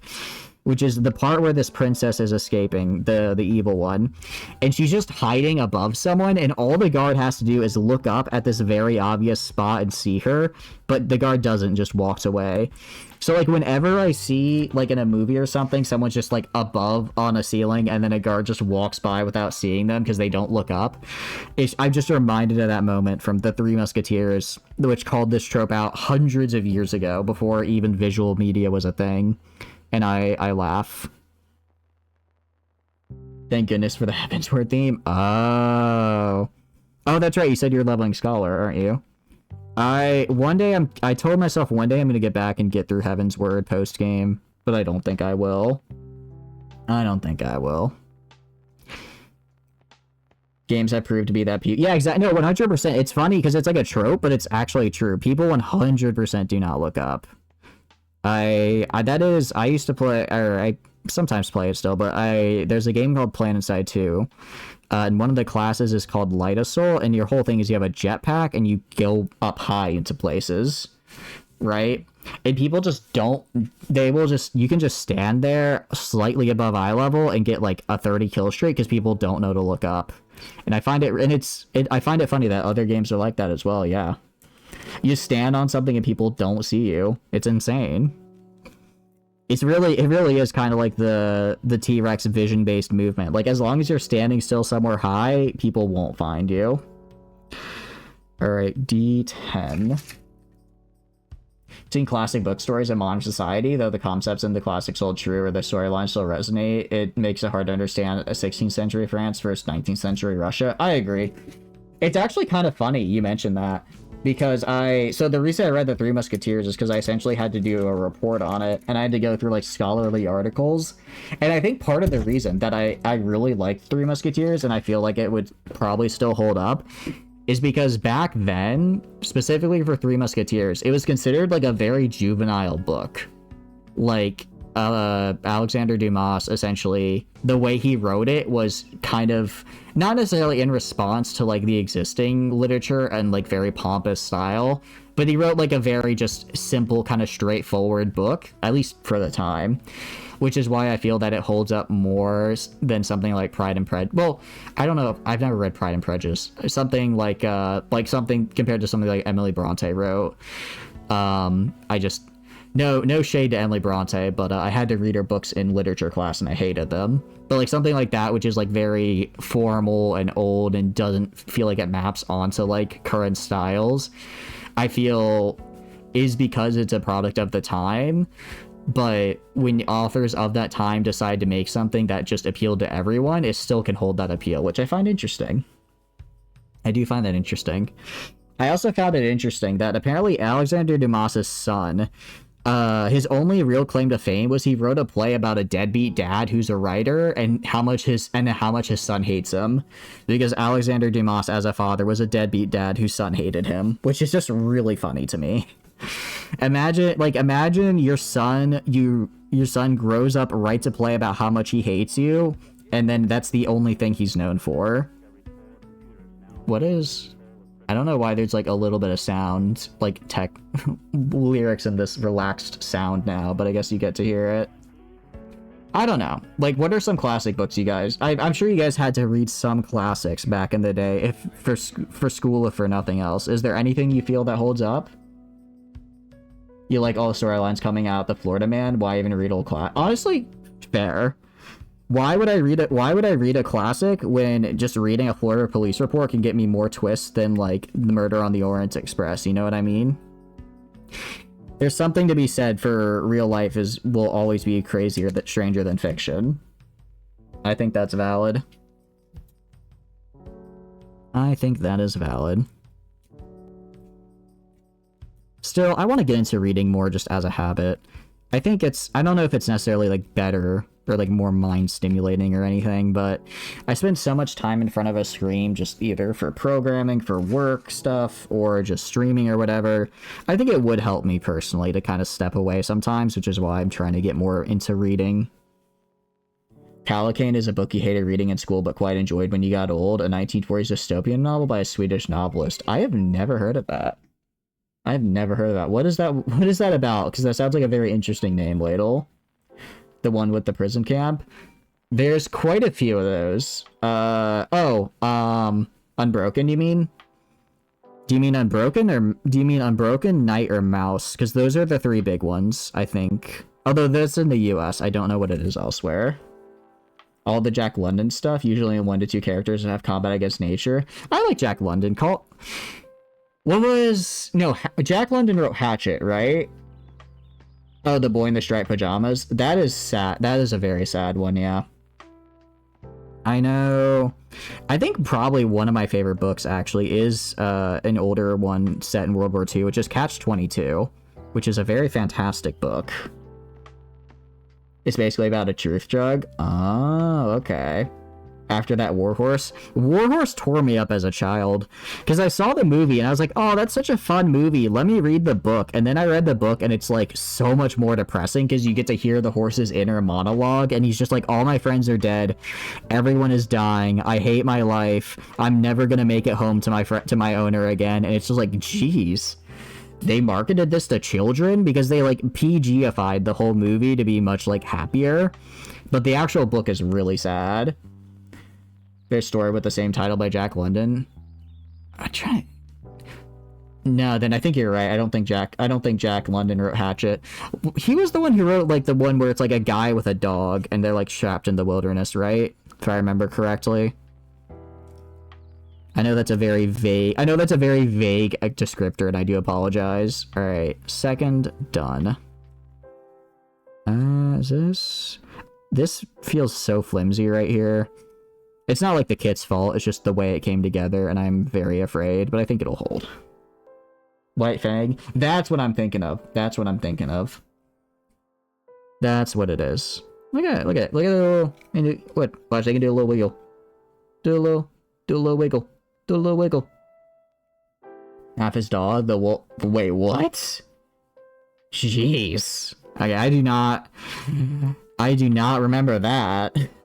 I do not remember that phase. I will say, actually, I do remember. So I'm going back to the Three Musketeers now. In the Three Musketeers, it is a very raunchy story at times, and they do in fact have relations with D'Artagnan, our main character, has relations with many a woman in this book. I read this book before I had the talk, I suppose. So I didn't really understand what was going on during those parts. I'm just like, oh, I guess they're like hanging out or whatever. Later on in life, when I reread it, suddenly things made a lot more sense. Suddenly storylines made a lot more sense when I realized, oh, they were fucking. When I realized, like, why is he suddenly upset that he, like, hung out with his girl while naked? They were just, like, vibing. What is wrong with that? It's like, oh, no, he was cheating on him. That's why. I got there eventually. But I just remember, it's like, it was just like everything clicked. I was like, wait a second. This is a very raunchy novel. And I don't know why you just awakened a memory with that one. At 56 years of age. At 56 years of age, I in fact realized what the birds and the bees are. I know, truly. Hey, you know, better late than never, though. Better late than never. How the hell do I connect this? Hold on.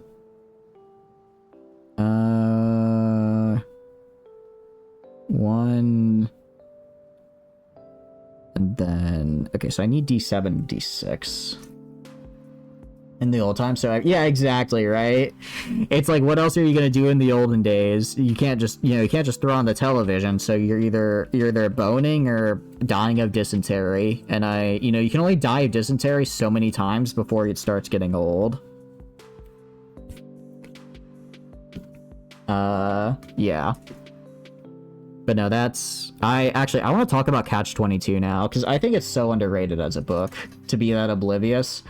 I have since been learned the ways of the world. I've been corrupted by this evil, sinful place, and now know what the hanky-panky... Please don't break off. Please don't break off. Oh, this part just does not feel like it is on tight. This one does, though, but this one does not. Don't forget about the stab. A lot of people did get stabbed in that book, yes. There was a lot of violence. But Catch-22 is such a good book.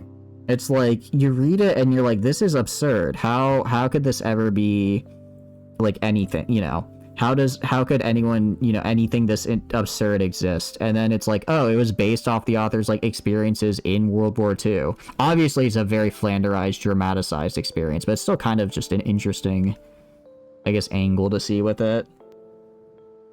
Bandai Premium Plastic saving strategy. Look, if I just put shit in enough and use enough glue, then it's fine. We already broke out the glue here. This is the glue I broke out earlier to get Setsuna F-Seiya into the cockpit because he wouldn't go in there and stay. So now I've got this. Although I'm like, I will say, I've only built 3 Gundams before this. I built Justice, Freedom, and Zabanya. And so far I'm liking this. And then a couple Haros because they're cuties. Is it edible? I mean, you could certainly eat it. I don't think you would... For something to be edible, does it have to be processed by the body, or does it just have to be something you can physically get through your mouth into your stomach? Because if you just have to get it through your mouth into your stomach, then yeah, probably. If you have to be able to digest it, then I don't think so. Although maybe, I mean, I already have a boatload of microplastics in my blood, so what's the difference between microplastic and non-microplastic? Just not poison? That seems like a very low bar for edible. That seems like a very low bar for if something is edible. Will this just flat out kill you? No, then you're good. glue on a Master Grade Gundam, the lead design might commit seppuku if they watch this. In my defense, I tried for 30 minutes with these tweezers to stick him inside, because it's like a little slot in the back where he gets stuck in, and he wouldn't go in. So I had to put on some glue and then just kind of dump him in there. It's not seeable. You physically can't see it, so it's okay. You can't see the glue, so it's fine. No one will have to commit seppuku to this day. Honestly, I think they would just kill me, actually. They would fly across the ocean, find me, and then just force me to commit seppuku on the spot for my crimes against a Master Grade. I don't know. I mean, it looks good, but I feel like it's definitely... Like, there's, like, little spots right here where the nubs are, and I tried sanding them out, and it just didn't really do a very good job. So I'm thinking maybe I need to get a better sander. Should get some proper modeling glue. Yeah. I have a hot glue gun, but I don't think that's what you mean. Macroplastic is probably healthier since it'll exist the same way as it enters, but the micro stuff will get you incorporated into your tissue. That's a good point. That is a good point, Potato. Hey, Silver, how are you doing? Hope you're doing good. In my mind, it's like if it's macroplastic, then it could get stuck in like my gut or something though, right? And then it has to get like removed. I think that would be bad. What do we have? Oh, damn, I think we're actually almost done with page 2. Hell yeah. I'm doing good. I'm glad you're doing well. Glad you're doing well. Yeah, we're down to right here. Down to right here now. We just need A4. So we've pretty much completed the body, actually. Sweet. Alright, this looks sick, though. This looks really nice. Like, Tamiya modeling cements. Do you still have to get it wet, though? Because I wouldn't, like, just throwing... Well, I guess it's plastic. It doesn't matter if you get it wet. For different purposes. What I need to get something better for sanding, because just picking up this like random square of sandpaper I found and kind of trying to like rub like on the sides here to get the little nubs off, it doesn't look good and it doesn't feel good to do. Just adds like scratchiness. Have you heard of the Tau? I have heard of the Tau. I believe they want something called the Greater Good, if I remember correctly. Get a sanding sponge and a couple modeling files? Yeah. I will. See, this is why I did the Exia first, because out of all the Gundams that I have, because I got all the main ones for Gundam 00. It's my least favorite, so it's gonna look the worst, and I'm the most okay with that. You either poop blood or just not poop at all, so it should be fairly obvious. Oh, okay, yeah. I imagine it would... I imagine it could probably scratch on the way out and that wouldn't feel good. I have a 2,000 point, which can carry another 2,000 point army with mechs. I have not, but I do like the idea of armies with mechs. I know they have, like, the big guys in Warhammer, but they're not, like, mech... They're like mechs, but they're, like, not, like, mecha mechs. They're just, like, big Hulken cannons, which are cool as hell still. Something hard, like a... That's what I was thinking, maybe, of doing. Just getting like a pencil and just taping it. But I think a file would work best right now. I agree. I think Ladle's right. A file would probably get what I want done with this. Because that way I can just kind of pinpoint it from the side. The Tau Manta. I'm guessing that's like the mech you're talking about. Alright, big thing right here. Snip this. Snip this.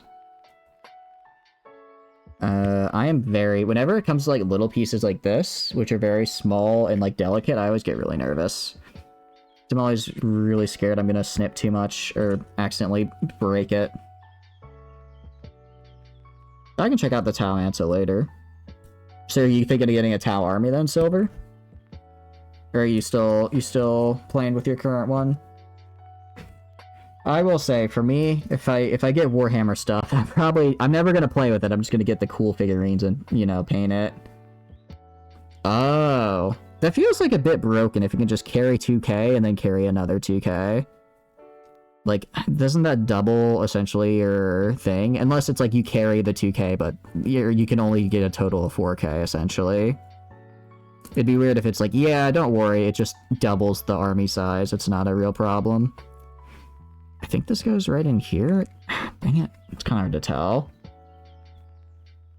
Start with 1,000 sandpaper. Oh, really? Oh, okay. Yeah, this is very fine 220 grit, apparently. So I think I'm a little away from 1,000. Splurge on a good cutter. Is this not a good cutter?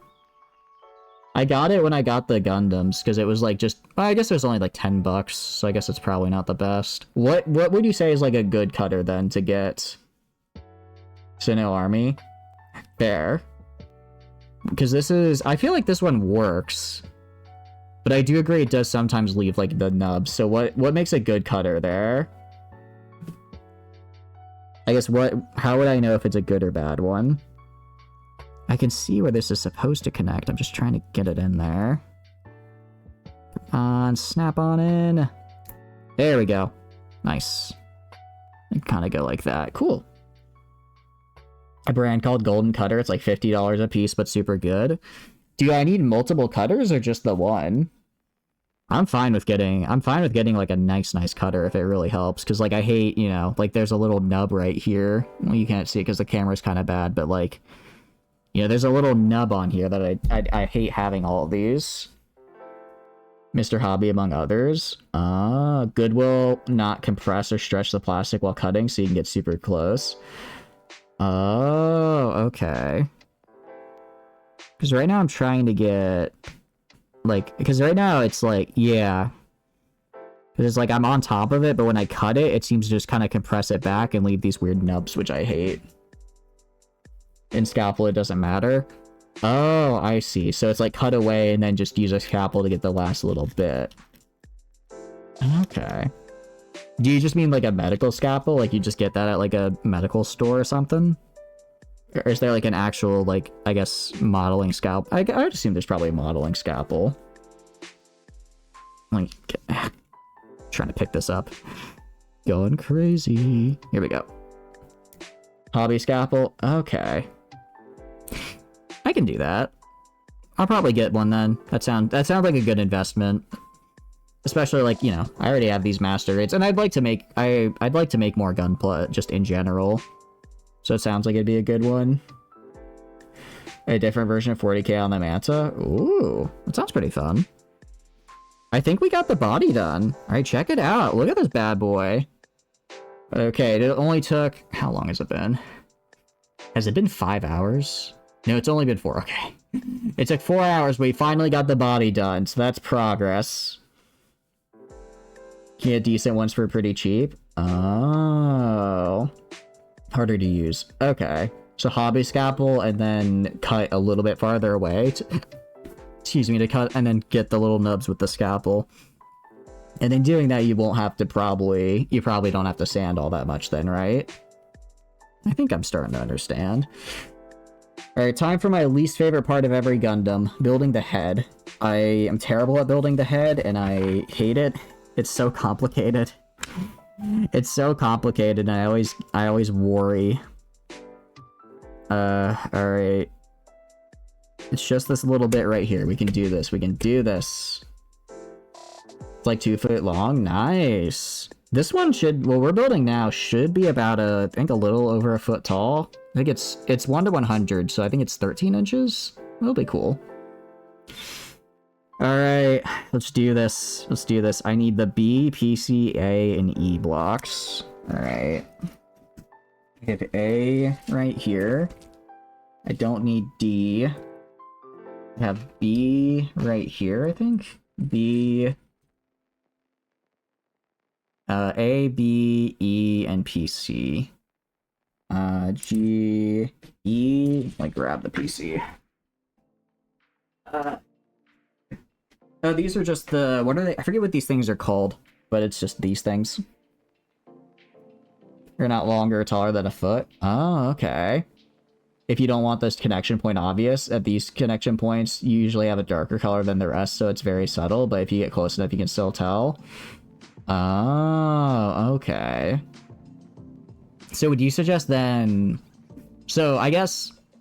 Is the way to go, you go, cut, sand, and then do you paint afterwards? Do you do like last, or is painting still optional? Because like, from what I can tell, you don't have to paint a gun. Like, you know, it comes with the colors already. You don't have to paint it, but is painting kind of expected just because that's like, it looks better, or can you kind of get away without it? If you paint, you don't need to do... Oh, I see. Because I guess it just covers it all up, doesn't it? You can play Kill Team on top of it. Why does Kill Team sound familiar? What exactly is Kill Team? I forgot. Paint covers just everything. So would you say it's easier to paint or easier to do, like... I think it'd probably be easier to do sanding, honestly. I'm terrible at painting. Yeah, I was gonna say, as a beginner, I think I'd just make it worse with paint. I agree. Oh, wait, there's another... Got stuck in my gloves. Look, there's another little... I didn't even notice. There's another little set snow right there. That's cute. I like that.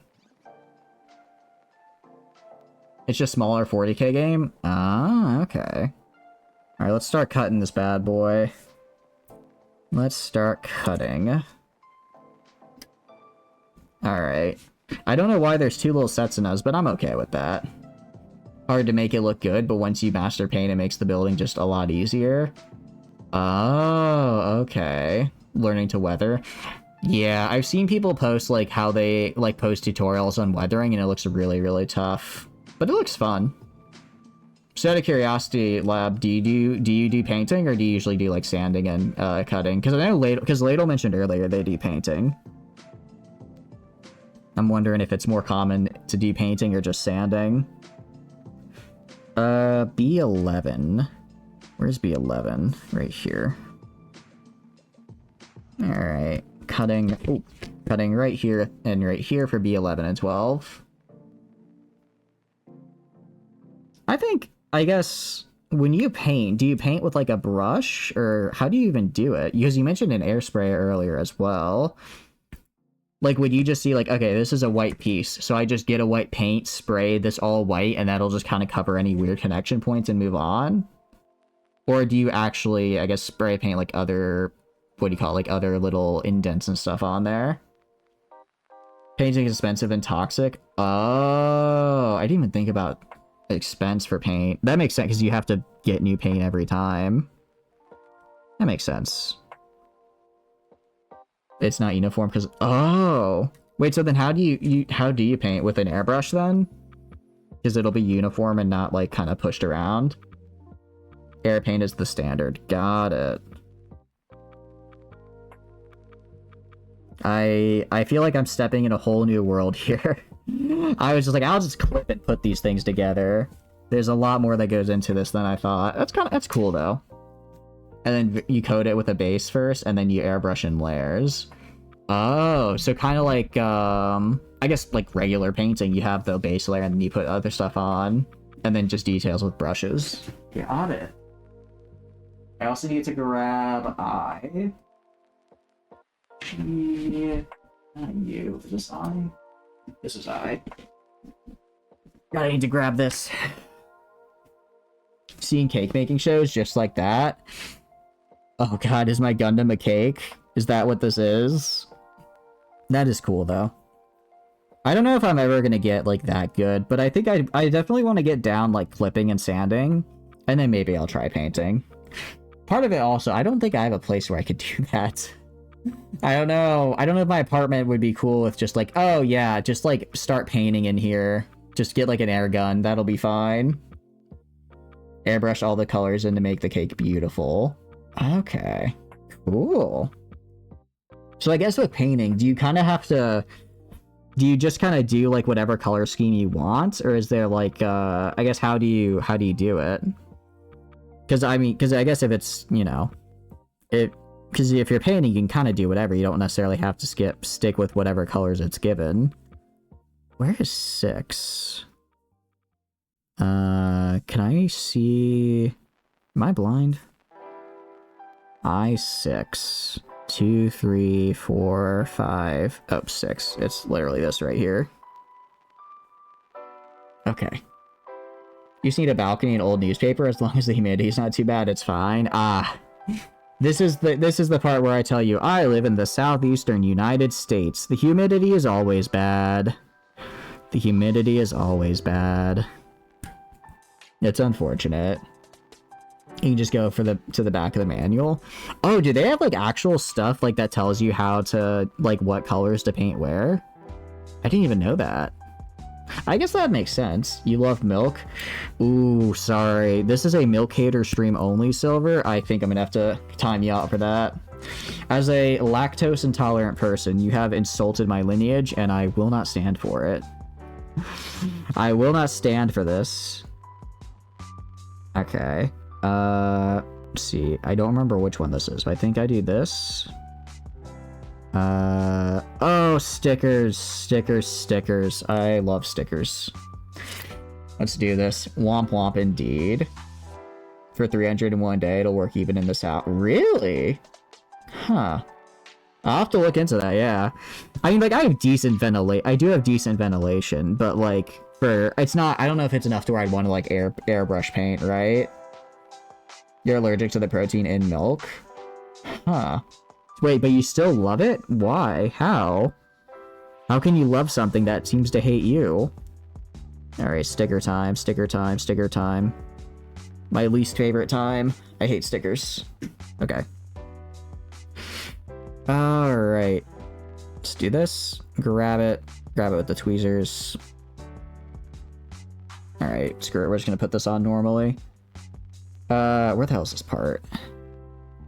Put it right here. Okay. Ah! Wait, am I putting in the right spot? No, I'm definitely not. Hold on. Let's put it right here. And then do... Sorry, I'm in the zone right now. I'm really focusing on this sticker. There we go. Got it on. Ah, thank goodness. If you don't want toxicity, you could just do water-based stuff. The colors might not pop out as much, but you can coat it with a shiny finish. Ooh. Wait, so you can use like watercolors on Gundam, or do you mean just like water-based paints? I guess there's probably a difference. I guess in my mind, whenever I think of watercolors, I think of like, you know, just like as a kid doing that kind of, doing like little things like that. Oh, there's even more stickers I completely missed. See, I told you. I hate doing the head because it's nothing but stickers and little bits that break. Okay. Because we're doing the sticker. Oh, but it's the eyes. Okay, that's fair. The eyes are cool. The color will change. Oh, okay. I'll definitely look into that then. I think it would be cool to learn how to paint. I think it would be. Because I've never, I don't know, model building seems like a really fun kind of thing to get into, just because it's very, I like being creative, I guess, but I'm not very good at it. So with model building, it's kind of like be creative, but with a little bit of help. Like, we'll tell you how to be creative, and then you can kind of do the little details on your own. And get this right here. It's not perfect, but it's good enough. I won't notice the difference. Called soy milk and almond milk. Oh, I guess I hadn't thought of that. I forgot that those existed. I still, have you considered? Milk is stupid and I hate it. And you should too. Scale modeling is really fun. What is scale modeling? You love model building? I think I can, like, I enjoy just kind of the vibe of just hanging out and like just putting something together. Especially because, like, growing up, I really love building with Legos, right? And then, I don't know, I guess when I hit kind of teenage years, I kind of just stopped for whatever reason. But I feel like Gunpla is kind of like the next, like, little stage of that. Where it's like, oh yeah, it's, you know, it's building something from a kit. It's really cool. Especially because it's giant stomp...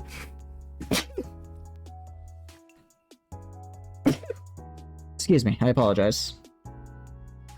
But yeah, just building, I don't know, it's just fun to build stuff. It's nice to kind of work with my hands as well.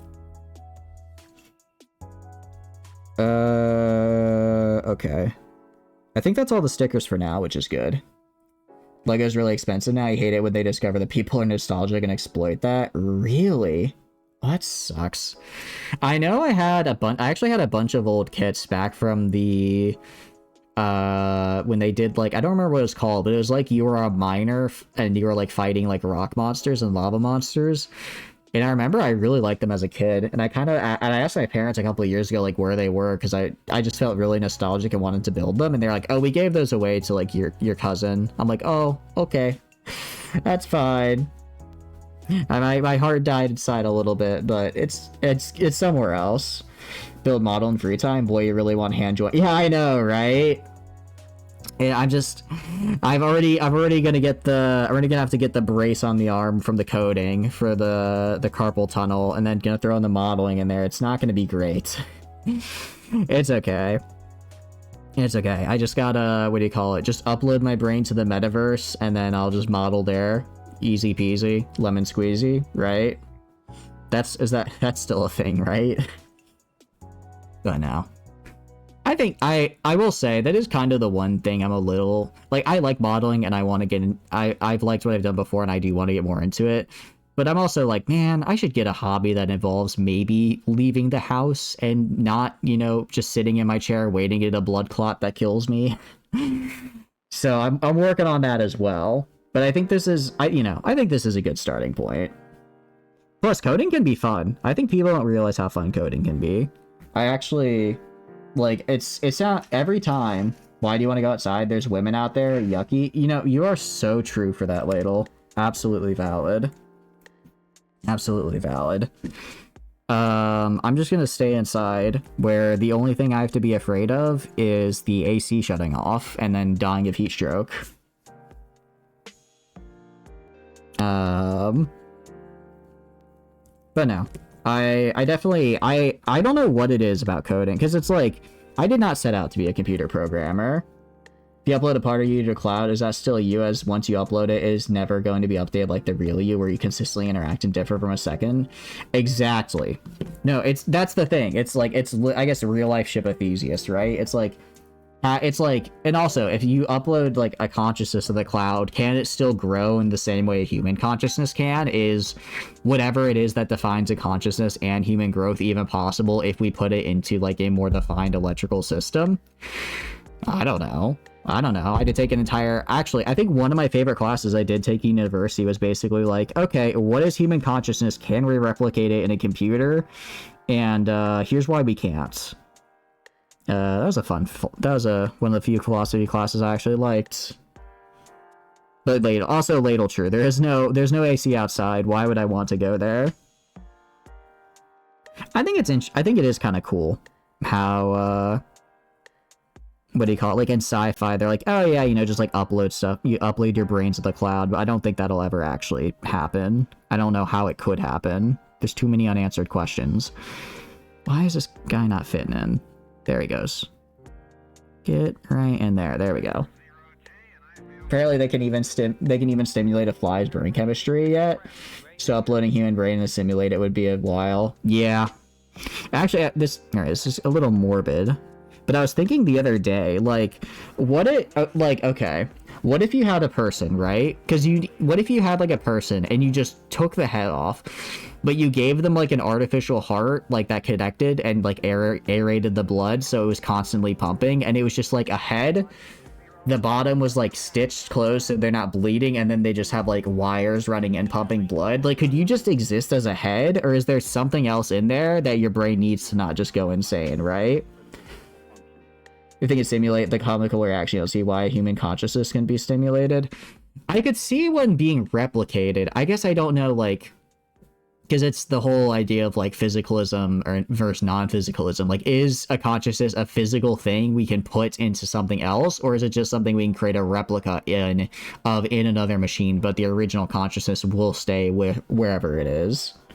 It'll still live. Yeah, exactly. That's what I'm thinking, Lab. Like, you can technically do that with other things, so could you do that with a human? What are like the, you know... Well, I guess the technical limitations are it'd be really hard to do, but theoretically possible. I don't know why they're having you put on the sticker now when they want... I should have just put it on earlier. Alright, let's do E. It's more of an emergence property, like a drop of water is not wet, but a lot of water is wet. Yeah, it's a whole debate on what is consciousness, and I'm too dumb to figure it out. Although I did have to write a paper on it. I could pull... Actually, I got a good grade in that paper. I could even pull that out. But I think it's interesting. I think it's interesting, especially kind of more in the context of, like, with a lot of AI models now. Are, like, they're trying to simulate, you know, like, a large language model tries to simulate kind of the way a human thinks and processes info. because that's it can be a very efficient way to process large amounts of info, right?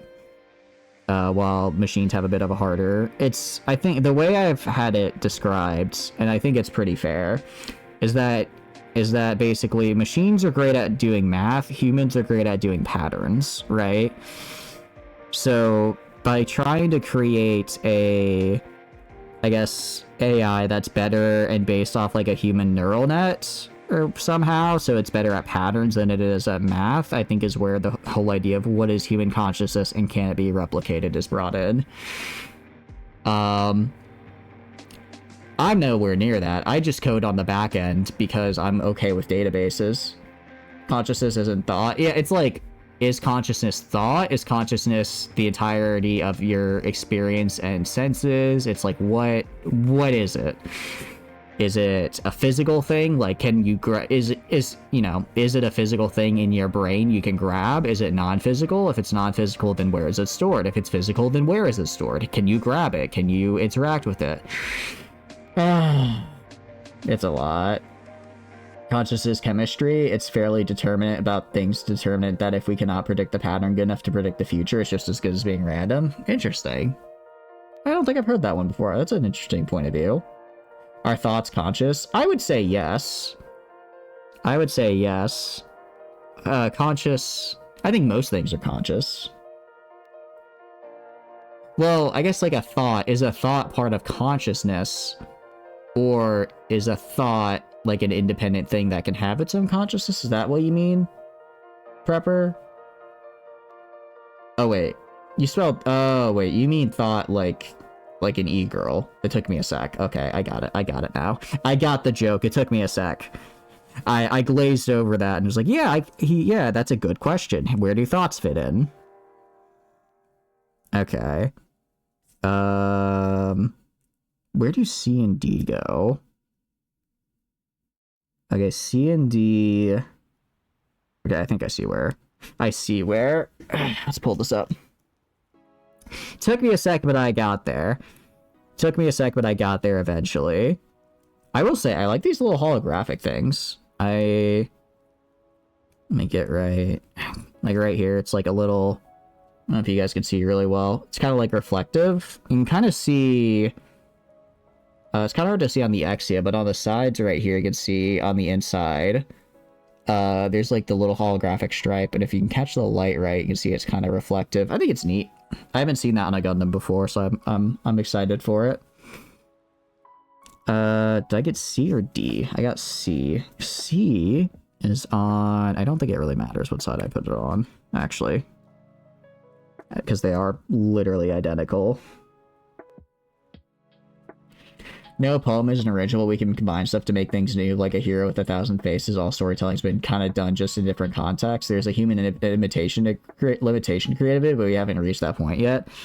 I think that's fair, because I mean, people are still like writing original melodies and for songs and stuff, right? Despite having a limited amount of notes, you know, people are still writing unique stories despite having a limited amount of words. I do think eventually we could reach a point where everything has been done. But it would probably take a while. Wait, am I putting this in right? Okay, I want this. Oh, and I want this facing the front like this. Kind of like this, I think.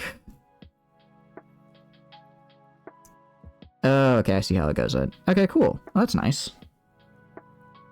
There's a kind of cheese in Sweden that always tickles your funny bone. It's called edamame, which if you translate literally means with Swedish becomes e-ladies.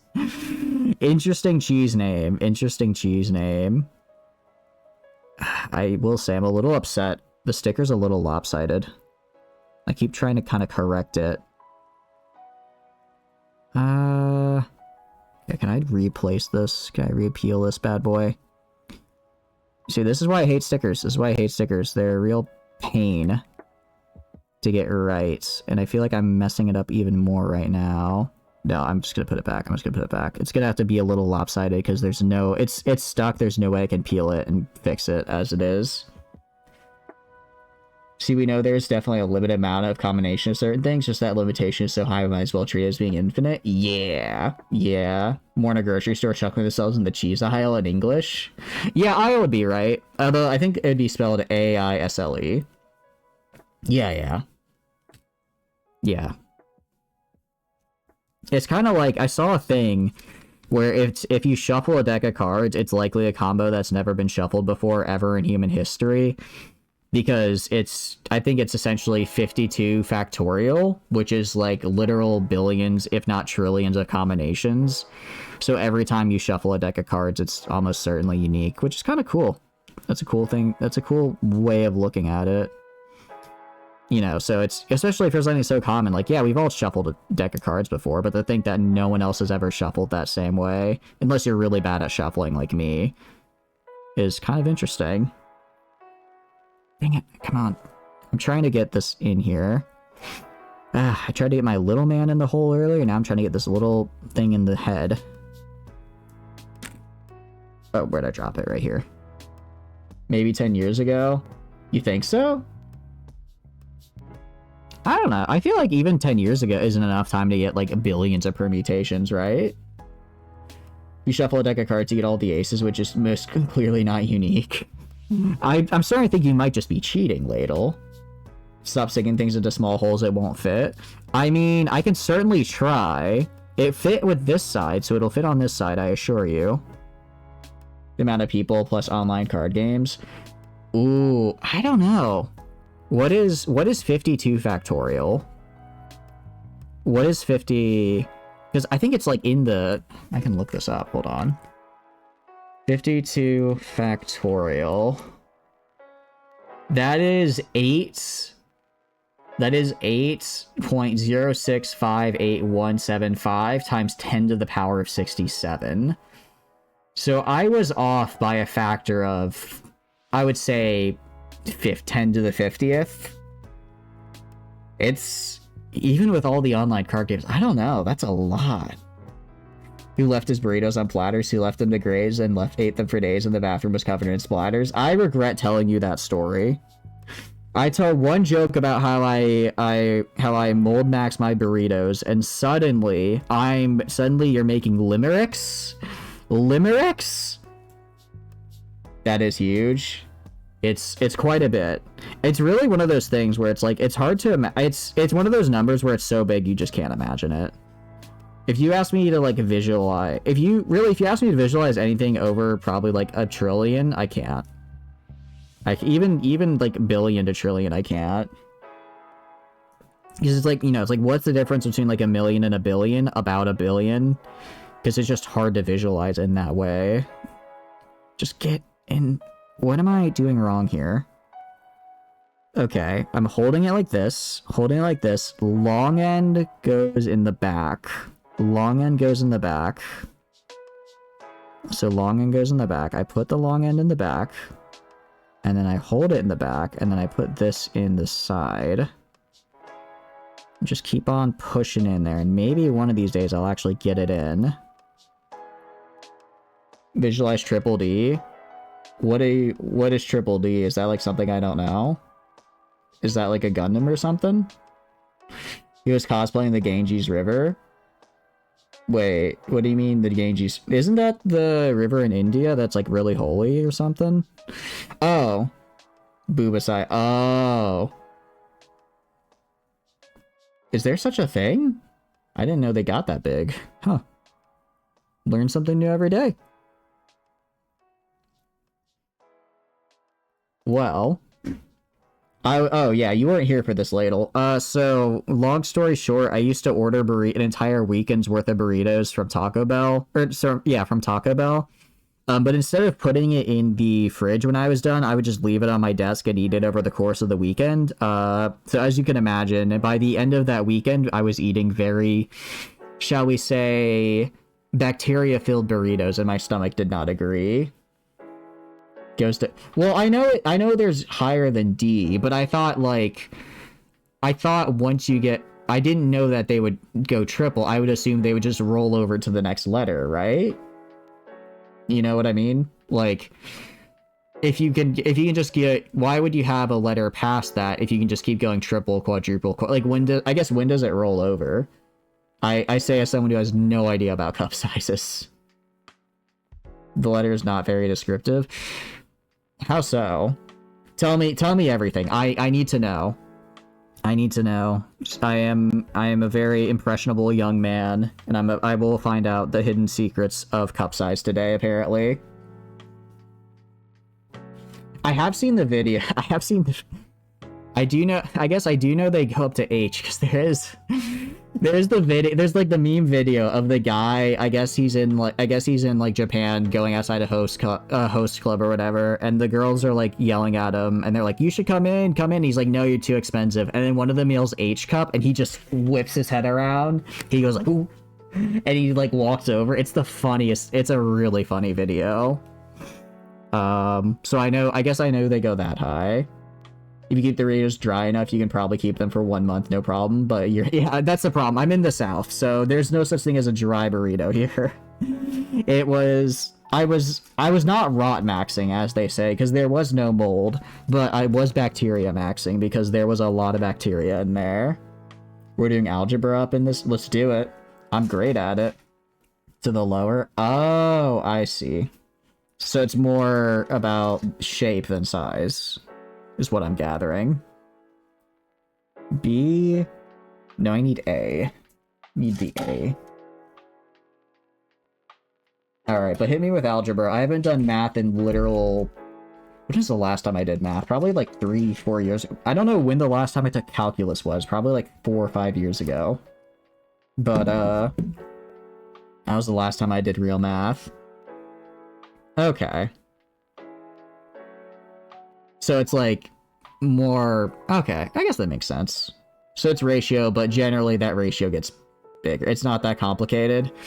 You say that. Remember, you're dealing with an idiot here. So you're gonna have to dumb it down for me. You're gonna have to dumb it down for me a little bit. This is good knowledge, though. This is good knowledge. Why does it jump from 21 to 37? That doesn't make sense. I'm just trying to find 27. Why does it jump from 21 to 37? I don't get it. 28, 27. Oh, that is tiny, tiny piece. I am not gonna like that. You have an education? I do have an education. I have 3 degrees, 2 of which I've told you, but I'm not telling you the third. Not telling you the third because that's my special little secret. I have a computer science degree. I have a degree in linguistics. I totally did not... Oh, found it. Thank goodness that I dropped the part again. I got the entire damn linguistics degree just so I could put the cunning linguist tag on Twitch, and I can't even do that because Twitch TOS prevents me. This is true. This is really our 1984. How can I let people know I have a linguistics degree if I can't call myself a cunning linguist? You know what I mean? Practically the only way, if you ask nice... I see, you know? I guess I haven't tried that method yet, though, Lab. I guess I'll keep it in mind. To yell at them from a white van. Of course, of course. Make sure you have, like, snacks, like candy and stuff, too, because everyone loves snacks. It puts them in a good mood. I have a degree in linguini. I will have you know, I do not have a degree in linguini. It's linguistics. It's how people talk in languages, and very cool. Also, not really great for a job. Everyone I know who got a degree in linguistics does 2 things now. They became a doctor, or they teach linguistics. Actually, that's not fair. That's not fair. Most people I knew that got linguistics degrees double majored, so they got, like... There's actually a lot of people who did it who would do classics and linguistics and then go into law school, which I found interesting. I guess it makes sense to have, like, a good understanding of language if you're going into, like, law, which can be very pedantic and semantic with how language works and comes together. I guess that makes sense. Most of them are unemployed. Yeah, I'm one of them. Well, actually, that's not true. That's not true. I have contract work, but I guess I've only been doing contracts. I don't have, like, a full-time job. Still, it's better than nothing, and I get paid. Yes, people you know, those who you know, you will think you're a creep, but if you ask strangers in public places, people tend... Yeah, exactly. Just ask people in public. Just ask people in public, and then they'll gladly oblige, because everyone knows when you're in public, Everyone just, you know, everyone is super kind to strangers all the time in public. It's why New York is known as the city of brotherly love, because they are nothing if not kind to strangers in New York. Is its own language with its own dictionary. Yeah, for real, it is. I could never be a lawyer. Not because I know I make jokes about being dumb. I think I'm smart enough to be a lawyer. I don't think I hate myself enough to be a lawyer. With how, like, pedantic and, I guess, complicated everything is. Also, it's a ton of work. My grandfather is a lawyer. I'm failing OPSEC again. Also, my thing, this is stuck in this. But my grandfather is a lawyer, and, like, he is in his 80s, and he is still working. Granted, he could probably retire. I think he just likes to work, but that's still kind of insane to me that, like, as an 80 something year old, he's like, you know what? I should be working right now. The firm needs me. Like, sir, please just enjoy your retirement. Yeah, find out that laws don't mean what you think. Really? Interesting. You should know your probability is not. That's true. That is true. It's not impossible, just highly improbable. And I like those odds. You have someone DM you, please. There's no... Has people actually done that to you, Ladle? That is... I'm sorry. People are the worst on the internet. We just roll over and die if they stop working. Yeah, I will say, he is now mostly retired, and he only, like, goes in every couple of months just to kind of, you know, make sure everything's running smoothly. So I'm like, oh, you know, he's taking a break, and he's fine. No, now he just works, now he just does, like, house improvement stuff around the house, and I'm like... You know, I am glad though, because it does keep him active, and I think it keeps him active and healthy. But sometimes I wish he'd take it a little easier, because I worry. He's not as spry as he used to be. I was wondering where the piece was, because it was right here. I'm like, where is this part? Alright. We've got this, which goes right here? How does this get put together? It's not uncommon to ask anyone that's happened. Yeah. One of my friends, she also has had to deal with creeps on the internet, so it is unfortunately common, which is kind of the worst. It sucks you have to go through that. It does suck you have to go through that. Luckily, I'm gonna be... Well, not luck. I can't say luckily I have no internet presence, because, you know, I'm right here. But aside from this, I really don't have an internet presence. I stopped using Instagram forever ago. I only ever had a Facebook for basically finding roommates at college. I had a Snapchat at one point. I don't even remember the login. And I kind of like it that way. I kind of like keeping, just, you know, staying. I feel like social media is kind of the worst. So I'm okay staying away. That is, you know, I will actually say, Lab, yeah, I guess as someone who's recently in college, that is, I guess, fair depending on where you are. Because some places are a bit wild sometimes.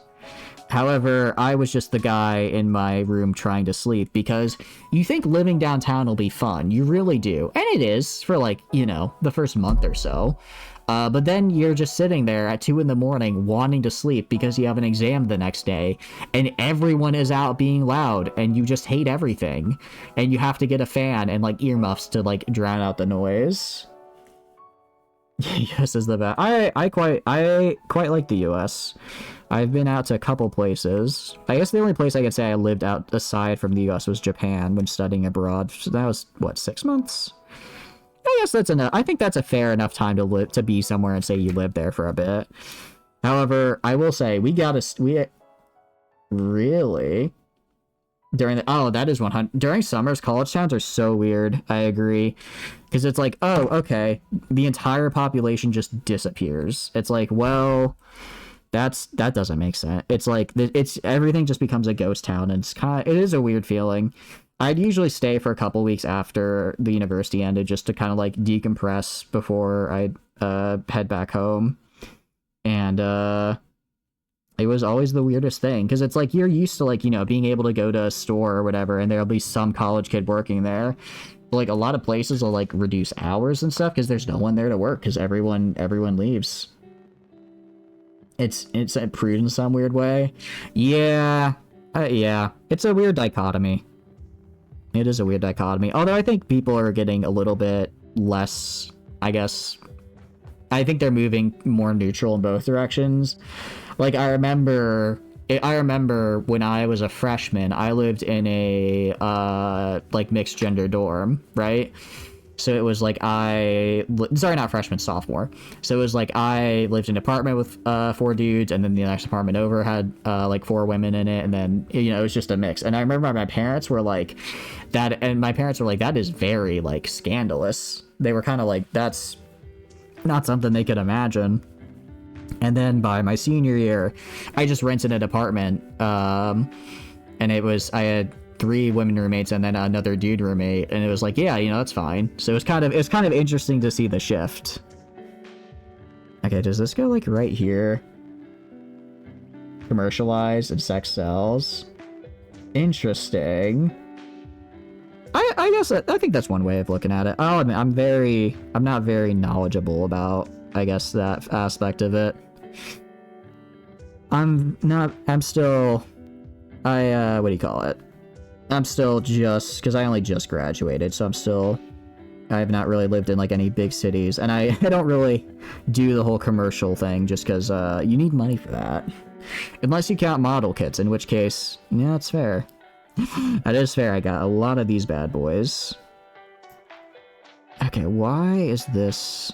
Okay, I think this is supposed to go like there, and I'm guessing it'll stay when I get stuff on the side. Yeah, share sauna, showers, and stuff that's starting to disappear. Really? Interesting.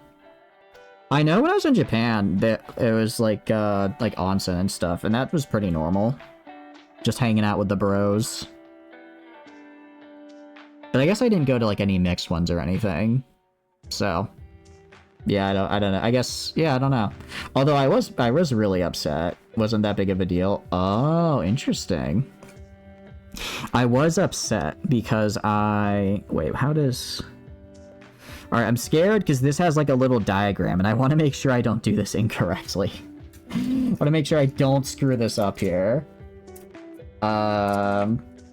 But no, I was gonna go to like an onsen town when I was wrapping up my study abroad, and I think I mentioned it before, but then I got I got trapped in Okinawa for 2 weeks because of a typhoon, which was, I mean, to be fair, being in Okinawa for two extra weeks was really fun, even if a lot of stuff was closed down because of the typhoon.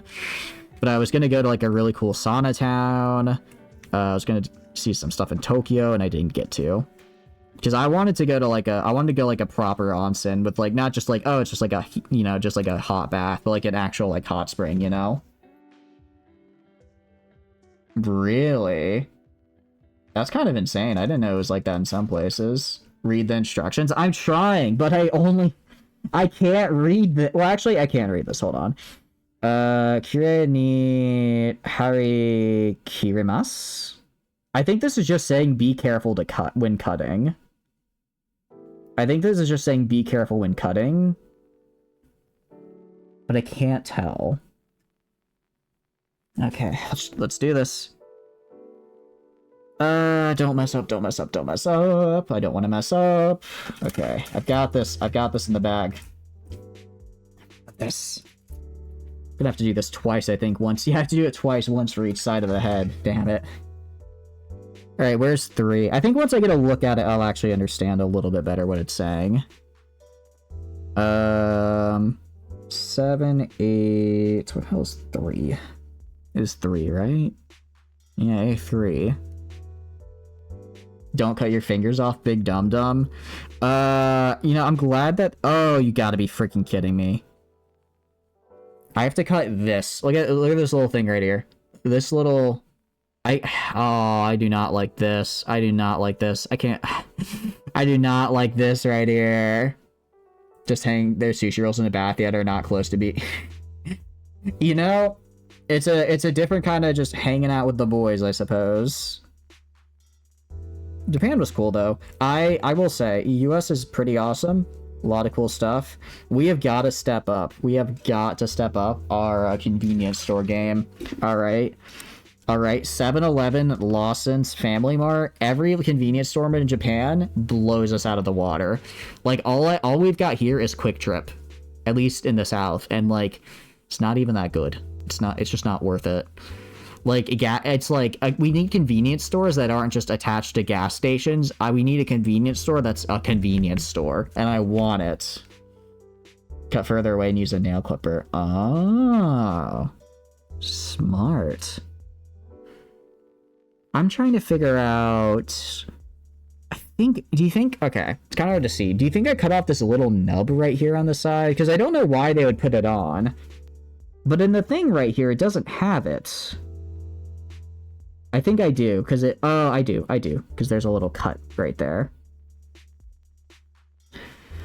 Oh, don't mess this up, don't mess this up, don't mess this up. Have fun crawling on the rug. I'm not gonna crawl on the rug. I already did that once this stream. Got come and go. Just cut it further. Yeah. There we go. I know, what is it? I think Florida has, like, Buc-ee's, which is supposed to be, like, pretty decent. Is it Florida or is that also Midwest? I know Florida has a place that's similar.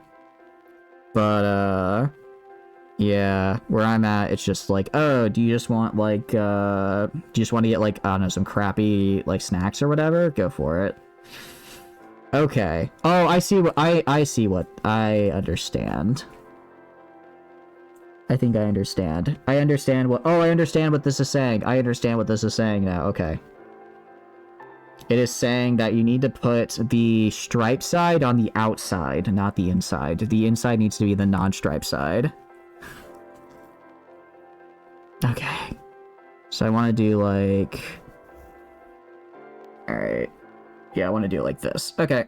Heck yeah! That is what I call a triumph right there. Alright, I'll show you in a sec. Alright. Look at that! Look at that! See, it's kind of hard to see because the focus doesn't work, but I understand what the instructions mean now. I did it correctly. As Buc-ee's, that place is a kingdom. They have a goddamn supermarket and a giant gas station. I will say, I think one of the cool this is like the most American thing I've ever said. One of the coolest places I've ever been when traveling was when I was going out west. I went to the largest Chevron gas station in the US. And it was cool as hell. They had like 150 pumps just in like the middle of the desert and just this massive, massive gas station warehouse that you could just buy stuff from. To customer ratio and fresh as to the order food. Yeah, it's like, it's good. And Japan just kind of has that like all over. And it's like, I want that. I want to be able to just go down the street 5 minutes and have that. I don't want to have to, you know what I mean? We as a country need to step up our convenience store game, and I don't think this is a controversial take. No. Why so many pumps? Because it's the largest in the US. How can they be the largest if they don't have the most pumps? Heaven in Texas. I want to go one day. I want to go. I think I need to I do like testing all the convenience stores. I would say at least from what I've been, Quick Trip is the best, but I'm sure there are better ones out there. Yoast you've seen is like 4. Really? Hell, I think the one by my grocery store has at least 6. That's crazy, man. This is the cultural divide right here in CS at Texas A&M. I applied to University of Texas. I did not get in. Even if I did, though, I could not have gone because I would not have been in state. I will say, in-state tuition is one of the weirdest things I think I've had to explain to, like, foreigners. But it does kind of suck where it's like, oh, you want to go to this school, but you don't live in this state? You better fork over tens of thousands of dollars. Buc-ee's is just Southerners. What is Southerners? I don't think I've seen that. Austin's a fairly cool city. I think it'd be a fun one to visit. Apparently they have a pretty good music scene there, which I would like to see. You live in a place where people commute with boats. That makes sense. That is true, Ladle. I guess if you were using boats, that makes sense. I've seen some, but it's like, that's just like on lakes and stuff around here with big marinas. They pay 40. Wait, seriously? 40K as a stipend? I mean, ICB, seriously? That's kind of insane. Like, most PhD programs I'd heard of would pay like 10K for the whole semester. An engineer makes more. Oh, don't worry. I would never want to be an engineer. I never want to be an engineer. I have seen what they have to do, and that is, I choose sanity and some semblance of a social life.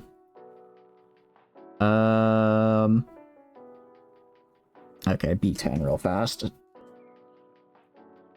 What's going? Welcome in a sample. Hope you're doing good. We are building some Gunpla right now, so we've been building this guy. We've been there he is. Hope you're doing good though. Welcome in. Between 30, really? I guess the school I was just real stingy about it.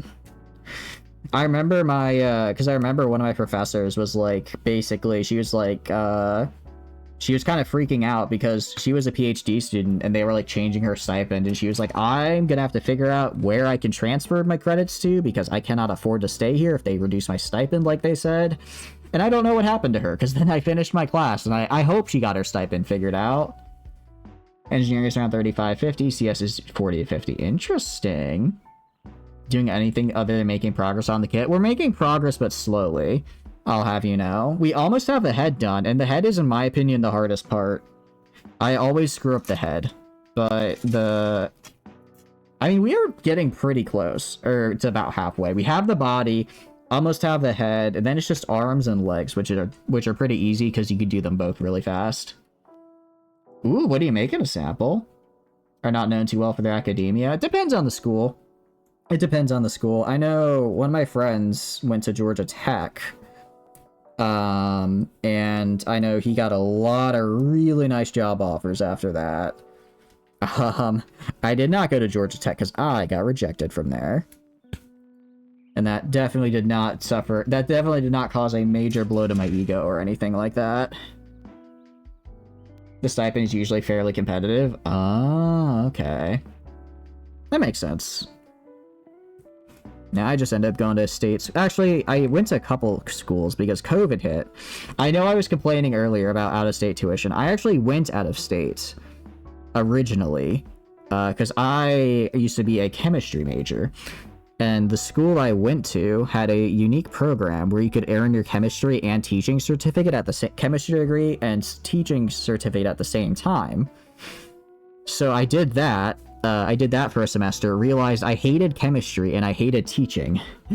So then I was like, man, I guess I have to switch school. I was like, I have to switch programs now. That kind of sucks. And then COVID hit and I was like, well, I guess if I'm switching programs, I might as well just switch schools entirely, and that way I also don't have to pay out-of-state tuition anymore. You name the ones that are good, but if you go east or west, yeah, that's true. There are some good ones. I feel compelled as a Southerner to defend my pride a little bit. We're not entirely a backwater. We've got some good schools, but yeah. I think elsewhere outside this definitely has a bit more prestige. Actually, it's kind of crazy because one of my parents' friends' kids, which I know is such a long chain of knowing people, but they actually are going to school right now for a video game degree at I think it might have been UC Boulder. It might have been UC Boulder. It's one of the Colorado schools. And that's really, I don't know, that's kind of crazy to me because even like 5 years ago, I don't even think they would have had like I don't even think they would have had like a, what do you call it? Like a video game degree. So I think it's really cool that that's kind of something they're throwing in as like an actual thing. It's not just like, oh, you do computer science and learn how to do games on your own time. It's no, there's a dedicated video degree now.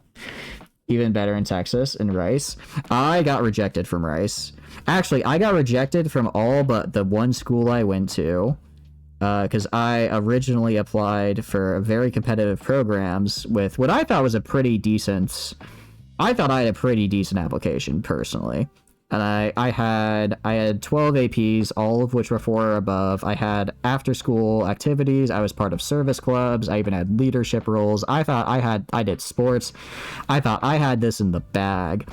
And then I realized I'm not as special as I thought, as I got rejection after rejection after rejection.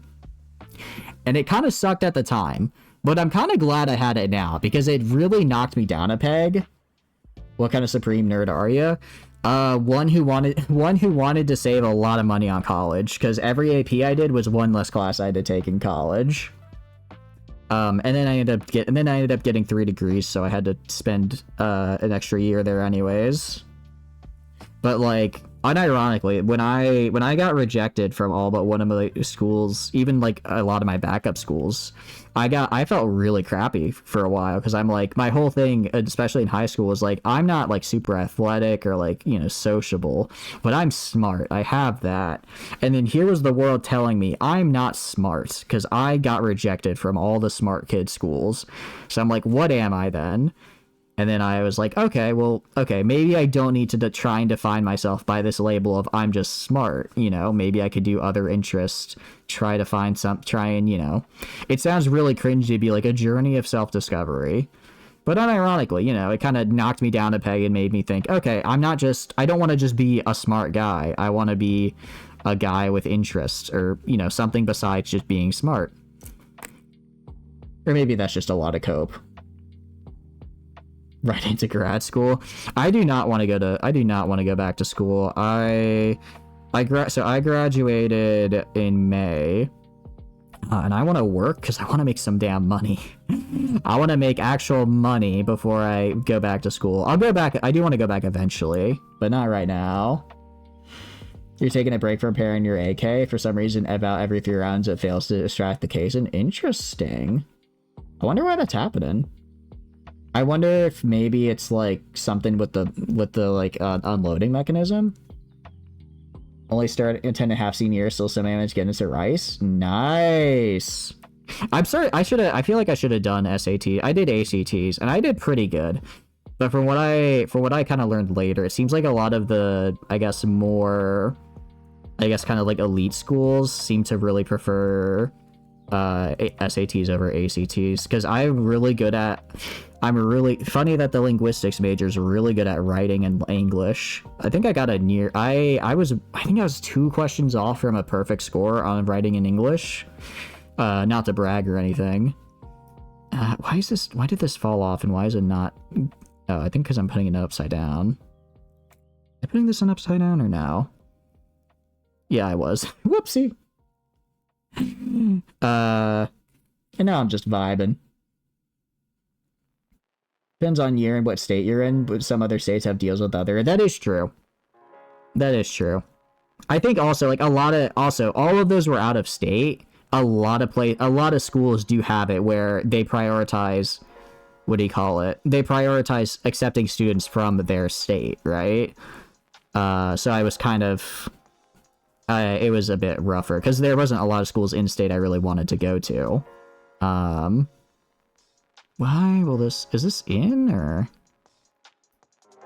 You confused on why it's happening? Not even Google knows what's wrong. I guess actually, I should probably take a step back. When you mean AK, do you mean like a 47, like the gun? You can just have that, a sample? That is crazy.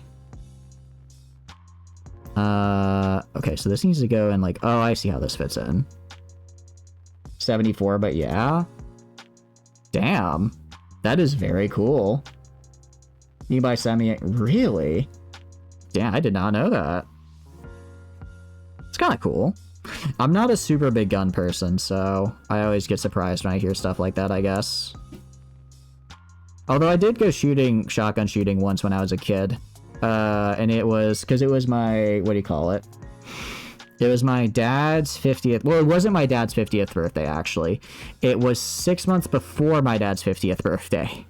But my mom wanted to throw him a surprise party. So she wanted to get him out of the house. So me and my neighbor went shooting with him. And we were just kind of supposed to, like, keep him out of the house, have a good time. And so we did, like, shotgun skeet shooting. Holy cow, did that thing pack a punch. My shoulder was sore for days. But you have to pay through the nose? Oh. Is legally... Damn! That is cool. For most STEM degrees, it doesn't really matter. Like, industry will matter much more than a person would. Yeah, exactly. Exactly. It is, like, I think it is really, once you get that first, bit of experience, that's all you need. Yeah, excuse me. But no, I went skeet shooting, and that really hurt. Hurt my shoulder. Granted, I think I was like 12 years old. Not even 12, I think. And I was using like this shotgun that was almost as tall as I was. It was a fun memory. I kind of want to do that again. I think it'd be neat. Alright, I think the head is done. Or not done, but I think I got this part done. How's it look? I guys think it looks... That's a cool looking dude. Again, focus is terrible on the camera. How do you ski? No, not ski. Skeets. Sorry. So what it is that they throw like a... it basically shoots out like a clay disc, essentially, and then you shoot it as it goes. Interesting. That's pretty cool. I will say, I've been looking to get an antique myself. Not an antique gun, but an antique car.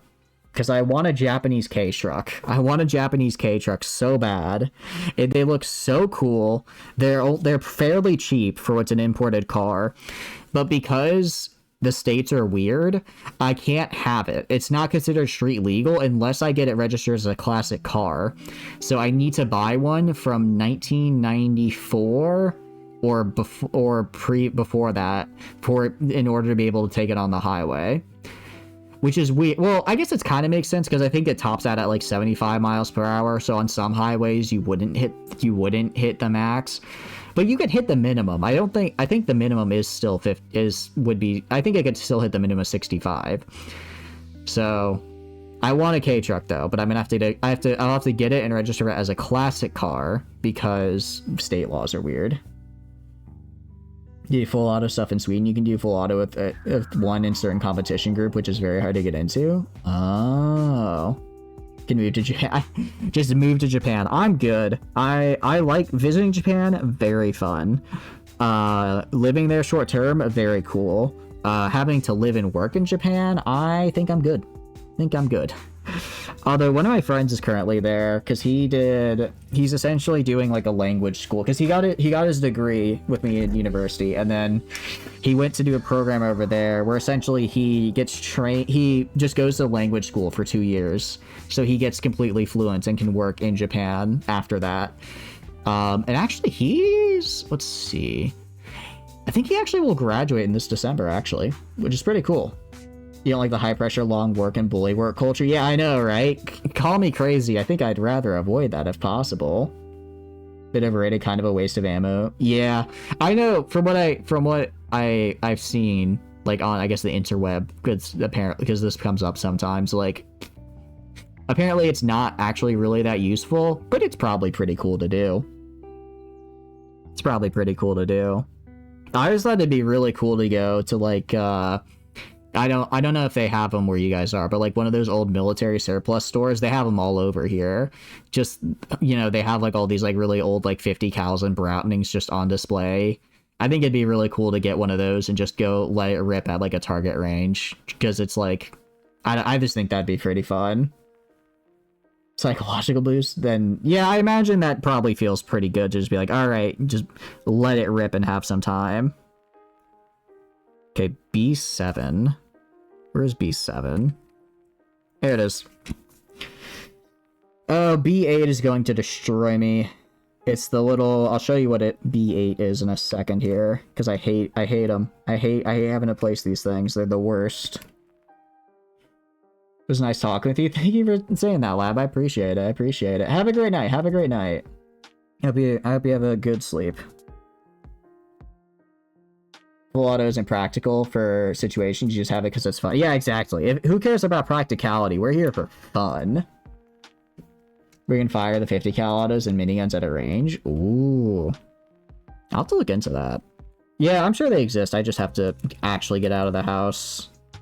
But that's what I want to start doing that more. Want to start doing more with that. Got your 20mm anti-tank rifle yet? Just get her a cannon.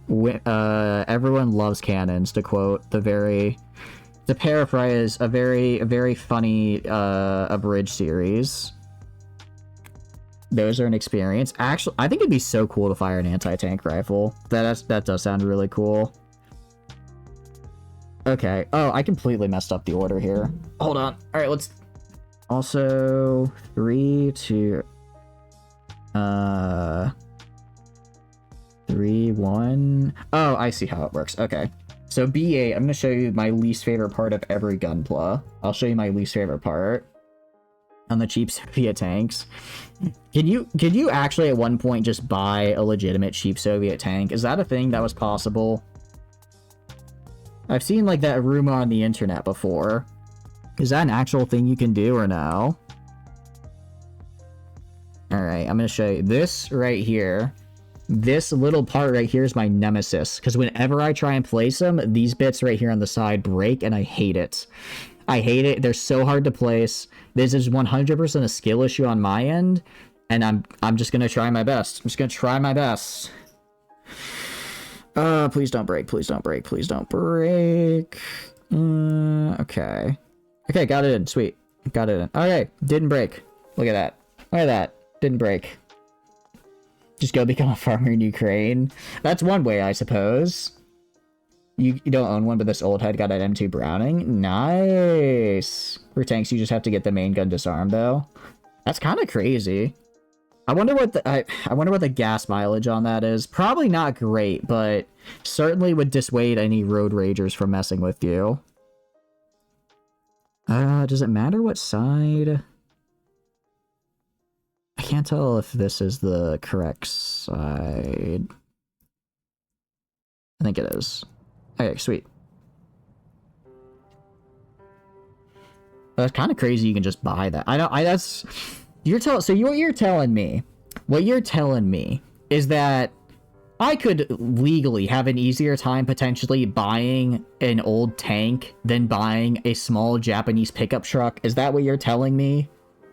Is that what you're telling me right now? Because I don't know how I feel about that. And after you friended, like, you should come see it and shoot it. Nice. FPS Russia going through drive-thrus in his tank. I remember that.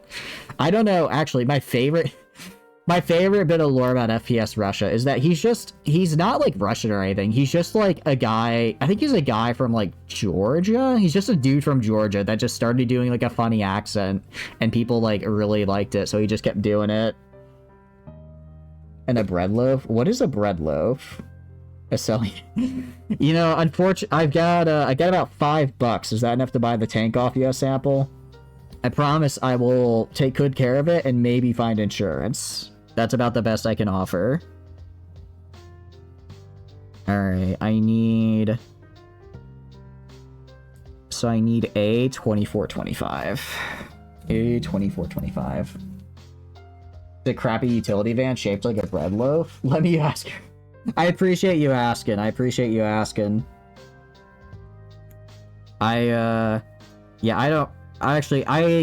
gonna have to take that back. I don't have the storage space for a tank right now, unfortunately.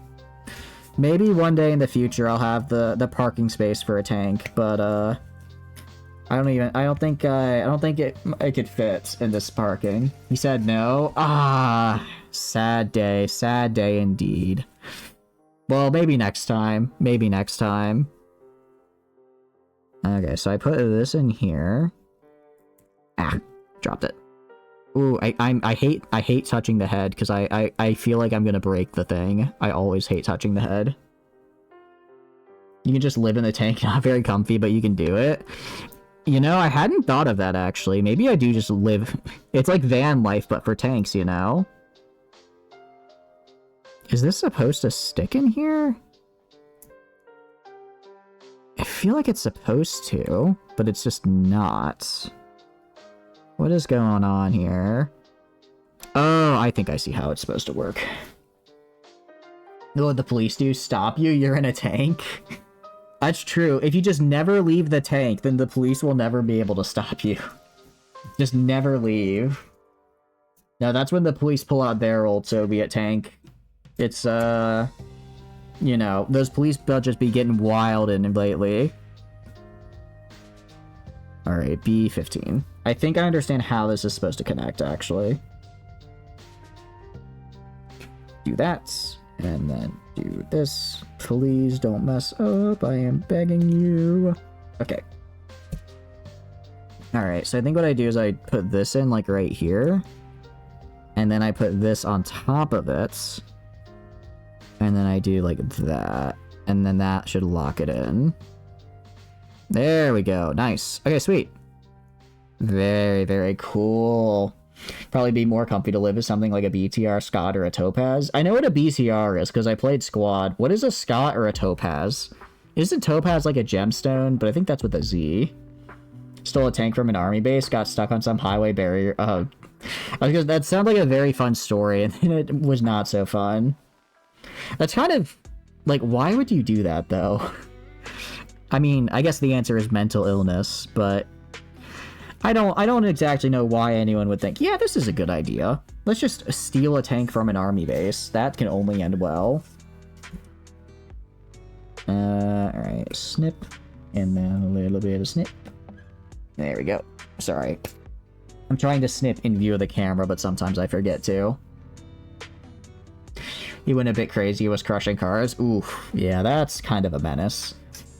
Stealing, I can allow stealing a tank, but crushing people's cars is where I draw the line. But yeah, that's... honestly, I think it'd be super fun to, like, rent a monster truck for a day. You know, like, in this rally, and just go around and crush, like, old rally cars. I think that'd be super fun. Is a tracked one and kind of like a Soviet NTLB, and Scott is like a Czech APC. Okay. That was in San Diego, 1995. I'm sorry for what I'm about to say. I really am, because you guys don't deserve this whiplash. I had not yet been born when that happened. I'm sorry to make you all feel old with that statement, but I had not yet been born when this event you're describing occurred. Converted for civilian use? I don't think so. I think it makes sense. It's one of those things where it's like, you don't ever, it's kind of one of those industries where you think about, where it's like, you never think about it, but if someone were to tell me, like, yeah, my whole job is I convert, you know, tanks for people to use just on the road, I'd be like, yeah, you probably get a good amount of customers for that. Because it's like, who doesn't want to have a cool military vehicle? Alright, check it out, we got the head done. Look at this bad boy. Look at him. Nice. Yeah, I've seen some cool military radio command truck conversion. Ooh. Oh, a sample. I'm not as young as you, a sample. I'm older than that. So I guess I'm not the youngest one here. I can't claim that title. That's crazy, actually. Love a good cargo truck or APC to convert to a live-in. I know. Actually, when my other set of grandparents did... they got like a, they just got a pickup truck and got like a trailer on it, and they've just been traveling. You're 19? Wait, you can own an AK at 19? What? I'm pretty sure it's illegal to own a handgun until you're 21, but you can own an AK at 19? Huh. Interesting. I don't understand how that works. That's true. That's true. I guess that you do raise a good point. I don't know. It just feels... it feels weird to imagine someone younger than me just handling and working on guns. I don't know why. I believe that is true. I think it has to do with like concealed carry stuff, so that is a good point. That is, I believe, the reasoning behind it, more or less. Yeah, it's kind of weird. But I'm not the one who figures out all that stuff. Actually, you know what's crazy? You want to know what I think is crazy? Is that I have graduated college. I work. I pay rent and all that fun stuff. I cannot rent a car. I cannot rent a car. Well, I mean, I technically can, but I probably wouldn't find anyone who would.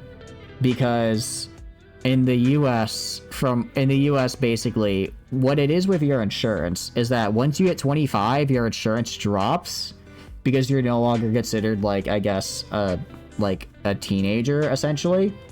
So for a lot of rental car places, at least from what I can tell, they don't like renting to under 25-year-olds because, and especially, like, my insurance is, I'm looking forward to that drop because it's like you're considered, like, a much higher risk, I guess, of a driver, which is crazy to me. I am a functioning member of society, but I can't rent a car for cheap. I mean, I wouldn't, well, I guess I wouldn't in the first place, but it sounds weird to me. Either that or the one rental place I went to was just really fucking with me. Functioning. I'll have you know. You want to know how functional of a member of society I am? You want to know how functional I am? I am so entertaining and provide value that 7 other people show up and vibe in front of my computer screen. That's how functional I am. I'm just saying, that's something. That has to count for something. I can build about 2/5 of a Gundam in about 5.5 hours, you know? I think that's functioning. I didn't say well functioning, I just said functioning, first of all. Want to put that there. It says a lot about you, then. It says that you are all super fun and cool. Like Airbnb, you can rent that way. I guess I could, yeah. I mean, I don't really need a car, so I haven't really looked into it. I just remember, when I was traveling, it was just kind of a pain. But actually, Airbnb, I do not like Airbnb. I do not like it, because at this point, it's like, I'll just get a hotel. Also, it's time to start on the arms. Time to start on the arms. Time to start on the arms, because I don't know if I'm going to finish this tonight, but I'd like to at least get the arms done so I can kind of put it together for you guys. On your phone, so you know if that proves you're functional. I think it proves you at least, like, watching. Wait. Are you saying that I'm the crazy person on the phone? I am not crazy, first of all.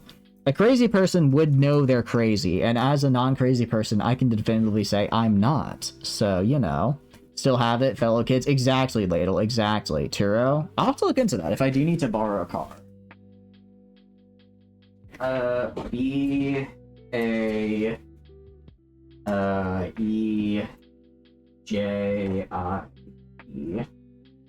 what do I need? I think I need G? You're not a grandma yet? Not just yet. It's okay. They didn't mean it. They didn't mean it, Ladle. They didn't mean it. Sample, you have to apologize. You cannot disrespect our elders in this way. Is this just all? Okay, this is G, C, and A, it looks like. Just let me get it. C and A. Actually, I have not yet touched C. Look at it, untouched, unblemished. Oh, don't do that. Do not do that unless Ladle is okay with it, because some people, it's okay, wouldn't be the only one. Oh no. If it is a problem, Ladle, please, it's okay to say that you don't want to be called that. It's totally fine if you're sensitive about your age. Just want to be alright with that. You want some of your grandma's spaghetti? I want some of my grandma's chicken soup, because it's very, very good. Alright, G3, 5, and 14. Let's do this. Now, I don't know what it is about chicken soup that's made by, like, other people that's so good. You know? Like, I've made my own chicken soup, and it's fine. But it just tastes so much better when someone else is doing all the work, right? Yeah. No worries. Yeah, no worries.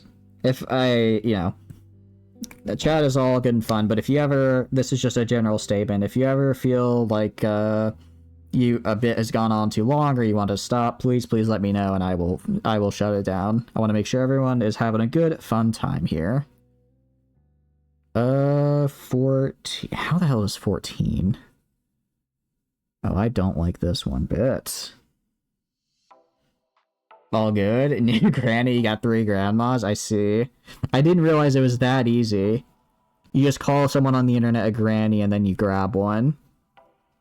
I gotta try that next time I want some chicken soup. Just go to the grocery store, find someone, call them grandma, and hope they make me some chicken soup. It's the life hack that they don't want you to know about. Who is they? I don't know, like the government or something. I don't know. Those who want me to make my own damn chicken soup. Where the hell is G3? Can I not count? Oh, it's literally right here. Where is this thing that I'm asking for? Just right in front of my face. 3. Let's cut it. You are the granny now. I see. Man, I remember that movie. That movie really kind of took everything by storm back in the day. Which is odd, because I remember I saw it and I kind of thought it was mid. I guess I'm entering my hater arc again. I guess like biopic, is that the right word? Movies that are based on true events I find to not be all that good usually. Unless it's like, if it's not a documentary but just a movie and it's supposed to be based on true events, I find that not good. Okay, I want to do it like this, I think, because this is the wider base. Yeah, so I want to do this. Oh, this is not gonna end well for me. Yeah, fix the AK, time to stalk Gunbroker for anything new to buy? Oh no. What was the problem, out of curiosity? Were you able to figure it out? Okay. So that goes there. Wait. Does that go in there? Where does this go? Hold on. I think I did this wrong. No, I definitely did this wrong. Hold on. Let me fix this. Some Sharps rifle. Yesterday I took everything in your power not to buy it. What is a Sharps rifle? Is that like a specific type of gun? I will say, I've always thought it'd be funny to own a G11. Because once I found out about that mess of a gun, I thought it'd be cute. I thought it'd be kind of fun to use. Where the hell am I supposed to... Wait, where am I supposed to put this thing? I'm very... Oh, right here. This hole. That's wrong hole, guys. Wrong hole. Short explanation or fun long explanation? Hit me with the fun long one. I probably won't understand it, but I'll try. Go in here. Is this going in there? I think it is. It's insane to see how cheap firearms are in the US. Really? Interesting. More than it does to buy a new... Really? I guess it's like... What do you call it? Supply and demand, right? Like, pretty high supply and, like, a decent demand, so it's not insanely expensive. That's... At least that's what I imagine it is. Compared to somewhere like Sweden, where it's, like, a much smaller supply and, like, a lot more regulation, so there's probably a fairly high demand and not all that much supply, so people charge more. Okay. I think I did this correct. It's kind of hard to tell, but I think I got it. Kind of looks weird on the inside there, but that's more or less how it is. I will say, actually, you guys want some more deep lore? You guys want some more deep Chatters lore right now? I can drop it on you, because it is a hand cam stream, so it would in fact be appropriate to do right now. It's up to you though. I'll leave it up to you if you want the deep lore. Okay. Let's do G11. Do the G11. Speaking of G11. Speak of G11. Where is it? I will find it. If I can see... Oh, there it is. Okay. Alright. I might just tell you the deep lore anyways, because I find it a fun story. I do find it a fun story. So, back in university, one of my roommates, my freshman year, was a very good Fortnite player. Actually, they were I believe a pro Fortnite player, by technical definition, because they did do tournaments and they won money and stuff. They won a really cool headset, they won a decent couple $100, and then they won a really nice mouse pad. That is this mouse pad, because they already had a mouse pad they liked, so they didn't want to, what do you call it? They didn't want to, you know, give it up. So they just asked, hey, do you want a mouse pad? And I said, sure, because why not? Why not take a free mouse pad? It's also way bigger than my old one. So I got a free Fortnite mouse pad, and it's quite good. It has lasted me a very long time. I don't really know how mouse pads go bad or anything, but I just thought it was neat. That is how Fortnite got me a new mouse pad. Unfortunately for me, my roommate, while very good at Fortnite, played it a lot, which is unfortunate because he would stay up very late playing Fortnite, and I would want sleep. What are the common rifle cartridges there? I have no idea. I have no idea, Ladle. Sounds like a sample might know, though. Damn it, that fell out again. Pretty sure this is supposed to go right there. Kind of like that? I think so. Okay, I think I see how this comes together. I think I see how this comes together here. Drop this in here. Then I go put this up here, put this right here. And then put that right there. And then put this right here, maybe? How does... Wait. How does... this and then that... Okay, I think I'm understanding. Sweden mainly hunts, basically half the population does. Oh. I guess it makes sense when you've got, like, all that natural land and, you know, stuff to hunt, that people would, in fact, do that. So, this looks like... Am I looking at it the right way? I think it's turned the wrong way. So I'm right here. Dang it. I'm terrible with perspectives. I don't know what it is about me trying to visualize stuff in a 3D space, but I'm not very good at it. That's why I could never be an architect. I don't think I could ever be an architect. And I'm struggling with it right now. Mostly I'm just trying to take this off without accidentally breaking a piece. Because again, unfortunate. Okay. Pop this bad boy off. There we go. Okay. I have it like this. I go like this. I go like this, and I go like this. Okay. Put that in right there. Nice. Next, I grab this thing, and I say, okay, I'm gonna attach you right here. Attach you right here. Ah, but then this part falls off. I don't know if this part right here, I don't know if this thing is actually used for anything or if it's just for looks. I don't know. Guess we'll find out here. Let's see. Excuse me. So your AK was overgassed. Overgassing can cause cycling issues with some AKs as it changes the injection trajectory, leading to the carrier rebounding quicker than normally, potentially striking the spent case as it ejects, knocking it back into the receiver. Happens because instead of the carrier being slowed by the spring and pausing before it returns the battery, the overgassed carrier can slam back, bounce off the rear trunction, and slap forward again quickly with excessive energy. So basically, it was just moving too fast, which caused the current cartridge to jam instead of ejecting. It sounds like. For my very, I think I understand.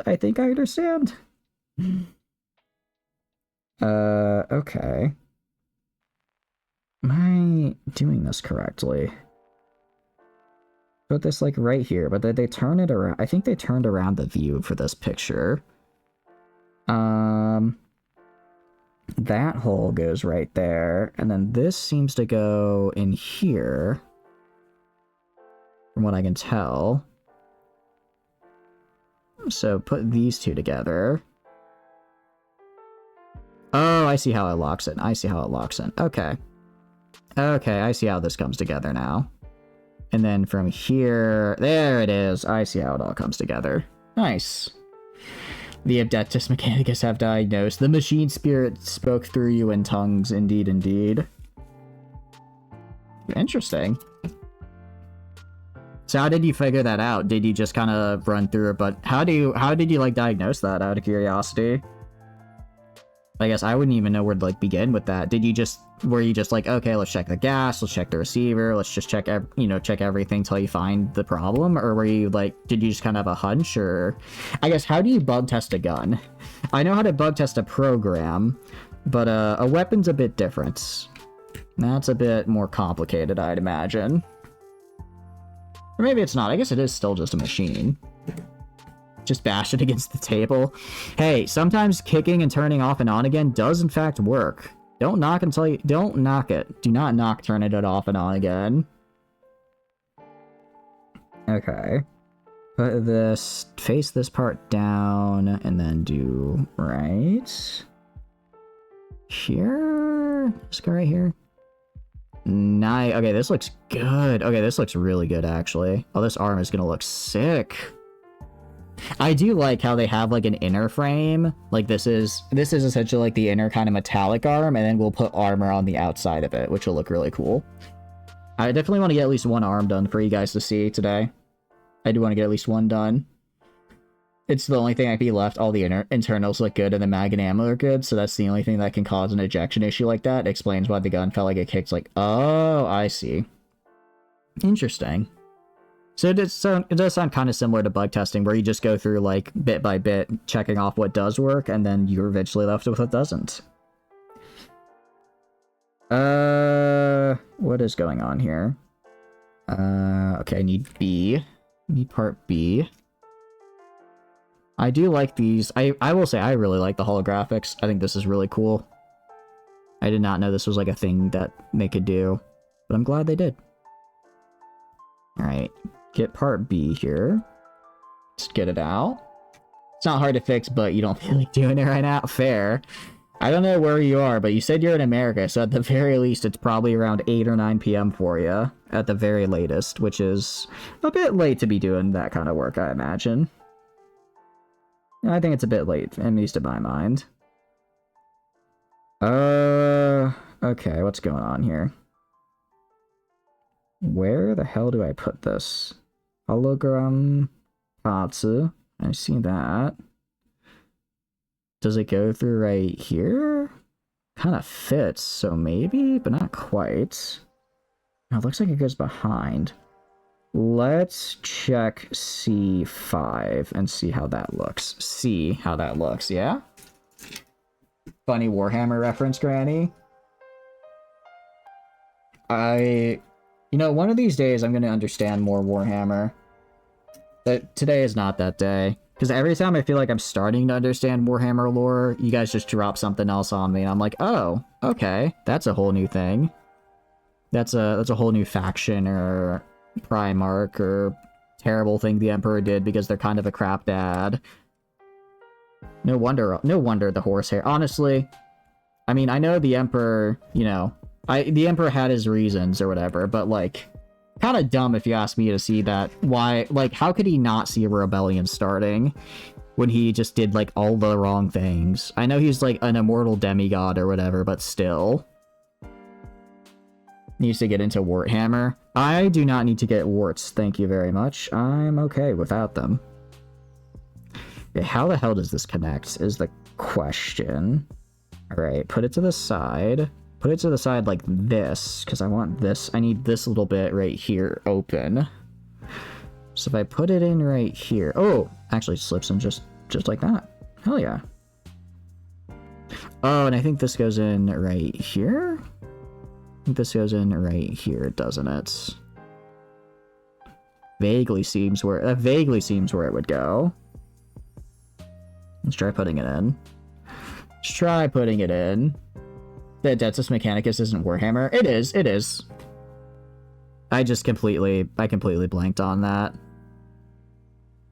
Adeptus Mechanicus is, and then there's just so much in it. There's so much Warhammer lore.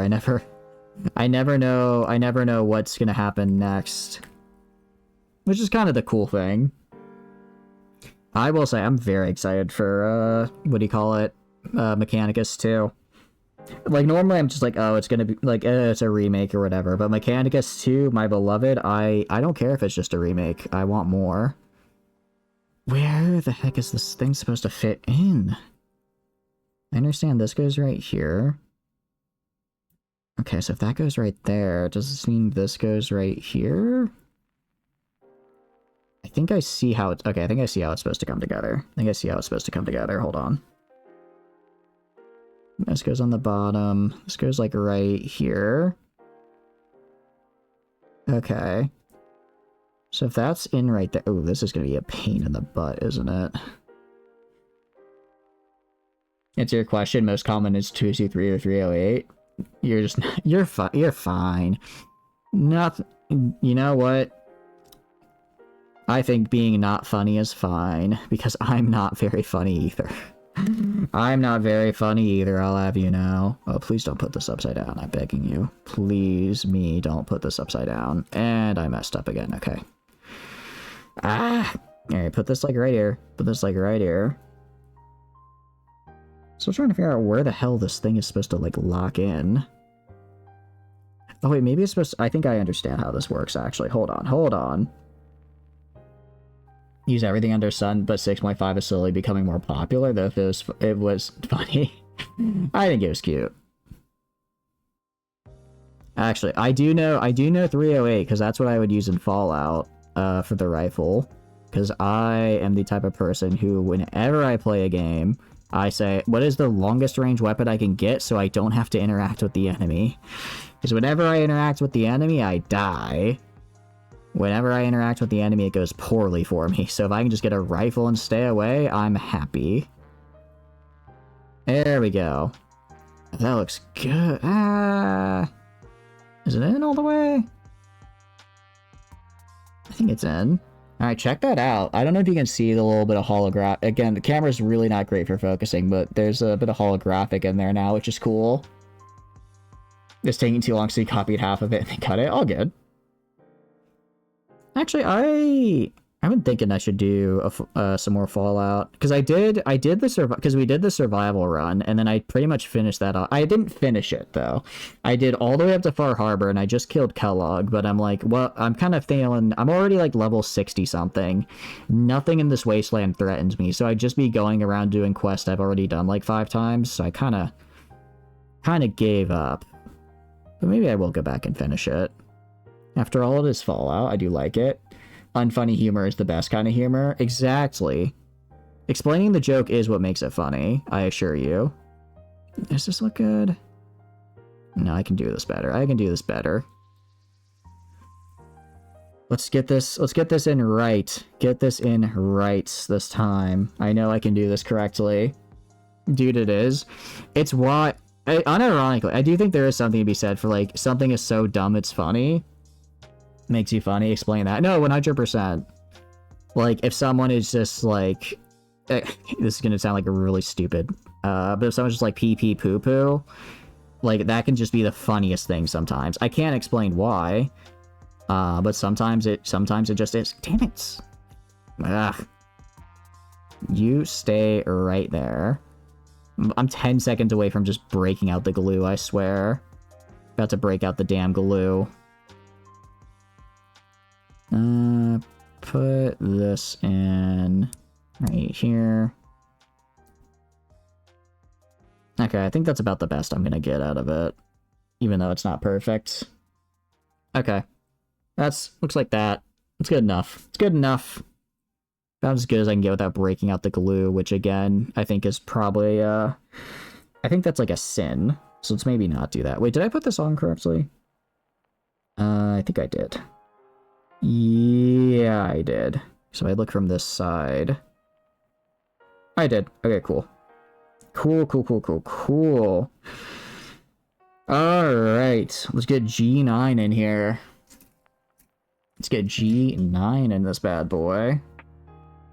Where's G9?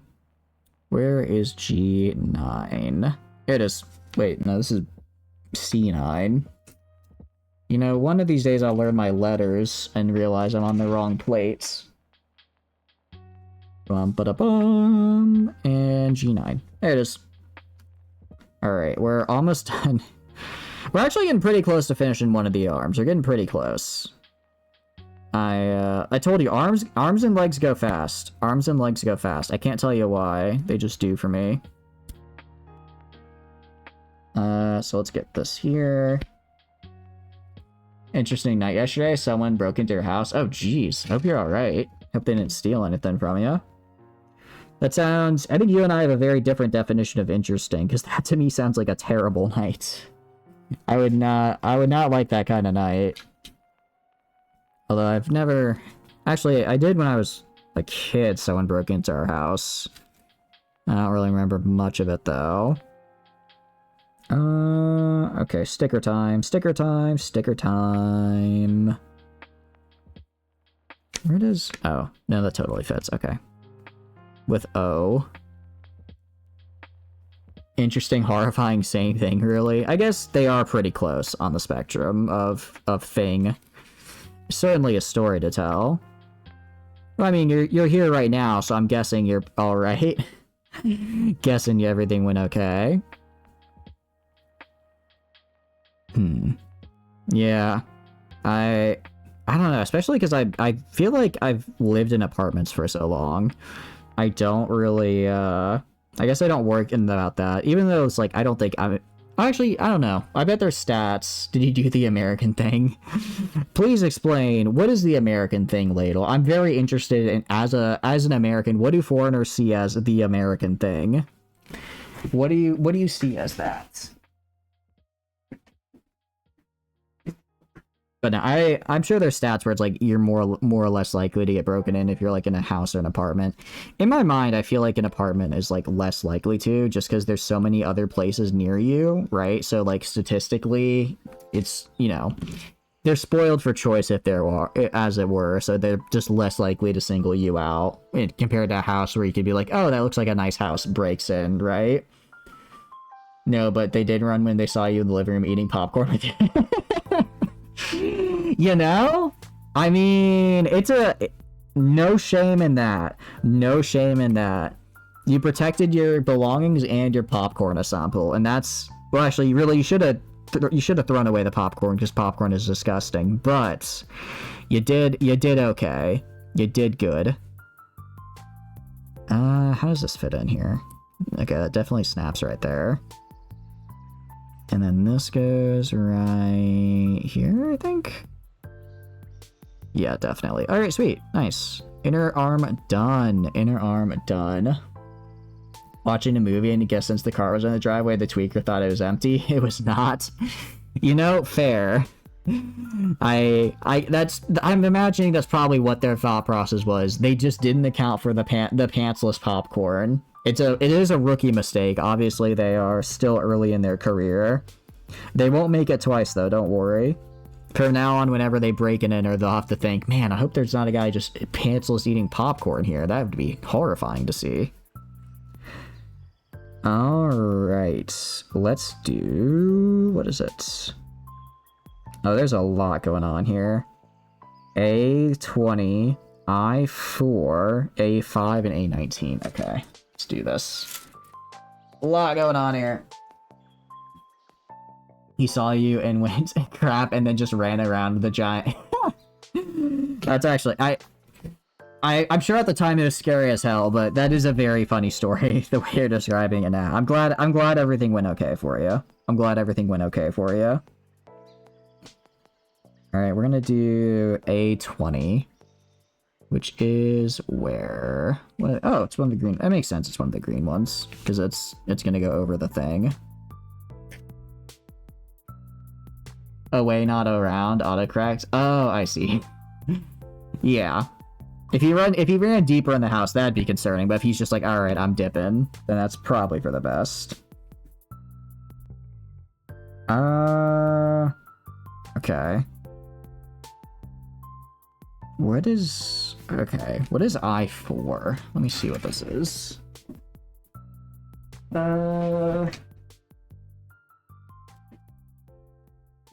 I wonder if this is... I'm supposed to put both, or if I'm supposed to choose. I cannot tell. I cannot tell.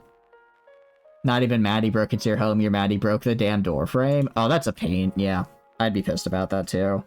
I think doors are cheap. Plus, now you gotta deal with not having a door frame. Yeah, that sounds annoying.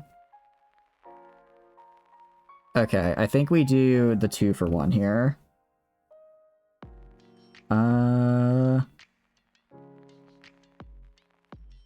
Okay, so we put an I4 right here. Put in I4. And then on top of that, we put in A20. Okay, no, so they do sit on top of each other. That's kind of... Oh, I guess it gives like a kind of holographic effect when there's two of them layering. That's cool. I like that. Okay, that's fine. And then we'll do A... Yeah, okay, so that's saying to put on the inside. And then A19. Got it. Don't break it. If you're gonna break into the house, don't fuck it up. Exactly. I agree. If you're gonna break into the house, at least, like, I don't know, pick the fucking lock or something. Don't fuck it up and break the door frame. You know, you're already fucking literal pants down watching a movie, ready to just fucking vibe, and now you gotta deal with a fucking broken door frame? Come on, come the fuck on. I don't know any other fucking swears, I'm sorry. Fuck, shit, damn, hell, fuck. I'm not good at swearing, okay? I did used to swear like a motherfucker. Ass, that's another fucking good one. That's another good one. Could have been sausage time. That is true. Could have been the fun time. Could have been the alone time. No, I used to swear a ton. And then, I don't really know why. Actually, I guess I kind of stopped because I started streaming. And I thought swearing while streaming sounded like, not inappropriate, but unprofessional. Which is really, really fucking dumb. Because what do you mean? Everyone swears when they stream. But I don't know why. I didn't want to swear on stream for whatever reason. And then it just kind of bled into me not swearing all that much in general. Alright, A5 now. We're getting real close. Oh, I think I was supposed to put A5 on first. Hopefully it doesn't matter. Hopefully it doesn't matter. You were thinking about it. You were thinking like, man, you know, kind of in the mood. Now's a great time. Tweaker breaks in. You know, good thing they didn't get you with more pants down. You already had your pants down, but if you had the underpants down, that might have been a bit more awkward. They broke in and saw you fully nude with popcorn, but... That would have been... I would just... At that point, I would just try to leave and have a nice day. That is a image you don't get out of your head, I imagine. That's something you gotta live with for a while. Alright, you know what time it is? Sanding time. Sanding time.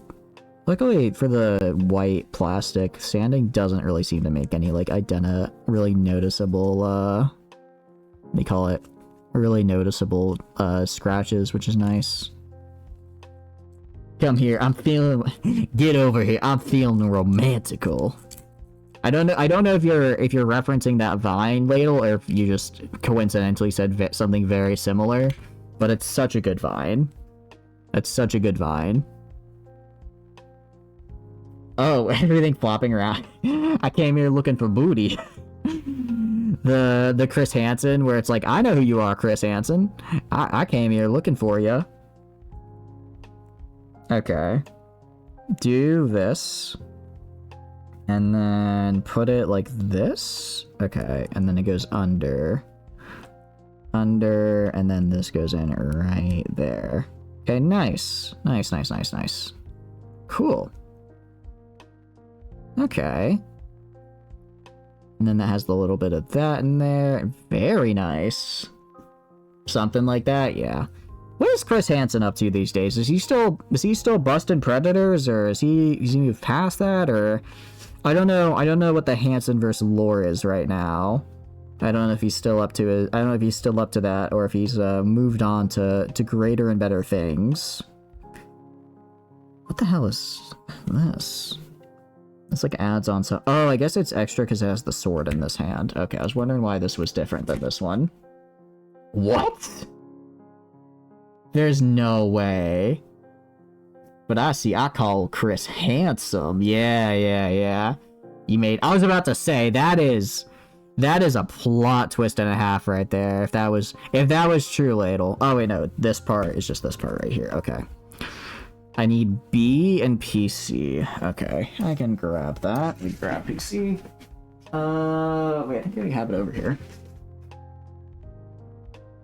Okay. About to be sued from the Shadow Realm for that one, Ladle. Coming in hot with some accusations there. In Minecraft. I can't believe... Oh, good thing you added the in Minecraft. That does in fact prevent any and all legal repercussions from happening. Okay. I need A, K, and L. A, K... Oh, I really like the way the holographic looks. It's kind of a pain to work with. It's kind of a pain to work with, I'll admit. So A, K, and L. Well, that's K. So let's grab K. I think it's identical at top and bottom, so it doesn't matter. Let's get B22. This bit seems like it's gonna be a little complicated. Alright. B22. You can see my desk is starting to get more cluttered over time. It's getting more and more cluttered. Wait, where's the head? Where'd the head go? Body, arm... Where's the head? Exactly? I'll find it later. It's fine. I'll find it later. They don't screw around. They just throw hand. Really? I didn't realize the predator catching game had gotten so dangerous. I guess it was a more civilized time back in the day. Well, this is C, first of all, not B. So already I messed up. Grab B. That is... I have not seen that, though. I didn't know they were just throwing hands now. Although, I guess it's kind of like... They gotta know, right? That's the crazy thing to be. Like, we've had over a decade of To Catch a Predator. How do people still fall for that, right? Like, I know because they're disgusting, trash human beings, but, like, come on. Are you that dumb? You don't... How can you not know about Chris Hansen being out there ready to catch ya? Hit him with a shopping cart? Damn. Just beating the crap out of him? Jeez. It's like... I understand the sentiment. I will say, I'm not a fan of vigilante justice. And as kind of crappy as it is, like... You can't just go around beating people up, you know? It's idiots there. That's why, yeah. Like, I understand the want for vigilante justice, especially against, you know, the literal worst people in society, but I think that's bad. In my, you know, gotta work, especially because, like, a lot of those investigations, don't they end up, like, not actually being able to prosecute them because they screw up, like, how the investigation should actually go, if I remember correctly? Like, they mess up the actual investigating part, so they don't actually get to put people away, which is kind of bad. I cannot tell the No, I can't tell the difference. Okay. This goes down here. Does this go, like, right in here? Damn it. Okay, how does this work? GC 12, 13, and B24. Okay, let's get all these out. A lot of pred catchers end up being predators. Is that really the case? I guess it's like they want to, like, establish credibility as, like, you know, being safe to be around so they can exploit it, which is, like, pretty nefarious and very bad. Kind of the worst. Okay. Put that there. TC 12 and 13. Those are somewhere in here. An incredible amount. Jeez. Well, as long as we still got Chris Hansen, it's okay. As long as we still got the hamster, I think we'll be alright. 12 and 13. Okay. Please don't mess this up. I have a feeling... I have a sinking suspicion this is going to be an absolute pain in the butt to make. This next little thing. Again, holographics look really good. They are quickly becoming a pain in the butt to end up being predator. I guess it sounds really bad, but, like, they're the ones who know all the tricks, don't they? Because, you know, they're the ones, like, catching people, I guess. But I guess that also means they're really good at, you know, just being a predator. Taking know your enemy a little too seriously. Okay. put this right here, like this. That like that. It's because they don't care about making anything right. They just want to kick someone's ass with no repercussions. Yeah, exactly. Like, a lot of them are like, oh, you know, we're doing good work. But they don't, you know, actually work with, like, law enforcement or anything. So they just kind of make it harder for, like, actual people to investigate because they, like, screw with evidence. So they're kind of just scumbags. Yeah, exactly. Be your enemy. Oh, maybe not in this case, you know? It's what, you know, if you want to be Sherlock Holmes, get in the mind of Moriarty. That's one thing. This is just taking advantage. This is just being a terrible person. But yeah. I don't know. Because I've seen, like, a couple of those videos, I guess. But, like I said, I'm not really a big fan of the whole vigilante justice thing. So not really my thing. Especially because, like, I don't know, especially not necessarily like specifically for this, but just a lot of videos on the internet where it's like someone getting beat up. A lot of the times it seems like it's just someone having like a mental health crisis that people decide to start beating up, and it's like that's I don't know. Feels a bit. The internet feels like a mean place. Who knew, right? Damn it, why won't this go in? How do I this diagram I'm sorry. I'm really sorry. I don't mean to be a negative Nancy. Mr. Bandai Namco. This diagram kind of sucks. This is like the worst. I'll even redeem a personal swear time. This diagram kind of fucking sucks right here. I don't know if I'm just dumb or confused or what. But I do not understand what is going on here. It just doesn't make sense. But there are a lot of them doing it to establish trust, to be like, oh, ignore what I do, I can deny it because I catch these guys, wouldn't be one of the guys I beat up. And yeah, exactly. It's like again, in concepts, you know, I'm not gonna feel bad about, I guess, about, you know, a predator being beat up, but like conceptually, I just think vigilante justice does not serve any good in the society, you know? I think it just incentivizes negative behaviors in people and then gives them an excuse for violence. Even, you know, like in this case, it's being used against obviously the worst of the worst, but, you know, what if it's just someone using it against a random person because they can, you know? Damn it. I just, Okay, get in there. Do it, just get in there. Come on. Almost. Don't bring pride. Yeah, exactly, right? It's like, it's one, if you wanna claim like you're helping people, that's fine, but you know, if you don't actually bring them to the police or anything, then you're not really helping people. Am I placing this in wrong? I'm trying to understand how this even comes together, and it's okay. Place it like this. And then put it like that. I don't get what the hell this... Alright, and then this goes like right here. Put this on top. Okay. I think I got this in. I think I got it in, but I don't really like the look of it. Does not feel like I have it in correctly. It's kind of popping at the seams. Like 5%. Yeah, that's true. That's true. It's like they're probably not going to do anything. But still, I guess just on principle, I don't like the idea of vigilante justice. I feel it can be applied to... It can just be applied to, like, too many cases, or, like, to people who don't actually deserve it. Oh, wait, how the heck? Okay, this is not making the seal I want it to make. I need to get this.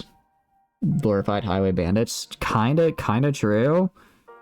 I mean, if your job just involves sitting around a highway waiting for people to speed 2 miles over the limit and then ticket them, that's kind of feels like a waste of resources, TBH. Am I putting the right end here? I am putting in the right end. How does this work? Alright, get this right there.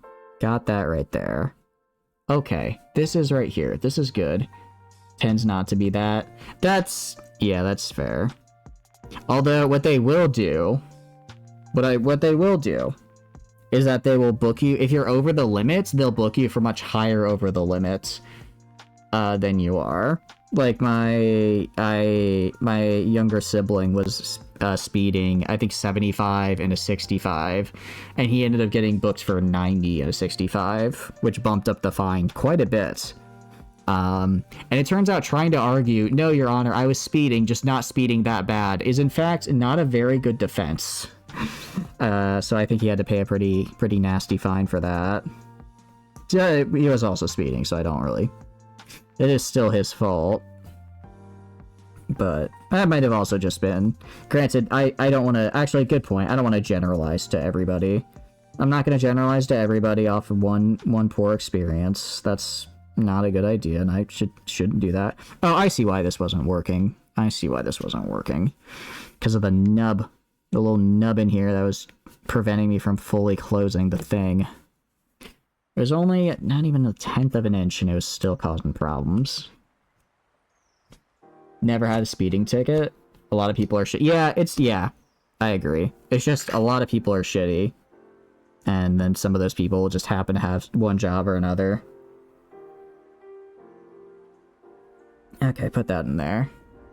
I know, I've gotten a parking ticket once, and it wasn't even well, it was technically my fault, but I don't think I should be blamed for it. I think my younger sibling should be blamed, because I was parking, I was trying to slowly park, and then he was rushing me and yelling, just stop, get out of the car, and then he got out of the car and started walking while I was still parking, and I can't lose sight of him because I'm supposed to be watching him, so I just stopped parking and then left, and then I got a parking ticket because I parallel parked like 7 inches off the curb, and I'm like, yeah, I kind of expected that, but he still blames me for that.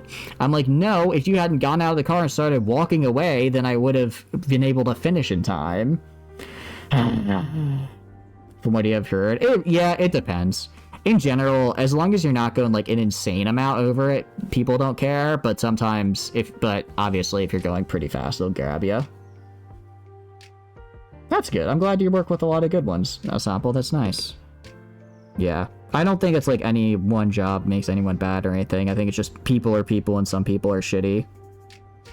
I think that's a pretty good way of putting it. B17. How the hell do I put this in? I'm still not entirely sure where this holographic goes. Actually, I'm not going to tell this story. I'm not going to tell this story because it's a little too reveal too much personal info, and I'm not going to dox myself. But I have had not nice, my family has had not nice experience before, where they're very much going out of their way to be a dick for no reason. So I'm a little wary sometimes, I'll admit. I know in my mind it's, you know, probably just 1 or 2 shitty people, but it's still hard not to be wary when people have been shitty to you in the past. It's a university degree here. Oh, that's true. Now, university degrees they're pretty cool. I like mine. But sometimes I'm like, man, I feel like an idiot. How the hell did I get a degree, you know? Especially, like, I've been doing a lot of, what do you call it? Because I've been, like I said, I've been doing contract work, but I'm still looking for, like, a permanent full-time job. So I've been doing, like, a lot of, like, coding practice and stuff. And I'll see these problems, and I'm like, oh, you know, I'm like, this seems like kind of a hard problem. I bet no one else knows how to do it, and just everyone else is solving it super easy, and I'm just like, what? Where did you guys learn to do this? When did this happen? When did this happen? And I feel that I gotta step up my game a bit, get better at the leet code. Although I feel pretty proud of the current work I've done. I basically had to design an app on my own for this guy, and it's turned out pretty well. I think it has, at least. He had some issues with it. But, that's what I'm here for, to take input and then fix it. And then I fixed the issues and it was all good. Well, I'm still fixing the issues, but I'm assuming it's going to be all good once they're fixed. Alright, how about... Ooh, I think I sanded this a little too much. Hopefully it still sticks. Crap, where did I place that part? Here it is. Please still stick. I was just trying to get the little nub off. Alright, nice. Fortunately, a lot of bad neighbors deal with crap cops, even when you're a kid, which is early. Yeah. Yeah, I'm sorry to hear that, a sample. I have no idea. I'm sorry. I have no idea what this diagram right here is telling me to do. I'm just putting the thing right here and calling it a day. I don't know what this is supposed to be, but it confuses the heck out of me. Okay. Time to break out the G's. Time to break out the G's. We are... Oh, it's a C. Oh, I think G is over here. Your host is a level 13. Nice, nice. I mean, just do the level 9 hell dive. Who cares about your level, right? Brave little guy, exactly. As in common, just not... Yeah, exactly. I see what you mean, a sample. Well, that's an F. It's an H. It's a G. It's an E, which means I already have G, and I'm just blind. To be fair, it is... Holy crap, it has been 6 hours? Alright, we're gonna finish this arm, and then I think I'm gonna call stream here. I'll probably finish this off stream. But, damn, this is... I'll admit, I definitely do this a lot slower when I've got stream here. I will say that much for sure. I figured this would probably take around 6 hours total, not 6 hours to get about halfway. Where the hell is plate G? It's plate G? This is plate G. There we go. You're one of the brave little guys. Hell yeah, sample. Nothing. You know what? It takes true bravery to drop into a level 9 hell dive as a level 13. You don't have any upgrades. You probably only have like a couple stratagems, and that's all you need. That and some guts. Only died 3 times? Nice. Is it bugs or is it automatons, out of curiosity? 22, 24, 17, and 19. Numbers. Gotta be obsessed with numbers. Okay, 22. Okay, 22. And then... 19. Where's 19? That's actually cool. I like this. So normally the fist is just like a singular entity, but it looks like since it's master raid, they actually have individual fingers, which is kind of cool. I like that. Ooh, that did not do a clean break. Let's do a cut right there. That didn't go good. Just takes bugs. Automatons takes too much attention. Yeah. Can't stop in tight mid fight. All good, all good. I think most people are just kind of vibing, which is A-okay.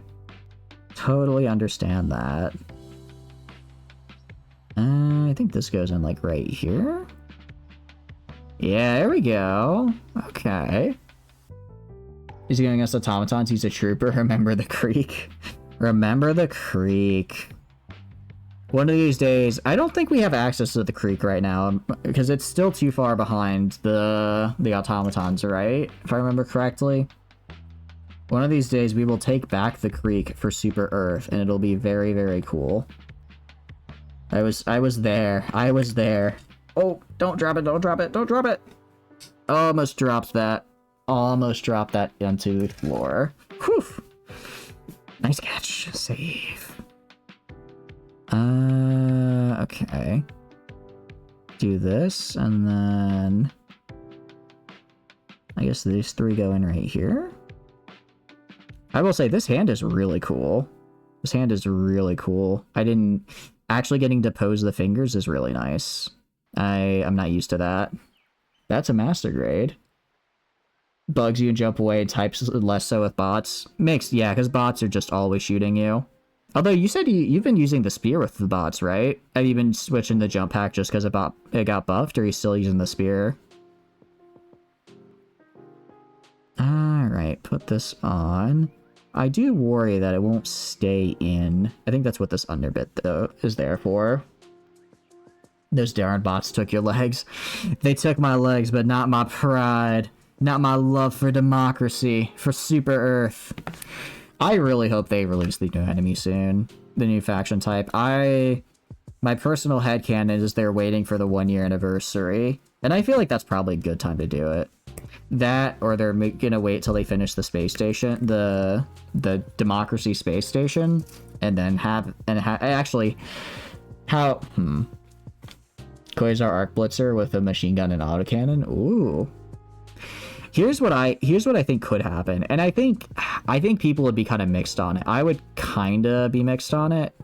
But essentially, we build the space station, right? The Democracy space station, and it's like a big, proud moment.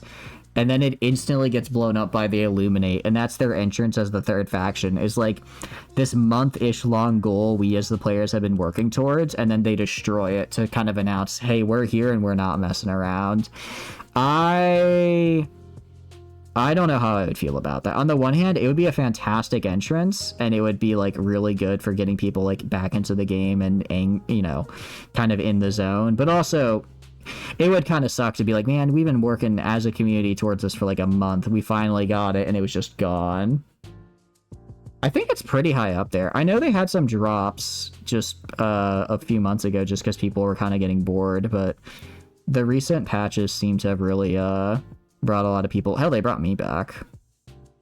I mean, I guess I was playing. I guess I was playing kind of during the off season, but I wasn't really playing heavily. It was just like getting on and messing around. But now I'm like actually like, oh, you know, I want to do hell dives and whatnot. But yeah, I think it's still up there. I think it's still up there pretty high. Okay, where does this go? I'm trying to figure out how to put this hand together, because right now it seems like the hand is just going to constantly, the fingers are constantly going to be popping out, and I really don't like it. I don't understand if I'm putting them in wrong or what. They are not staying in. They are just not staying in whatsoever. Peak was 25k. That is a ton. I know, obviously, you know, there's some major games out there where that's basically nothing, but 25k is so many people. That's an insane amount. And also, because, like, I don't think, because there's also, like, people playing on PlayStation don't count towards that, I think, right? Because I think, so they probably have a lot of people on there. I'm going insane. I'm just trying to get these damn thingies in. I'm just trying to get these fingers in, and they keep popping out. What am I doing wrong? All right, I know I said earlier, I think it was it was cool that I get like my own finger. I get like the whole hand with posable fingers. I take that back. I take that back. Give me just a flat hand, because this is such a pain to get them to stay. Oh, wait a second. I think I see what I was doing wrong here. No! The finger ricocheted and it's on the floor! No. Okay, hold on. I can find it. I can find it. I can find it. It's just a little gray finger in all of this floor. That's fine. That's not a problem. Oh, I'm actually gonna go insane. Okay.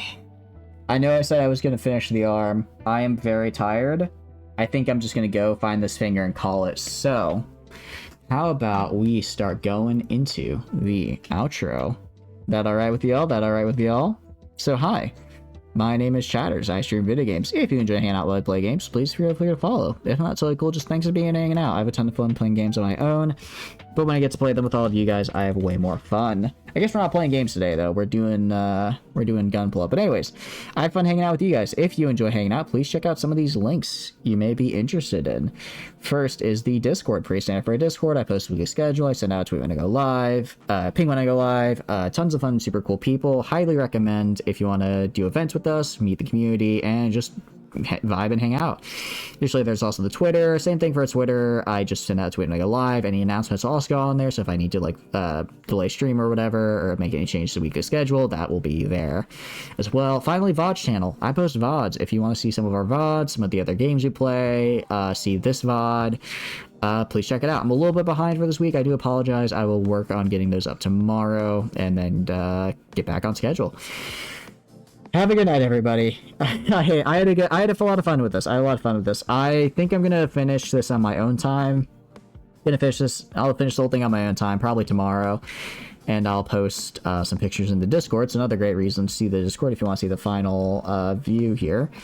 And yeah, I think next week we'll do the... Probably the Curious. It should be here by then. I don't know. I'll put kind of a poll in Discord, but how are you guys feeling about the Gunpla streams? Yay, nay? Because if yay, I'll do more. If not, I can just make Gunpla on my own time. I had fun with it. It was kind of nice to have like a little bit of a chill. This felt more like a just chatting stream with Gunpla in the background, and I'm fine with that. But yeah, I think it's chill. Yeah, it's kind of a nice change of pace. I'm fighting the urge to do more of these because I want to build the rest of the Gunpla, but also it's kind of... I'm still figuring out kind of how to do this and, you know, do, I guess, a stream that's not a game, and I feel be entertaining still. Gotta yap about... Yeah, exactly. Got to chill out. So yeah. I hope you guys are looking forward to some more of these, and I'll see you guys. I don't know about tomorrow. I don't know. Actually, no, I'm taking tomorrow off. I streamed every day this week. I can take tomorrow off. Well, maybe. We'll see. I don't know what it is. I guess ever since I recovered from being sick, I really just want to get more streaming, more doing stuff. We're approaching the very funny number of 666 for followers. I think it'd be cool to have something for that. Not have people give bad advice for games. I love receiving bad advice for games. It's fun that way. But yeah, I'll see you guys later. Bye. Again, for real this time. Have a good night, everybody.